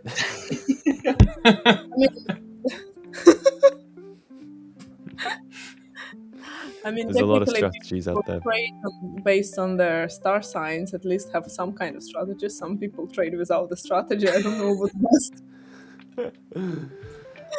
That's fair. Some kind of explanation to your trades. I think Oh, the best God. strategy is all of them all at the same time. So the stars need to align, your goldfish needs to align and be happy with the Ducks direction need of to be in the trade. row. The technicals, your ducks need to be in a row. You know, you need to have your rabbit's foot on your hip. All of it needs to align. And then when you have 10 strategies all aligning at the same time, winning trade every time. 100% success Oh, rate. man. Yeah, in my experience. Need extra coffee after this. Akram's just cracking open the beer. He's like, this is it's too late. Technically, if you also pray really hard when you own the trade, especially if you are in a drawdown, there is a high chance of you getting back into profit. But it depends on how good you pray, of course. See, what I find really helps is you've got to actually go into the MT terminal on your phone, of course. You know, you've got to look at your phone, and this only works if you're in buys. So you look at where you charge your phone from, and you go, and usually blow out the candles. You gotta pump it up. usually it goes up. Pump up the jam. This reminds me of there was this like experiment where they had a light which would go on and off randomly and a button which did nothing, and they would send people in and their job was to try and find the pattern to get the light to come on. And after an hour, people had come up with the most insane combinations to get the light to come on, even though the light was coming on completely randomly. And people, they were in there and they were like 100% convinced that if they hit the button 3 times, spin around and hit it a 4th time, the light comes on every time. And it was just insane. All these different combinations people had. You know, they'd even left the button and they were like, there's a secret button on the wall. Or they like need to walk in a circle. Like they'd come up with all these crazy patterns. It just shows how interesting our kind of psychology is, because you really can find patterns anywhere. And like, honestly, you probably can find a statistical edge in just praying, like Anastasiia said. Oh, yeah, dude. Yeah, it's the whole rain dance thing. You could find a correlation between like the length of like women's skirts in Mongolia and like the NASDAQ or something. Exactly. Right? You know, there's like, a correlation you somewhere. can find random stuff. You know? If you look hard enough. It's just how many times is it coincidence? And yeah. Yeah. Mm-hmm. It's very You guys interesting. know the pizza index? The pizza The index. what? The pizza index. You don't know this? Wait, I'll find it when you No. you I am answer more this. than intrigued to find out, though. Do share. We can Yeah. trade pizzas. Oh my god, that's such a motivator. I don't care about earning euros and earning dollars, but earning like actual pizzas. You know what I mean? As long as it's give me a really, really meaty pizza with a barbecue base, then I will. Yeah, Depends on the type of Let's pizzas talk. available. It's like when you could, when barrels of oil were like negative, and you could just get the barrels like delivered to your home. You know what I mean? Like Yeah, it's the motivation people that of bought gold. the garage instead of of like barrels. the financial futures contracts, they bought like futures for actual delivery. Right? There was that meme of people having oil delivered to them. Like, As it's they're when like, the "Hello, where do delivery we or the send shipping this?" costs more than the barrel. Yeah. And it's the same with gold. Like there's a motivation there to have like there's a physical thing that you're trading, and wheat and things. I feel like I'd love to just get really good at trading the pizza index and just earn pizzas for the rest of my life, you know. Oh. Like let's skip the monetary side, because what's the point earning money to then buy pizzas? Let's skip the middleman and just go straight to trading pizzas, you know what I mean? Oh, classic. I will have to come back in a little bit, guys. I gotta let my partner in. I'll be back No worries. soon.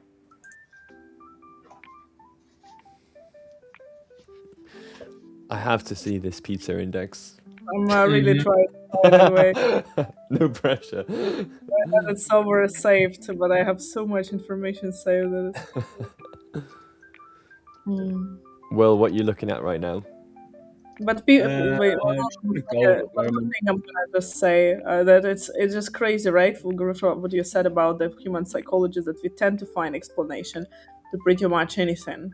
Yeah. Just better, about the things that we don't 100% understand.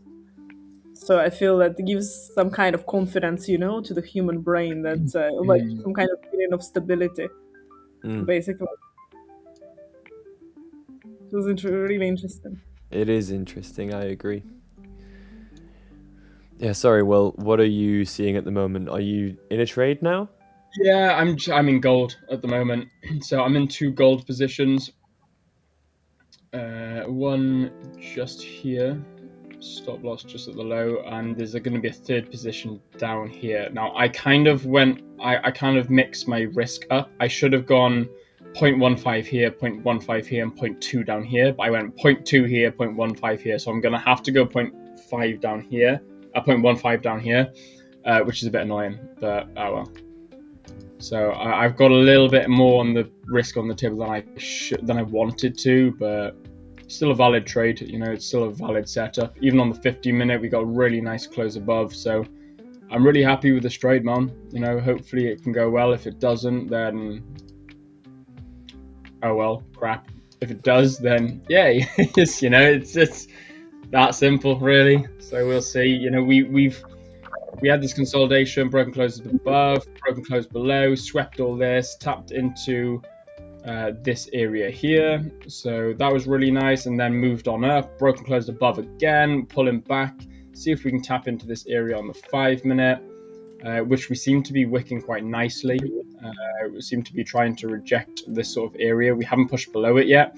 If we do push below it, then we got this last area here. If we break and close below this area, then I'll probably cut all risk other than this one here, just because for me it'll be a potentially like a micro structure invalidation, but we'll see. That's a future plan just in case, but I don't want to think about that. I want to be able to imagine that this is going to go straight to TP. I mean, if it does go straight to TP and it hits 5k, if it can hit 5k, then I'm going to be very happy, because I'm going to be looking at around about, if I just move my, round about 1500, about $2,600. So about 2.5% I'd be looking at gaining if this can hit 5k.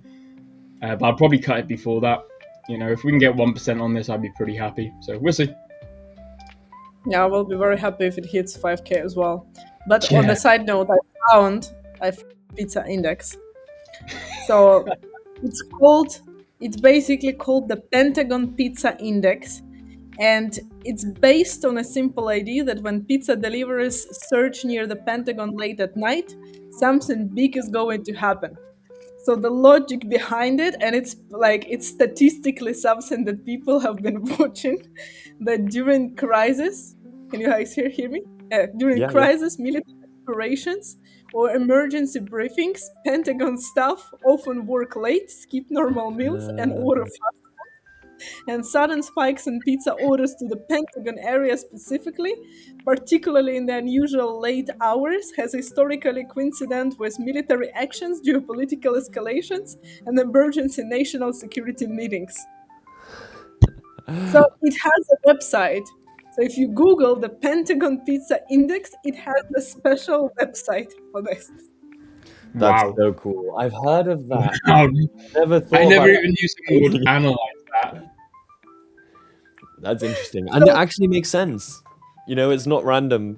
I feel like the correlation there isn't confirmation bias. Like, that's valid. That's a valid strategy. So basically, if you look where in the previous 2 months, when there was an escalation of the conflict between US and Iran, so the Pentagon Pizza Index has spiked every time, and especially they pay attention to gold movement during the spike of the Pentagon Pizza Index. So technically, there was a question. So yes, OFI24 pizzas also need to align for a good trade. That's so funny. Well, you heard it here first, people.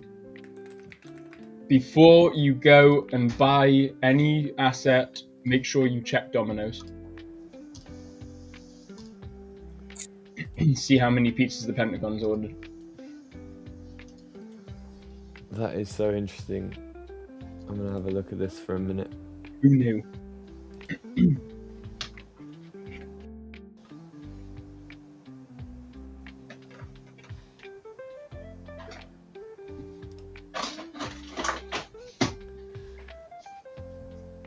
I haven't added to my gold long. I did add to my short on AUD/USD. I have currently 3 positions running and they all run into the profit right now. So I'm gonna move my stop loss into profit on this one. But on gold, I'm still waiting. If we break the previous highs that we just created on 5-minute time frame, then I'm gonna add to my buys. And I'm gonna be very happy about that. Yeah, nice. I mean, gold's that previous gold candle here looks beautiful. I like this. I like it a lot. Yeah. If we can continue to wick and reject the way that this is wicking and rejecting, then I'd be pretty happy. We'll see though.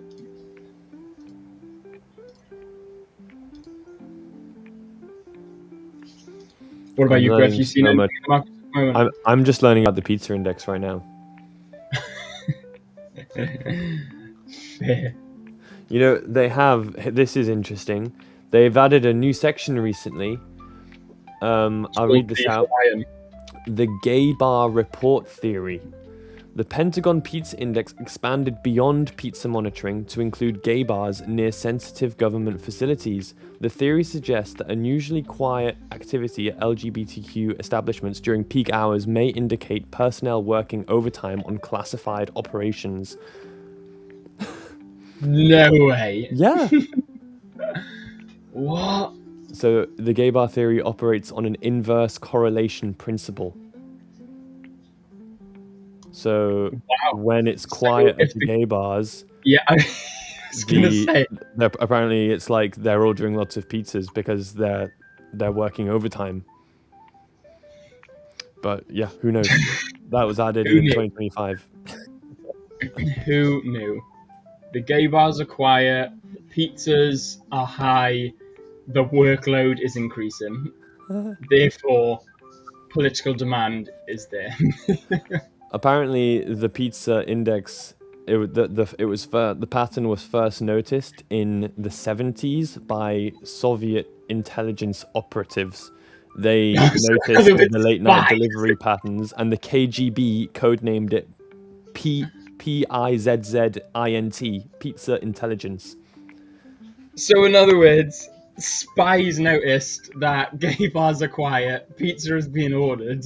Therefore, there must be political unrest. Exactly. That's when they're doing some intense stuff at the Pentagon. I'm just seeing Cam Bam 69 saying, "William after 2 drinks gets a bit handsy," means buy NQ.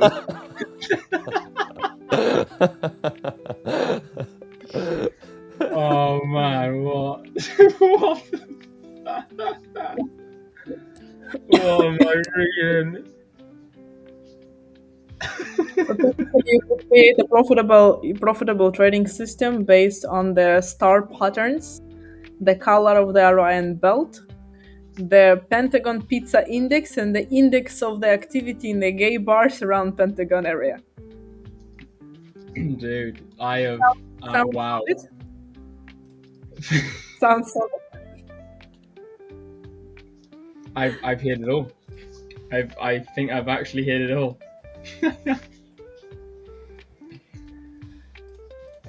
Oh man, that's fascinating. it's something.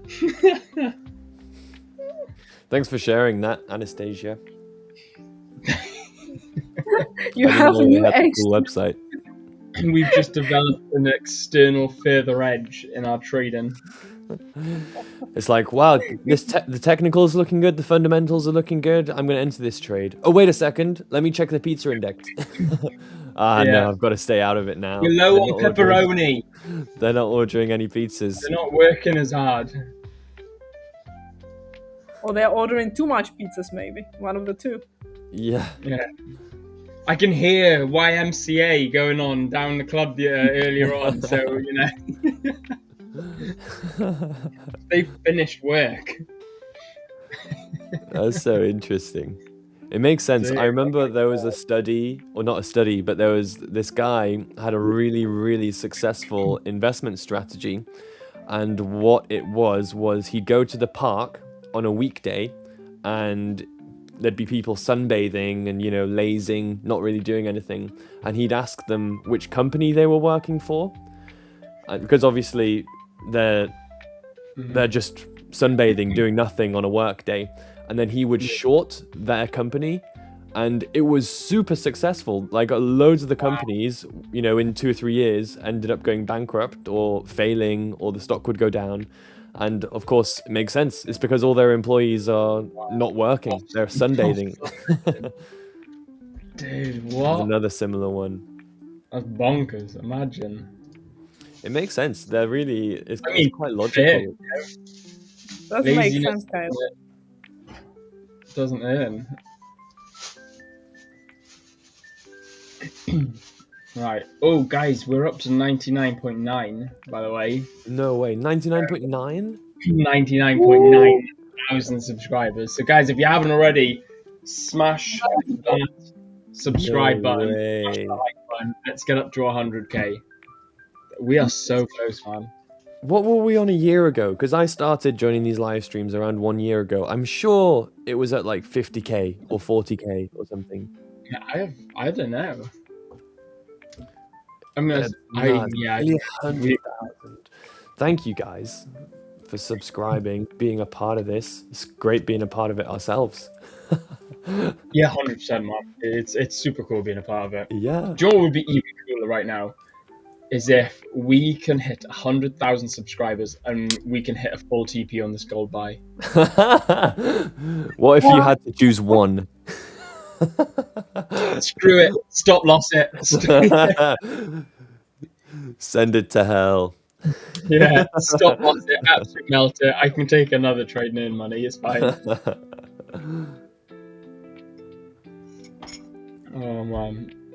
Guys, as well, we got 1 hour and 8 minutes. So we got about an hour until the event. So, guys, if you haven't already and you do want to join the event and take part and watch that, then make sure you get into the description below, or you can see the in chat right now. We have got the link to it as well. So make sure you sign up there, and that is where you're going to be able to join the event and check out all the fantastic giveaways we have, and check out the $2 million worth of giveaway prizes, discounts, who knows what, all the fantastic announcements. Listen to the CEO Sol and the Fiverr Girl speaking at this event. So guys, it's going to be an unmissable event, so make sure that you go check it out.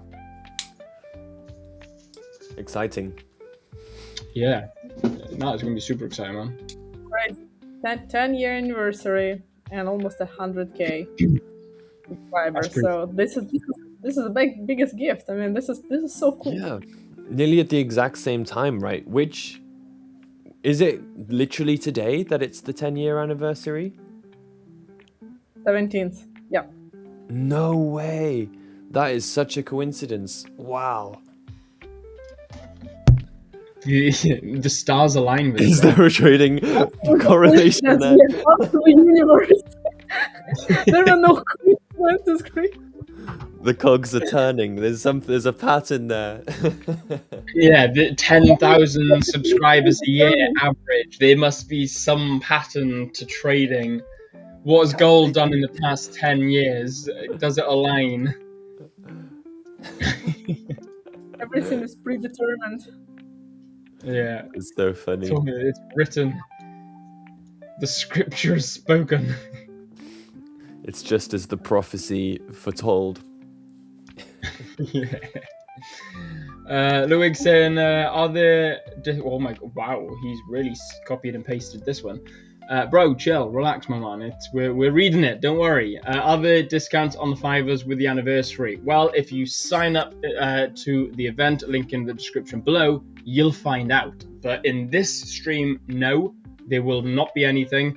But at 2 p.m, we will be closing an hour early, so we'll be closing in an hour and 5 minutes time, ready to make way for the big event, the birthday party. If you haven't already got your cake and candles and your beer ready to watch the event, then make sure you go sign up with the link in the description below, and that's where you'll find all your goodies. Calm down. Are you feeling all right? You right there, mate? Discount. There it is. There's the link. Nice. Guys, I'm dying for this to hit like 100k, like now, like right now, right this second. Oh, I'm not ready. 29 subscribers away from 29 100K, guys. subs. No way. 29 subscribers and we hit 100k. Come on, guys, smash that sub. Let's go. Come on, let's absolutely smash that subscribe button. Share it with absolutely everybody you know who's interested in trading. And even if they're not interested in trading, just show them this channel and they'll soon become interested in trading. Especially when they realize that, you know, I'm in a gold buy and, you know, it's basically the signal of the century. I've got a live sub counter up on my other window. I'll be watching that this afternoon. Yeah, dude, I'm definitely gonna be watching that. I'm gonna be going to bed, and I'm just gonna be watching it on my phone. I think we're gonna hit 100K faster than you're gonna go to bed. Yeah, I want 100k before we go to bed.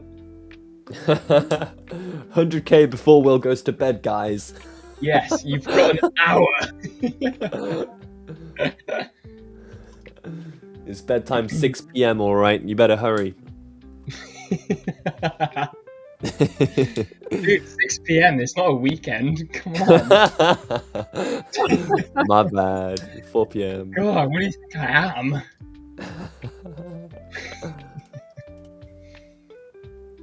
Oh, dude. Gold Guys, is... I will have to leave you. I will have to leave you. I have to go. I'm gonna be watching the count of subscribers in the back. Thank you guys for a great session. Oh, see, Anastasia's already off to bed. I wish. Yes, well, Anastasia, absolute pleasure as usual. Have a fantastic rest of the day. Big pleasure. My camera is also hanging, so I'm gonna go. It says that I have to jump off, and I'll see you back on Thursday. Back on our live stream. Thank you guys. Big pleasure to stream with you. Yeah, well, do you? When are you jumping off? You're staying on for another hour? I'll be staying for another hour. Yeah. Okay, cool. Do you have anyone joining you? I hope so. I have no idea. Yeah, dude. Hey, if I don't, I don't. If I do, yay. Okay. Oh yeah. Of course. Yeah. Samir's joining me. Okay. Cool. Right. Also, by the way, I've just entered in on another gold long with the 0.15 entry, risking $400 as we have just reached my third and final entry criteria. This is the last line now, guys. If it closes below the 49.21, then I will be out of the trade for probably close to around about $1,000, give or take. Hopefully it doesn't though. Hopefully we can absolutely smash above and just take TPs like a hooligan. Nice one. Good luck with that. Thank you very much, Griff. We shall soon find out. I'm going to shoot off now as well, Will, but I expect you'll be hitting 100k in the next hour, and I'm looking forward to seeing your reaction. I don't think there's anybody better to have on the stream while 100k is being hit. I think they timed this perfect. Told you, man. It's the stars have aligned. It's Yeah, good luck with your trade, and appreciate that. Enjoy the rest of your day, mate. Absolute legend. Griff, have a great one, man. You as well, Will. See you soon. And thank you, Good, guys. bro. See you all. Man. Bye. Can we get a massive thumbs up for Griff, everybody? And can we make sure, just for Griff as well, if you haven't already, you subscribe to the channel. Also, let me know in chat whether you reckon this is going to be a win or a loss. Smash into the chat box a W if you think that this is going to be a winning trade on gold. And then put an L if you think this is going to be a losing trade. I don't want to see any L's. I want to see all W's. But let's see if you want to troll or not. But put a W in chat if you do think that my gold trade is going to be a W. Let's see if we can win on this fantastic birthday date. In fact, I'll tell you what, just to make it a bit more interesting, just to make it a little bit better, I'm actually going to bring up my MT so you guys can watch that as well. So I'm just gonna take this away and bring up MT. There we go. So third and final, 22 bucks up. I've got my areas up here, which is looking rather nice. I want to see if I can take these highs, which would be nice. So it's about 500 bucks. 500-600 bucks. You're looking at about 1,000 bucks, 900 to 1,000 bucks. So we're looking at about 1,500 bucks if we can hit a full TP. But we'll see. We shall indeed see. It's not looking good, Brev. Ain't looking good. 400 bucks down. Ooh, also, we've got high impact news in half hour. Sorry, medium impact, not high impact. We've got medium impact news in half an hour. Ooh la la. We have to see how that's going to go. Hope it's a W, but I'm leaning towards short. Appreciate that, my man. Peter, I will say L. That way it will be a win. Love it. Kambam, yes, this is my $100,000 funded account, live funded account as well, by the way. In a little bit of drawdown at the moment, struggling to get it out a little bit. It's taken its sweet merry time to get out of drawdown. Markets just aren't playing ball with me at the moment. They just don't want to play out how I want them to, but it is what it is. Look, guys, if I lose this account, it'd be an incredible shame because I've really grafted on this account. But hey, look, if I do lose it, at least I know that it'll be due to the fact that market conditions just haven't wanted me to enjoy the fruits of my labor on this account, and that's absolutely fine. Even though I'll be gutted, but I'll just have to move on to the next one and try and take some money out of that one. We can see us trying to reject, but it is trying to push down. I don't think we've come high enough yet for us to sell off. I thought I wanted to see us come into this area here before selling, but we'll see. Time will tell. 500 bucks. We can see on the 5 minute as well, price is really struggling to hit down until we're seeing a bit of volume coming into this candle here. 1:05 London time, so we'll see. Yes. It's looking negative, guys. Oh dear, oh dear, oh dear, oh dear. Oh, I'm just seeing 100. No way, have we actually done it? Have we done it, guys? No way. I'm just going to refresh the page. Guys, we've done it. we have hit 100,000 subscribers officially.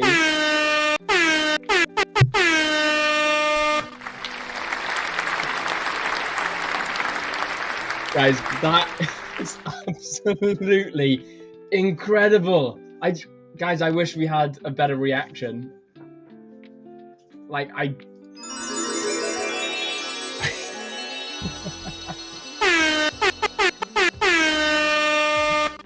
Guys, we have officially hit 100,000 subscribers.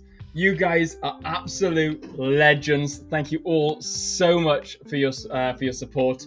And let's not stop there. Let's keep absolutely smashing that subscribe button. Let's keep hitting that like button and keep sharing amongst absolutely everybody. But guys, can we absolutely spam chat with congratulations, with fire emojis, with like celebratory emojis, absolutely everything, because we have officially hit 100,000 subscribers on the day of our birthday event, of the day of our 10-year anniversary, 1 hour before the big event as well. So guys, if you haven't already, go down and sign up to our special event, because not only is it now going to be a 10-year anniversary, it is also going to be the celebration of us finally hitting a massive milestone of 100,000 subscribers.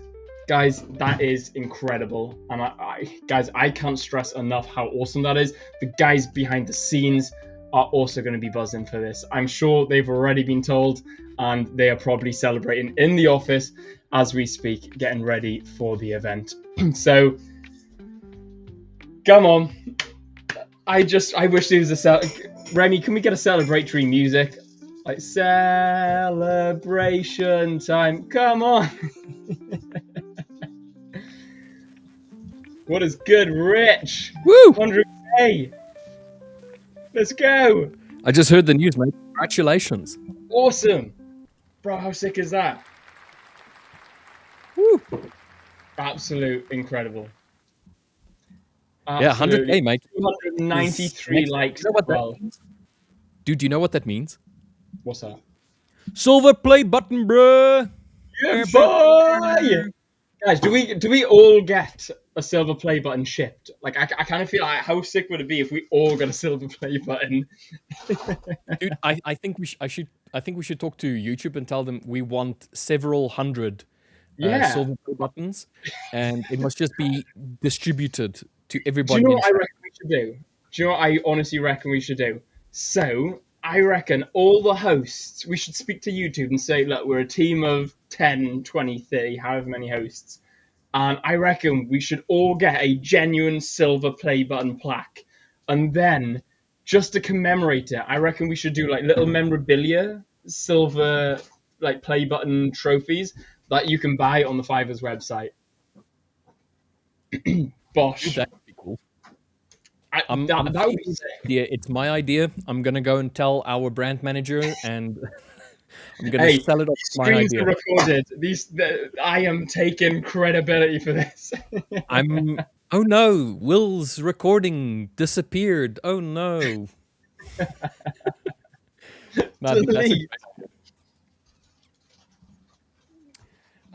Thank you to the 100,000 legends who made the 10-year anniversary historic. The silver play button is coming home, dude. Absolutely. Guys, each and every single one of you are absolute friggin' legends. Yeah, thank you so very much, everybody, for being a part of the Fivers. You're all part of our family, and we love you all very much. And we are very appreciative for everybody that has that's been a part of the journey, even way from the beginning. If you're new, if you're old, just thank you very much for being here. Yeah, 100%. Yeah, it's been an awesome journey. It really has. Even since I've joined, and I've only been here probably coming up a year. So guys, it's been fantastic. It's been amazing to be sort of so I was part of LLTF, London Live Trading Floor, which was like a sister stream software or streaming network to the Fivers. So it was awesome to be watching from like an outsider in on the Fivers, and then to be welcomed into the mainstream part of the family. It is an absolute pleasure, and it's awesome to be part of it. So, guys, thank you so much to each and every single one of you who has joined us and become part of the community and part of the family. Guys, you're all loved and you're all welcomed into the Fivers family. So, guys, thank you so much for your support. So, obviously, you know what this means. Now that we've reached 100,000 subscribers, there will be a 100,000 subscribers event. Which it won't be today, because today we have the 10-year anniversary event, which if you haven't already linked to go there, or you haven't got the link to go there, in the description box below we have a link to not only the Fivers event on YouTube, but we also have the Gleam giveaway. Go and register to the Gleam giveaway so that you can be a part of the actual giveaway later today, where we're giving away $2 million worth of accounts. And I'm going to say this right here. There's a $50,000 high stakes account up for grabs. Maybe more than one. So you have to be there. So please go and join us. Link in the description box below. And then also there should be a pinned comment in the chat box as well with the links. So go and clickety-clicky on those links and go and get yourselves into that draw for later today. And also go and watch the live stream. The live stream link will also be in the description box below. So please go and join that. Absolutely. Now, congratulations to the Fivers, but it seems like commemorations for my trade. I think this is going to be an L. We've actually now broken below my potential invalidation zone, kind of just waiting for a close. If we get a close, it's going to be a real shame, but I'm going to be taken out to around about $800. So it's going to hurt. It's going to suck. That's a painful one, my friend. I'm sorry. It is a painful one, but 'tis what it is, my friend. You know, nothing can be done now. Yes, okay, alert, I know. Whoa! 100K! Oh, son. Let's go. Come on! Let's go! Congrats. How are we doing, guys? Congratulations to us. We made it. 100K. Absolutely. Look at us. Absolutely. How are you doing, Unicorn LJ? Doing well. Doing well. They couldn't have made it better. 100K on the day. I know. Dude, it's whimsical. It's like it's meant to be. It's almost as if there was some astronomical astrology alignment. Words failed me for that second. Mercury was in retrograde. You know, whatever. No, we don't want Mercury in retrograde. No. Oh, is that like a bad one? Yeah, it's not a good one. Yeah, we want Mars. Yeah, however. We don't want anything in retrograde. Yeah, congrats, guys. Oh, man. Massive achievement. It's awesome. Good to see. It really is awesome. So you guys know what's the next milestone, yeah? 200K? What's the 500,000. population of the planet? 7.5 billion? Yeah, we're like Is that what over we're going 8 for? billion, so I want at least 12 billion of that. Yeah. We want every single person on this planet to subscribe to the Fivers. And then once we've achieved that, we want every single person on the neighboring planet to subscribe to the Fivers. Every single AI, all the Claude bots out there, you know. We want ChatGPT to subscribe to the channel. Beautiful. Oh, man. Oh, man. That's awesome, though. We did it. That is We did sick. it. Richard saying, love the brand, very trustworthy. 100%. Heyo. That is why we've got 100,000 of you beautiful people subscribing to us and watching us live every single day as well. We got 365 people watching us live right now with 313 likes on this video. If you haven't already, go ahead and smash that like button as well and share it amongst all of your trader friends. Punch it. Yeah. It. Punch right. it, people. Gentlemen, I'm going to drop out. I will see you guys in the 10-year event, which is going to happen in about, 45 minutes? 45 minutes, yeah. 45 minutes. So link in the description for the giveaway, for the YouTube stream, everything. The moment the stream goes offline, that one is going to come online. Go and join us there. And I'll see you guys there in 45 minutes. Enjoy. Cheers. Peace. Beautiful. Catch ya. Alrighty. I'll hang around until. Do we have people coming to join you, Will? Thought we did. Well, we should have. No one wants to stream with me, LJ. It's alright. I came back. My partner said she'd be a bit longer, so I can hang around. That was the celebrationary glasses, wasn't it? That's what it was. You didn't know that we had 100k. You were just there like, yes, I get to stream for a little bit longer. That's it. There we go. Love it. We got the peace signs, we got the goats, we got the everything right there. Absolutely. Beautiful. Oh man, I think this is going to be a fat L on. Oh. Dude, everything's tanking. I got up for a bit and everything's dropping off, isn't it? Yeah, I know. I'm just about to probably take an L now on gold. Pounds made like a new low. Oh, we got a friend here. We have a friend. Mysterious Batman. Friend. Here he is. Congratulations. It's a beautiful, actually, it's a magical day.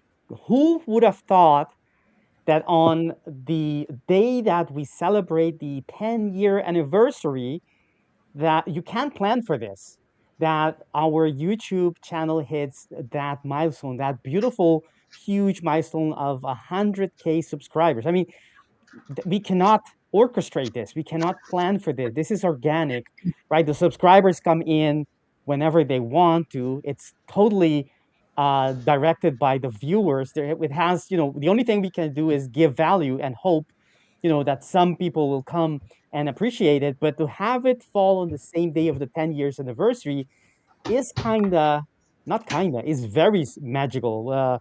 What do you guys think? Yeah, it's crazy. I thought we'd still be probably like a month off or something. I thought we were certainly going to be a week or two. Yeah. Yes, I thought it would be close, but I didn't. I saw it coming as we were nearing today, but I couldn't actually think. It would be very weird. Why would it fall on the same day? Why would it happen on the same day? So it's actually, I don't know, something like universal, coincidental, beautiful occurrence that is happening today. We have a huge event. If you just tune in and you don't know what we're talking about, today we are celebrating 10-year anniversary of the Fifers, right? One of the pioneers, one of the first prop firm, and we are still going strong and bigger than ever. We are celebrating 10 years of helping you getting funded on your way for profits, profitability, and all of these great stuff. And on this day, after this stream, in about 40 minutes and 41 minutes, we're gonna have keynotes, insights from the leadership. We're gonna have discounts on accounts. We're gonna release a new program, a brand new program just for you. And what else? We have and giveaways, 2 million worth of accounts in giveaway. It's completely unheard of. 2 millions. We're not talking about a few accounts here, here and there. No, 2 millions. That's gonna be massive. Monstrous. Absolute monster. So I feel a little bit I think it's only fair to stop for a few seconds, a few moments to go back and realize what we have what just happened here. 100K subscribers. I mean, we knew it was going to happen sometime in the future, But it's always great when it does happen to stand back and appreciate the trajectory we've come in. Under the leadership of Saul as the CEO of the Fifers, the Fifer has been growing very, very beautifully in the last couple of years since I'm part of it, and you guys as well. And the YouTube channel, thanks to the whole team, everyone, each one of you guys who put in the time, the effort to bring value to the viewers, with all the best intentions. I want to actually congratulate the whole team, but I want to especially congratulate and thank Jonathan. Right, Jonathan took the YouTube channel from I believe it was around 25,000, 30,000, if not mistaken, and in a couple of months, actually I think it was a year or so, we're now hitting 100K. That is awesome. That is very, very awesome. That is actually an attestament of all the efforts, and the you know sacrifices and the push and the drive that everyone has had so far in our YouTube streaming. And I'm sure we're just starting. The Fifer, we're just getting started with everything we have been preparing, and we're still preparing this whole year. It's not just one day that we're celebrating 10 years anniversary. It's the whole year. It's the 10th year we are preparing. You'll see in the event later on, that we have the whole year. Every month we have a couple of things prepared, very exciting things prepared for our viewers, our beloved dear viewers who will be enjoying, I'm sure, this happening. Yeah, definitely. Couldn't. I'm pretty sure when I first started jumping on stream, this was back in like April last year or so. I think we're at 26.5, 27, 28 maybe K. So in 10 months from there up to 100K. And yeah, Yes. just like you said, shout out to Jonathan. Absolutely smashed it. Driven that this growth, everything. And same to all the hosts here. Obviously, you guys are loving it. You guys get value. You guys turn up every single day. So shout out to you guys as well for turning up every day. And hopefully we can keep bringing this stuff to you guys every single day. Continue it. And now it's the next step is world domination. Like we were saying, we need all 8 billion people on the planet to subscribe. And then we're going to get every single AI to subscribe. Victor, we were talking about this, and we're going to have 20 billion subs. Actually, it'd probably be more with the AI bots. Like, there's a lot of bots. There's a lot of claw bots out there. So we can get that number pretty big. But yeah, shout out to everyone, all the guys in the background, the whole team, everyone. Absolutely. Beautiful job. Yes, Yeah, I feel privileged. Sorry, Will. I feel very, very privileged to be part of this team, and I think everyone's feeling pretty proud of the whole effort. Go ahead, Will. I was just back in that point now. I was going to say it's just a massive team effort, guys. Big congratulations to everyone in the back end of the team, not just you guys watching, but everyone making all this possible. Absolute big congratulations to you guys working hard. We get a lot of congrats for actually being able to stream and put ourselves out there and trade on live stream in front of you guys. Guys in the background do not get enough recognition, so big congratulations to you guys as well for putting all this together. Will, is this this is the reversal? Yeah, fair invalidation point for gold. That's a shame, man. It's a real shame. I cocked up a little bit at the top here. That should have been a 0.15, not a 0.2. So it should have been more around like $600-700 loss, but it is what it is. 1% loss. Tis only but a flesh wound, and we shall continue on. It's still a very valid trade setup for me. This was my last line of defense. Broke and closed below it, and then there was the invalidation, so I took out of the trade.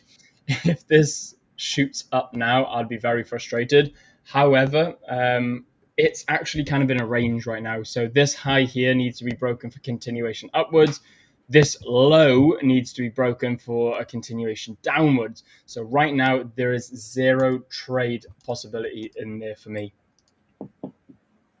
I was going to say, so I got two things. So first of all, yeah, at that top, like when Anastasiia was still here, yeah, I ended up jumping out because it was just stalling. I took a very I very don't small blame you, profit. I'm now waiting, and I saw everything else tanking. We got a new low on pound dollar. Aussie dollar did hit some new lows. Euro dollar is actually holding up pretty nice, all considered. NASDAQ had another slight new low. It looks like these are kind of everything's looking a bit like a bear trap though, so we might reverse. Yeah. The second piece I wanted to say with the stream and everything, beyond the thank you to everyone, all this means is that we've got more coming forward as well. Everything gets bigger and better and more massive the more this stuff grows. So definitely stick around, definitely keep turning up, because the more this stuff keeps kicking on means we get more capacity to do certain things and everything. So more and more greater things coming on. Obviously in, 35 minutes now, we got the event going on. And that will also be a sort of year-long event. So it won't just be today. There'll be each month. There's going to be different bits and pieces going on, as well as tonight. Obviously, I guess the big one, sort of tonight. But there's much more in the background going forward as well. So there you guys go. And LJ says tonight because he's in Australia. It is tonight. Yeah. So look, guys, it's tonight for me. It's 11:26 p.m. for myself. For some of you guys, it's probably a bit earlier. I know for Will, it's late as well. What is it, like 9, almost 9:30 for you? Yeah, nearly 10. Yeah. It's 9:30 at the moment. yeah. So but hence 34 minutes now to make it easier for you guys, so no one gets confused with time zones. We're going on. Yeah, exactly. Yeah, so that's going to be 2 p.m. GMT, if you're thinking, but just about a little over 30 minutes from now, the event will start. You will find the link in the description box below. If you click it, you can open it right now and have it as a separate tab. You don't have to leave us necessarily, right? You just actually not necessarily. We don't want you to leave. You just click the link. What are you doing, have Victor? It open. Yeah, Victor, shut up, man. You're tearing down our subscriber count, right? We're gonna lose everyone. Open the actually the event hasn't started yet, so I'm sure even if they click, they will come back because they'll see that it's a waiting list, right? You're waiting, not a waiting list, but I mean you're waiting the countdown for the event to start. And actually, if you like the energy, if you like the vibe, if you think there is even a little piece of value you have been receiving from either today or any previous streams, although I'm sure people will say that's not a little bit. We have received tons of values. I invite you to keep on subscribing. Hitting 100K subscribers is only a milestone. It's not the end. We're not finishing here. We're just getting started. We are going ahead with keeping on growing, and you can be part of that by subscribing, liking this stream, and on the description box below, the event link. You'll find it. Right click it, open in a separate tab, and so you stay with us, and you have the tab open. So whenever it starts on the other side, which will be after our close, you don't have to guess what it is. You don't have to go check it. But if you have it already, it's one click less you have to do later on. And once we close our stream, automatically everyone can go to that event, which is the 10-year anniversary of the Fiverr's existence, which is such a blessing for a lot of traders. If you look at the homepage of the Fiverr's, you can see only a small grasp of traders who have said, I want to share this in public. Not everyone wants to share their payouts in public, but a small fraction of people who getting payout. And you can see these amounts. I mean, some amounts are life-changing for for these traders. So it's such a blessing. When I say it's a blessing, it's not it's reality. I mean, it's a fair assessment of what the Fifers is in the life of a lot of people all around the world. We have traders from all around the world. It's a worldwide reach that we have here.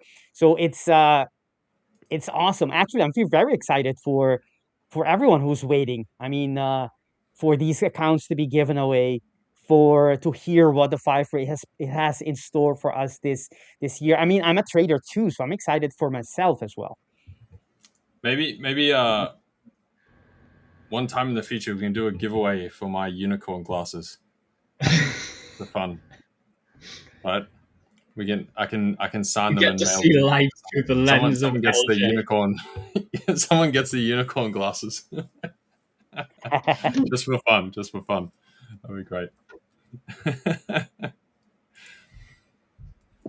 All right. So, But, what are you guys looking for on the charts? I see you have gold. That's your screen, Will. You took the loss, which is part of trading. There's nothing. There's just nothing. to rub it in, Victor. No, I mean, You took the loss, no, man. Oh, the it's loss. fine. You suck. I know you said you took the L and you wanna soften it down the blow, but I mean it's one way of dealing with it, which is fine. The other one is just to accept it as it is, right? Embrace the loss because it's normal. It's completely normal. Who doesn't take a loss?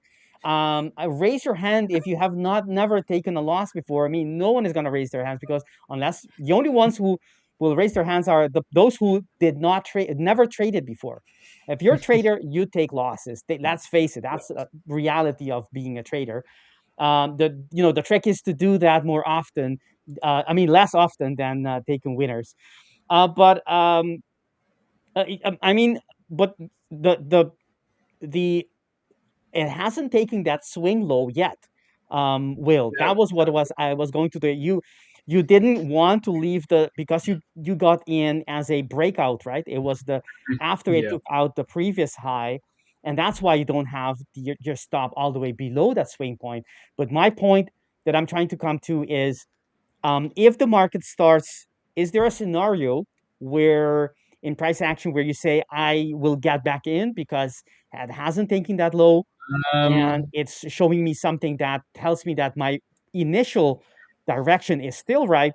I just it just needed more of a retrace, a deeper of a retrace. Yeah, good question, man. Probably not today. Probably what's the date? Tuesday. Okay, there's still time this week, but probably not today. No.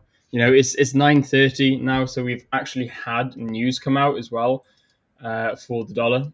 So now that we've had dollar news come out, 9:30 p.m. at night, I'll probably just chill with my partner this evening and watch some event, because apparently that there's a big event tonight. Some company is turning 10 today, so I'll probably watch that for a bit and then head to bed, have an early night, and get up ready for the trading day tomorrow. So no, I can't imagine myself re-entering now today. I'll take the loss on the chin. Punched me like Mike Tyson mine, so I've got to go readjust the jaw now and make sure that I'm ready for the fight tomorrow. That is that exactly the fight tomorrow, you said? Yeah, the fight. They turn up to scrap with the markets tomorrow in the morning. Yeah. That's fine. Oh, yeah, I you got to turn up again. I thought you had some kind of an MMA event coming up that I didn't know about. No, not this month. Not this month. Anyway. It's MMA event like UFC. William Davis versus XAU USD. Right, that's dude. What a savagely unfair fight. We need to find the odds on Polymarket or Kalshi. Right? It's good to be the underdog. Oh yeah, no, I'm definitely the underdog on that one. Oh man, someone said to look at massive juggernaut. Huh?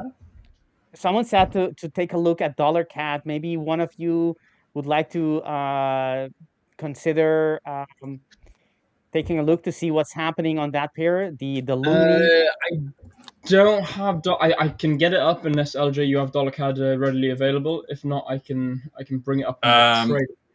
I mean, I can do. We did just have. So what do we have from? So CPI for the CAD was slightly higher. Yeah.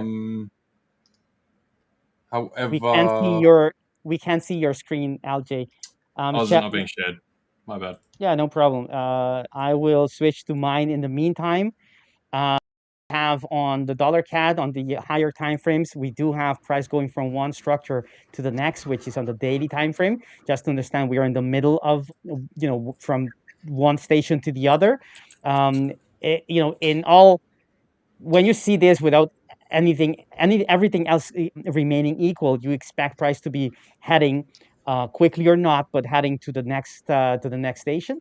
On the H4, actually, we had a nice H4 order block, which you could have seen coming from a mile ago, which is this. So we had the fresh order block on the H4. We came back to retest it and actually retested 3 times. And then in the meantime, and in the process, we created another fresh order block, came back to retest both of them, and we shot up all the way with this big candle, which is exactly the expectation you would have with the with the fresh order blocks, right? You create them. That's how you create them. That's the movement that creates it. Usually goes up quite some. It comes back to retest and it moves out. And that's what you're seeing here. Beautiful fresh order block price action. And let's see if you using, I didn't trade this, but if you did apply the strategy that I talk about all the time, which is from the H4, starting for your day trades, going to the H2 or H1, you see that there is, I said it here, I indicated it as being the daily, but of course it isn't. It's an H4 structure. Let me label them. So you have, here you have on, actually also had it on the 1 hour, right? You can see it here, which is much better. Let's mark it. Right, so you put it in as the H1, and that would be the area of interest, right? So you'd be waiting for price to come back and retest that order block, which is this one, and that would be the area of interest. As you can see, sometimes it can squeeze around, and that's fine as long as it doesn't close below it. But you can see how the market comes back with a lot of power. This is the immediate retest, which you could have also used, but this is the initial, this is the first retest without counting the immediate as being the first, and price moves out. And if you're just like me, then you would want to go to the lower time frames as well and to find your quasi and to see if you could have gotten in with a tighter entry. Let me take a look. That would be the area. This would be the first retest, the second retest, as I said. And would I, on the 5, this would have invalidated on the 5 minute. Let me check on some other time frames. You would have been, I wouldn't have triggered me. I already see here that it, well, that's not completely true. This would have been on the 3 minute. Yes. So 3 minute would be, actually, it would have triggered me on multiple time frames. And I'll show you what I mean. This is the fib, and this is the quasi. That's not the tool that I needed. This is the neckline for the 3 minute. So let's mark them as such. And on the 5 minute, it wouldn't have been a signal. It would be on the 3 minute, and the 2 minute, maybe the one. Let me check here. Maybe the one as well. Actually, the one as well. So I would have had 3 Hello, guys. Hey, Samir. How are you going? Yeah, let's go, bro. Let me indicate, we're just talking about this would be the 3 minute entry order block, and on the 2 minute, it would have been this whole area. That would be the 2 minute. Hello, guys. How are you? How are you guys? I'm seeing a lot of good things here. We are at 100K. Yes, we are. Yes, we are. Yeah, we are, man. We are. We hit 100K. Big milestone. We got there. We did indeed. We've hit it. Right on time as well. All right. Right on time. Couldn't make it more perfect. So there you go. All right, so this is the one of the areas. It's not the only one, but as you can see, it would have been a massive entry to get in. You get your signal from there. That's the quasi. This is the let me indicate it. This is the head, the left shoulder, the quasi line. It breaks the quasi line, tells you that we have a quasi activated, and then you go back to look for those entries, and you had the perfect, actually, Yes. very, very beautiful. Exactly. Beautiful. I think I have some beautiful. network issue. You're not I able to think hear so. us, right? It looks like you're not able to hear us, Samir. Probably that's what's happening. But as you can see, we have the entry here, and that would have been the perfect entry for that move all the way. And if you are in this trade, our trader who mentioned the loonie, let's see who it was. It was Trading Journey Daily. Thank you for that. There isn't anything on the H4. There's only the daily order block, which is still about 33 pips away, which is it actually? Yes, about 33 pips away, 35 or so. And then you do have this swing high that we could see some reaction from, and other than I have that, some network issues, I think. yes, I think you do. That's right. Try reconnecting, Samir. Jump back in. He may not be able to hear us. I'm not sure Samir hears us. I think it seems like delayed or something. I don't know. Oh, okay. You're also muted, I think, Will, if you were trying to talk before. Yes, Will is muted. You're still muted, Will. All right, keep going. Yes. Yeah. Okay. So the only structure I do see is this H2 order block, which is not a match because you're coming from an H4. Ideally you want to have an H4 or higher time frame to put your targets. But in the absence of anything else, the H2 is a great area. But as you can already see, the market is not really flinching after reaching this structure, and we only have 17 minutes to go. So if it closes above this structure, you can I hear you safely guys, say, but it is breaking. The voice is okay, breaking. I'm trying to connect through my mobile hotspot, and let's see if it fixes it. that's perfect. That's perfect, Samir. Thank you for letting us know. When you break this structure and it closes above on at the end of the hour, that's a fairly good indication that the market is ready to continue. Maybe it will do some retrace into that area, that freshly broken structure, supply area that now turns into a demand area. But it's fairly likely that it still has more to push, and the first next structure would be that swing high or price line. But eventually, I mean, I'll have to check on the daily to see what the ATR is doing. Let's do that right away with our viewers. Don't forget to like and subscribe our stream, and get ready for the event this later on in about 20 minutes, actually 17 minutes. It's the same as the countdown of the hourly. Yeah. It I seems think you're now it better should be now, fine. Samir. Yes, I think so Yeah, too. I use my mobile 30, hotspot now, and let's see. 37 Awesome stuff. pips. Tell you what, then, guys. Now that Samir's in as Go well ahead. and he's all connected, I'm going to drop out and then get ready to watch this event in a couple of minutes' time, or in about 20 minutes' time. So, guys, if you haven't already, make sure that you're going to get to this event. Link is in the description below. If you haven't already, big thumbs up on the video, on this live stream. Make sure you share it as well. And if you haven't already, guys, make sure you subscribe to the channel, because we have finally done it and gone and hit 100,000 subscribers. You are, each and every single one of you, are absolute legends. Guys, thank you very much. I shall love you and leave you, and I shall see you all tomorrow. Take care. Peace. Take care, Will. Take care, Will. Thank you for being with us today. So before I finish and we go on to discuss anything else, I want to indicate that the daily ATR, if we check the chart, the ATR on the loonie, the dollar CAD, is around 70 right now. And if we go to check what the daily candle is already printing, it's about 37, meaning it's only 50% of its move.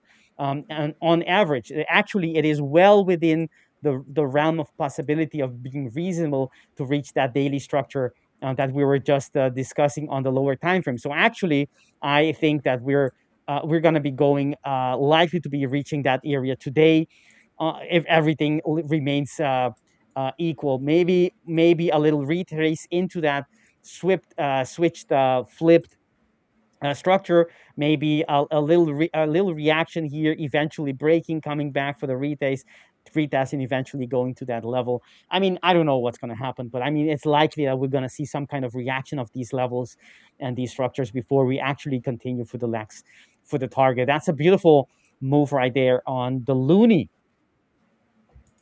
Indeed. I like it. Yeah. I mean, CPI was lower. I thought it was plus 0.2%, but it was minus 0.2% before. I think I said higher accidentally, but yeah, lower, definitely. Hence, obviously, dollar CAD higher overall. Exact structure you just pointed out, Victor. Yes, Perfect. there is. Pretty clear target. Go ahead.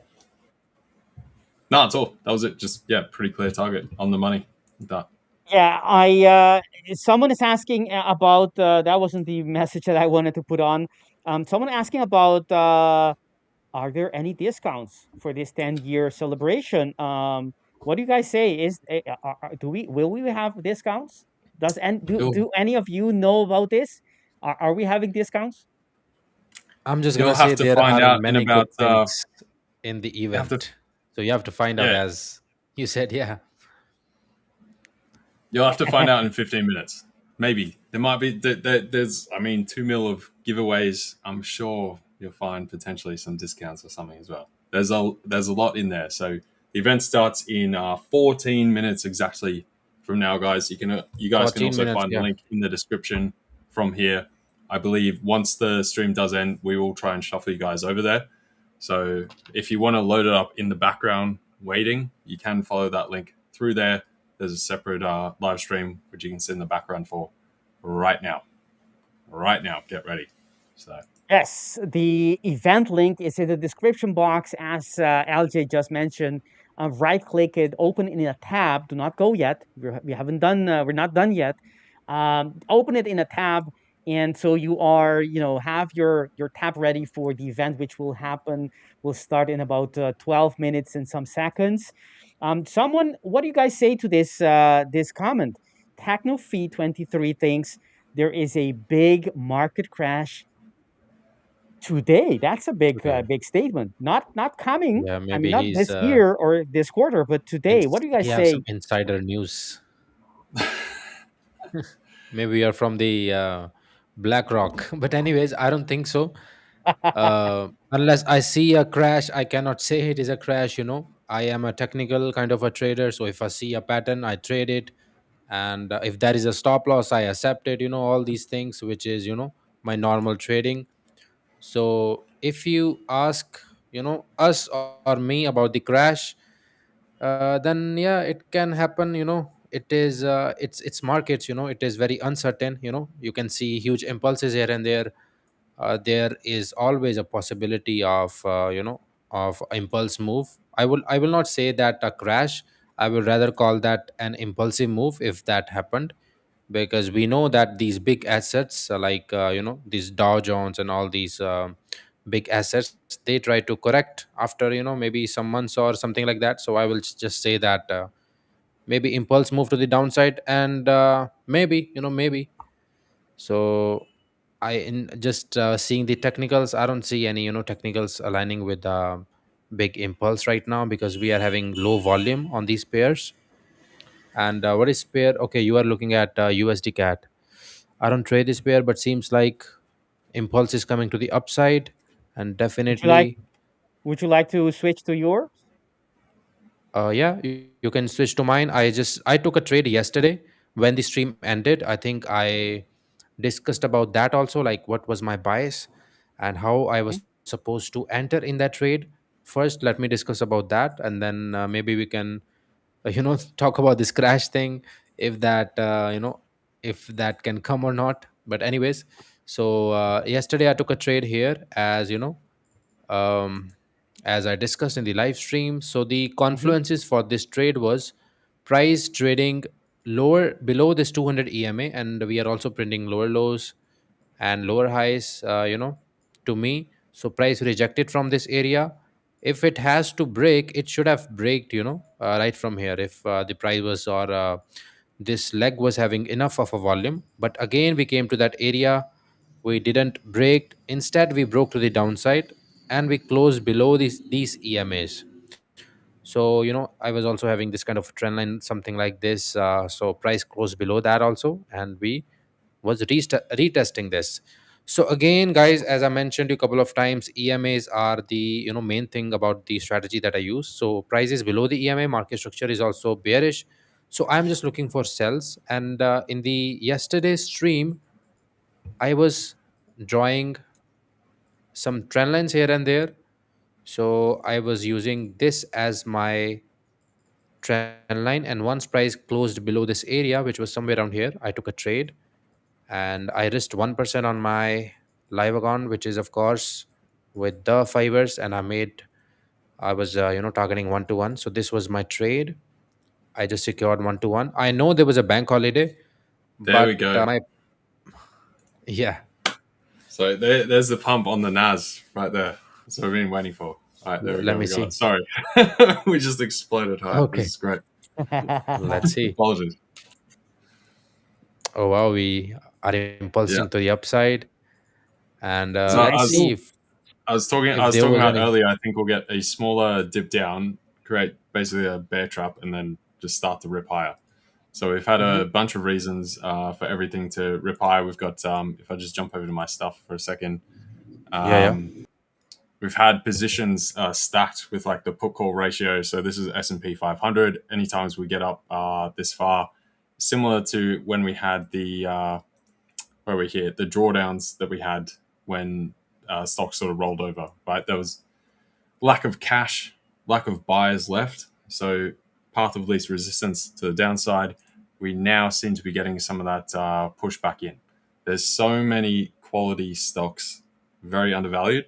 So love to see. We did also actually have as well on top of this, which is seems to be why we had a headline. What have we got? Iran's foreign minister saying we've reached an understanding on main principles with the US. So there you go. So perfectly, when you get this stuff stacked, any kind of headline event or anything like that is going to just end up explosive. So I end up jumping in this guy just down here after the break, and now going to be looking for wherever we can get to for the upside. Very nice, very nice. So I don't know if any of you guys joined that trade from earlier when we were talking about it a couple of hours ago. If you did, stay strong. The Stay strong. the trade, which trade you mean That's really good. exactly? Good momentum right The there. NAS trade? Yeah, NASDAQ. So we're talking about, we went back and forth. I was talking about it with Pedro as well as Will and Anastasiia. And basically I was highlighting that like we've had this sort of, these sort of drawdowns, and the technical chart, say we hide all the drawings, technical chart is looking pretty soggy. But at these kind of levels, like we had a bit of egregious selling. It was very indiscriminate. All correlations pretty much went to one, and we just had mass selling across the board. So I was basically saying we're primed for some kind of a, retracement. We'll see if this actually continues. That's the next question, or if this is just the blip from the headline, or whether people start to see this as the point to actually pile in. Because anything lower from here, you have to say basically the whole AI thing is completely dead. The US economy is in the bin. We did get the good jobs number last week. Dubious whether you can actually trust it, but we've had every single good piece of data. So we're probably due for some kind of correction here. So basically, just as we have New York coming in, I just thought I'd highlight that. as we're seeing it since we were talking about it before. So, yeah. You mentioned correction, but do you mean like an economical correction, like perhaps a couple of weeks and even a few months of retracement? Yeah, so a correction in terms of the drawdown of price, right? So, we've had this selling pressure coming through. Everyone's questioning AI, questioning the data center thing, questioning all of it. But when you look at its contribution to GDP, and then people saying how AI will decimate the software sector. Decimate is probably not. They're saying it's going to kill it. It's going to be cataclysm, rather. On the other side, we've got the story of AI being overhyped. It's a bit of a bubble, something like that. So these things kind of can't quite be hand in hand, at least not to the ratio they are. So either AI is terrible and it's a bubble, it's not going to do anything, or on the other hand, it's so powerful it's going to destroy every software company there is, right? Now, the truth tends to be somewhere in between. And basically, we've seen the pendulum swing from side to side. And so basically the argument would be we should see some kind of pickup through here. The further push towards all-time highs is another question, but near term, we're definitely due at least a bit of retracement in terms of the chart, the technical picture through here. See some of that coming back. So, yeah. And you mentioned just as that not being your assessment, or is it? You said it was just one of the scenarios, one of the ideas. The U.S. economy is not doing so well, even though numbers are still strong. But that was just your scenario, right? That's not your assessment. Yeah, so there's the difference between the kind of narrative picture that the market is looking at versus the potential true picture of the underlying, right? It's the same way that we had the good jobs picture last week, but we've had these continued massive revisions. Like we got another downward, revised jobs picture of like minus another million jobs, right? So if you deduct that from the NFP numbers each month, jobs picture doesn't look so good. But everyone's ignoring that right now. So it's very narrative kind of driven. And to be fair, everything is holding together. And there's a lot of stimulus in the background. You've got the midterms, everything else from the current administration, a bunch of like firepower ready to be deployed. You've got manufacturing finally turning up. You've got the benefits from the big, beautiful bill now starting to come through. So I think a lot of people are kind of laying on this like doom and gloom picture. I think that'll result in the opposite move, however, moving to the upside. So the same with if the jobs picture is actually a bit worse, inflation is very subdued. So if you've got the inflation being very subdued, jobs potentially actually worse, it just opens up the gates for the Fed to cut rates ultimately, even though right now it's being viewed as very neutral or potentially like subtly hawkish. So there's full downside potential for that to turn around overall. That's some great insight, LJ, as usual. We only have about a minute and a half before we switch to the event. So we don't have a lot, but for those who are trading and especially investing in cryptos, what you're telling us right now, that there's that probability that people are stuck in the negative narrative, that soon, maybe, likely, we will get some upside in the equities. What does that mean for Bitcoin? Yeah, so Bitcoin are pretty similar. So we've got where's my other chart that I had here? So Bitcoin pretty much is following those SaaS companies, that kind of tech aspect. This goes back to 2021 and before.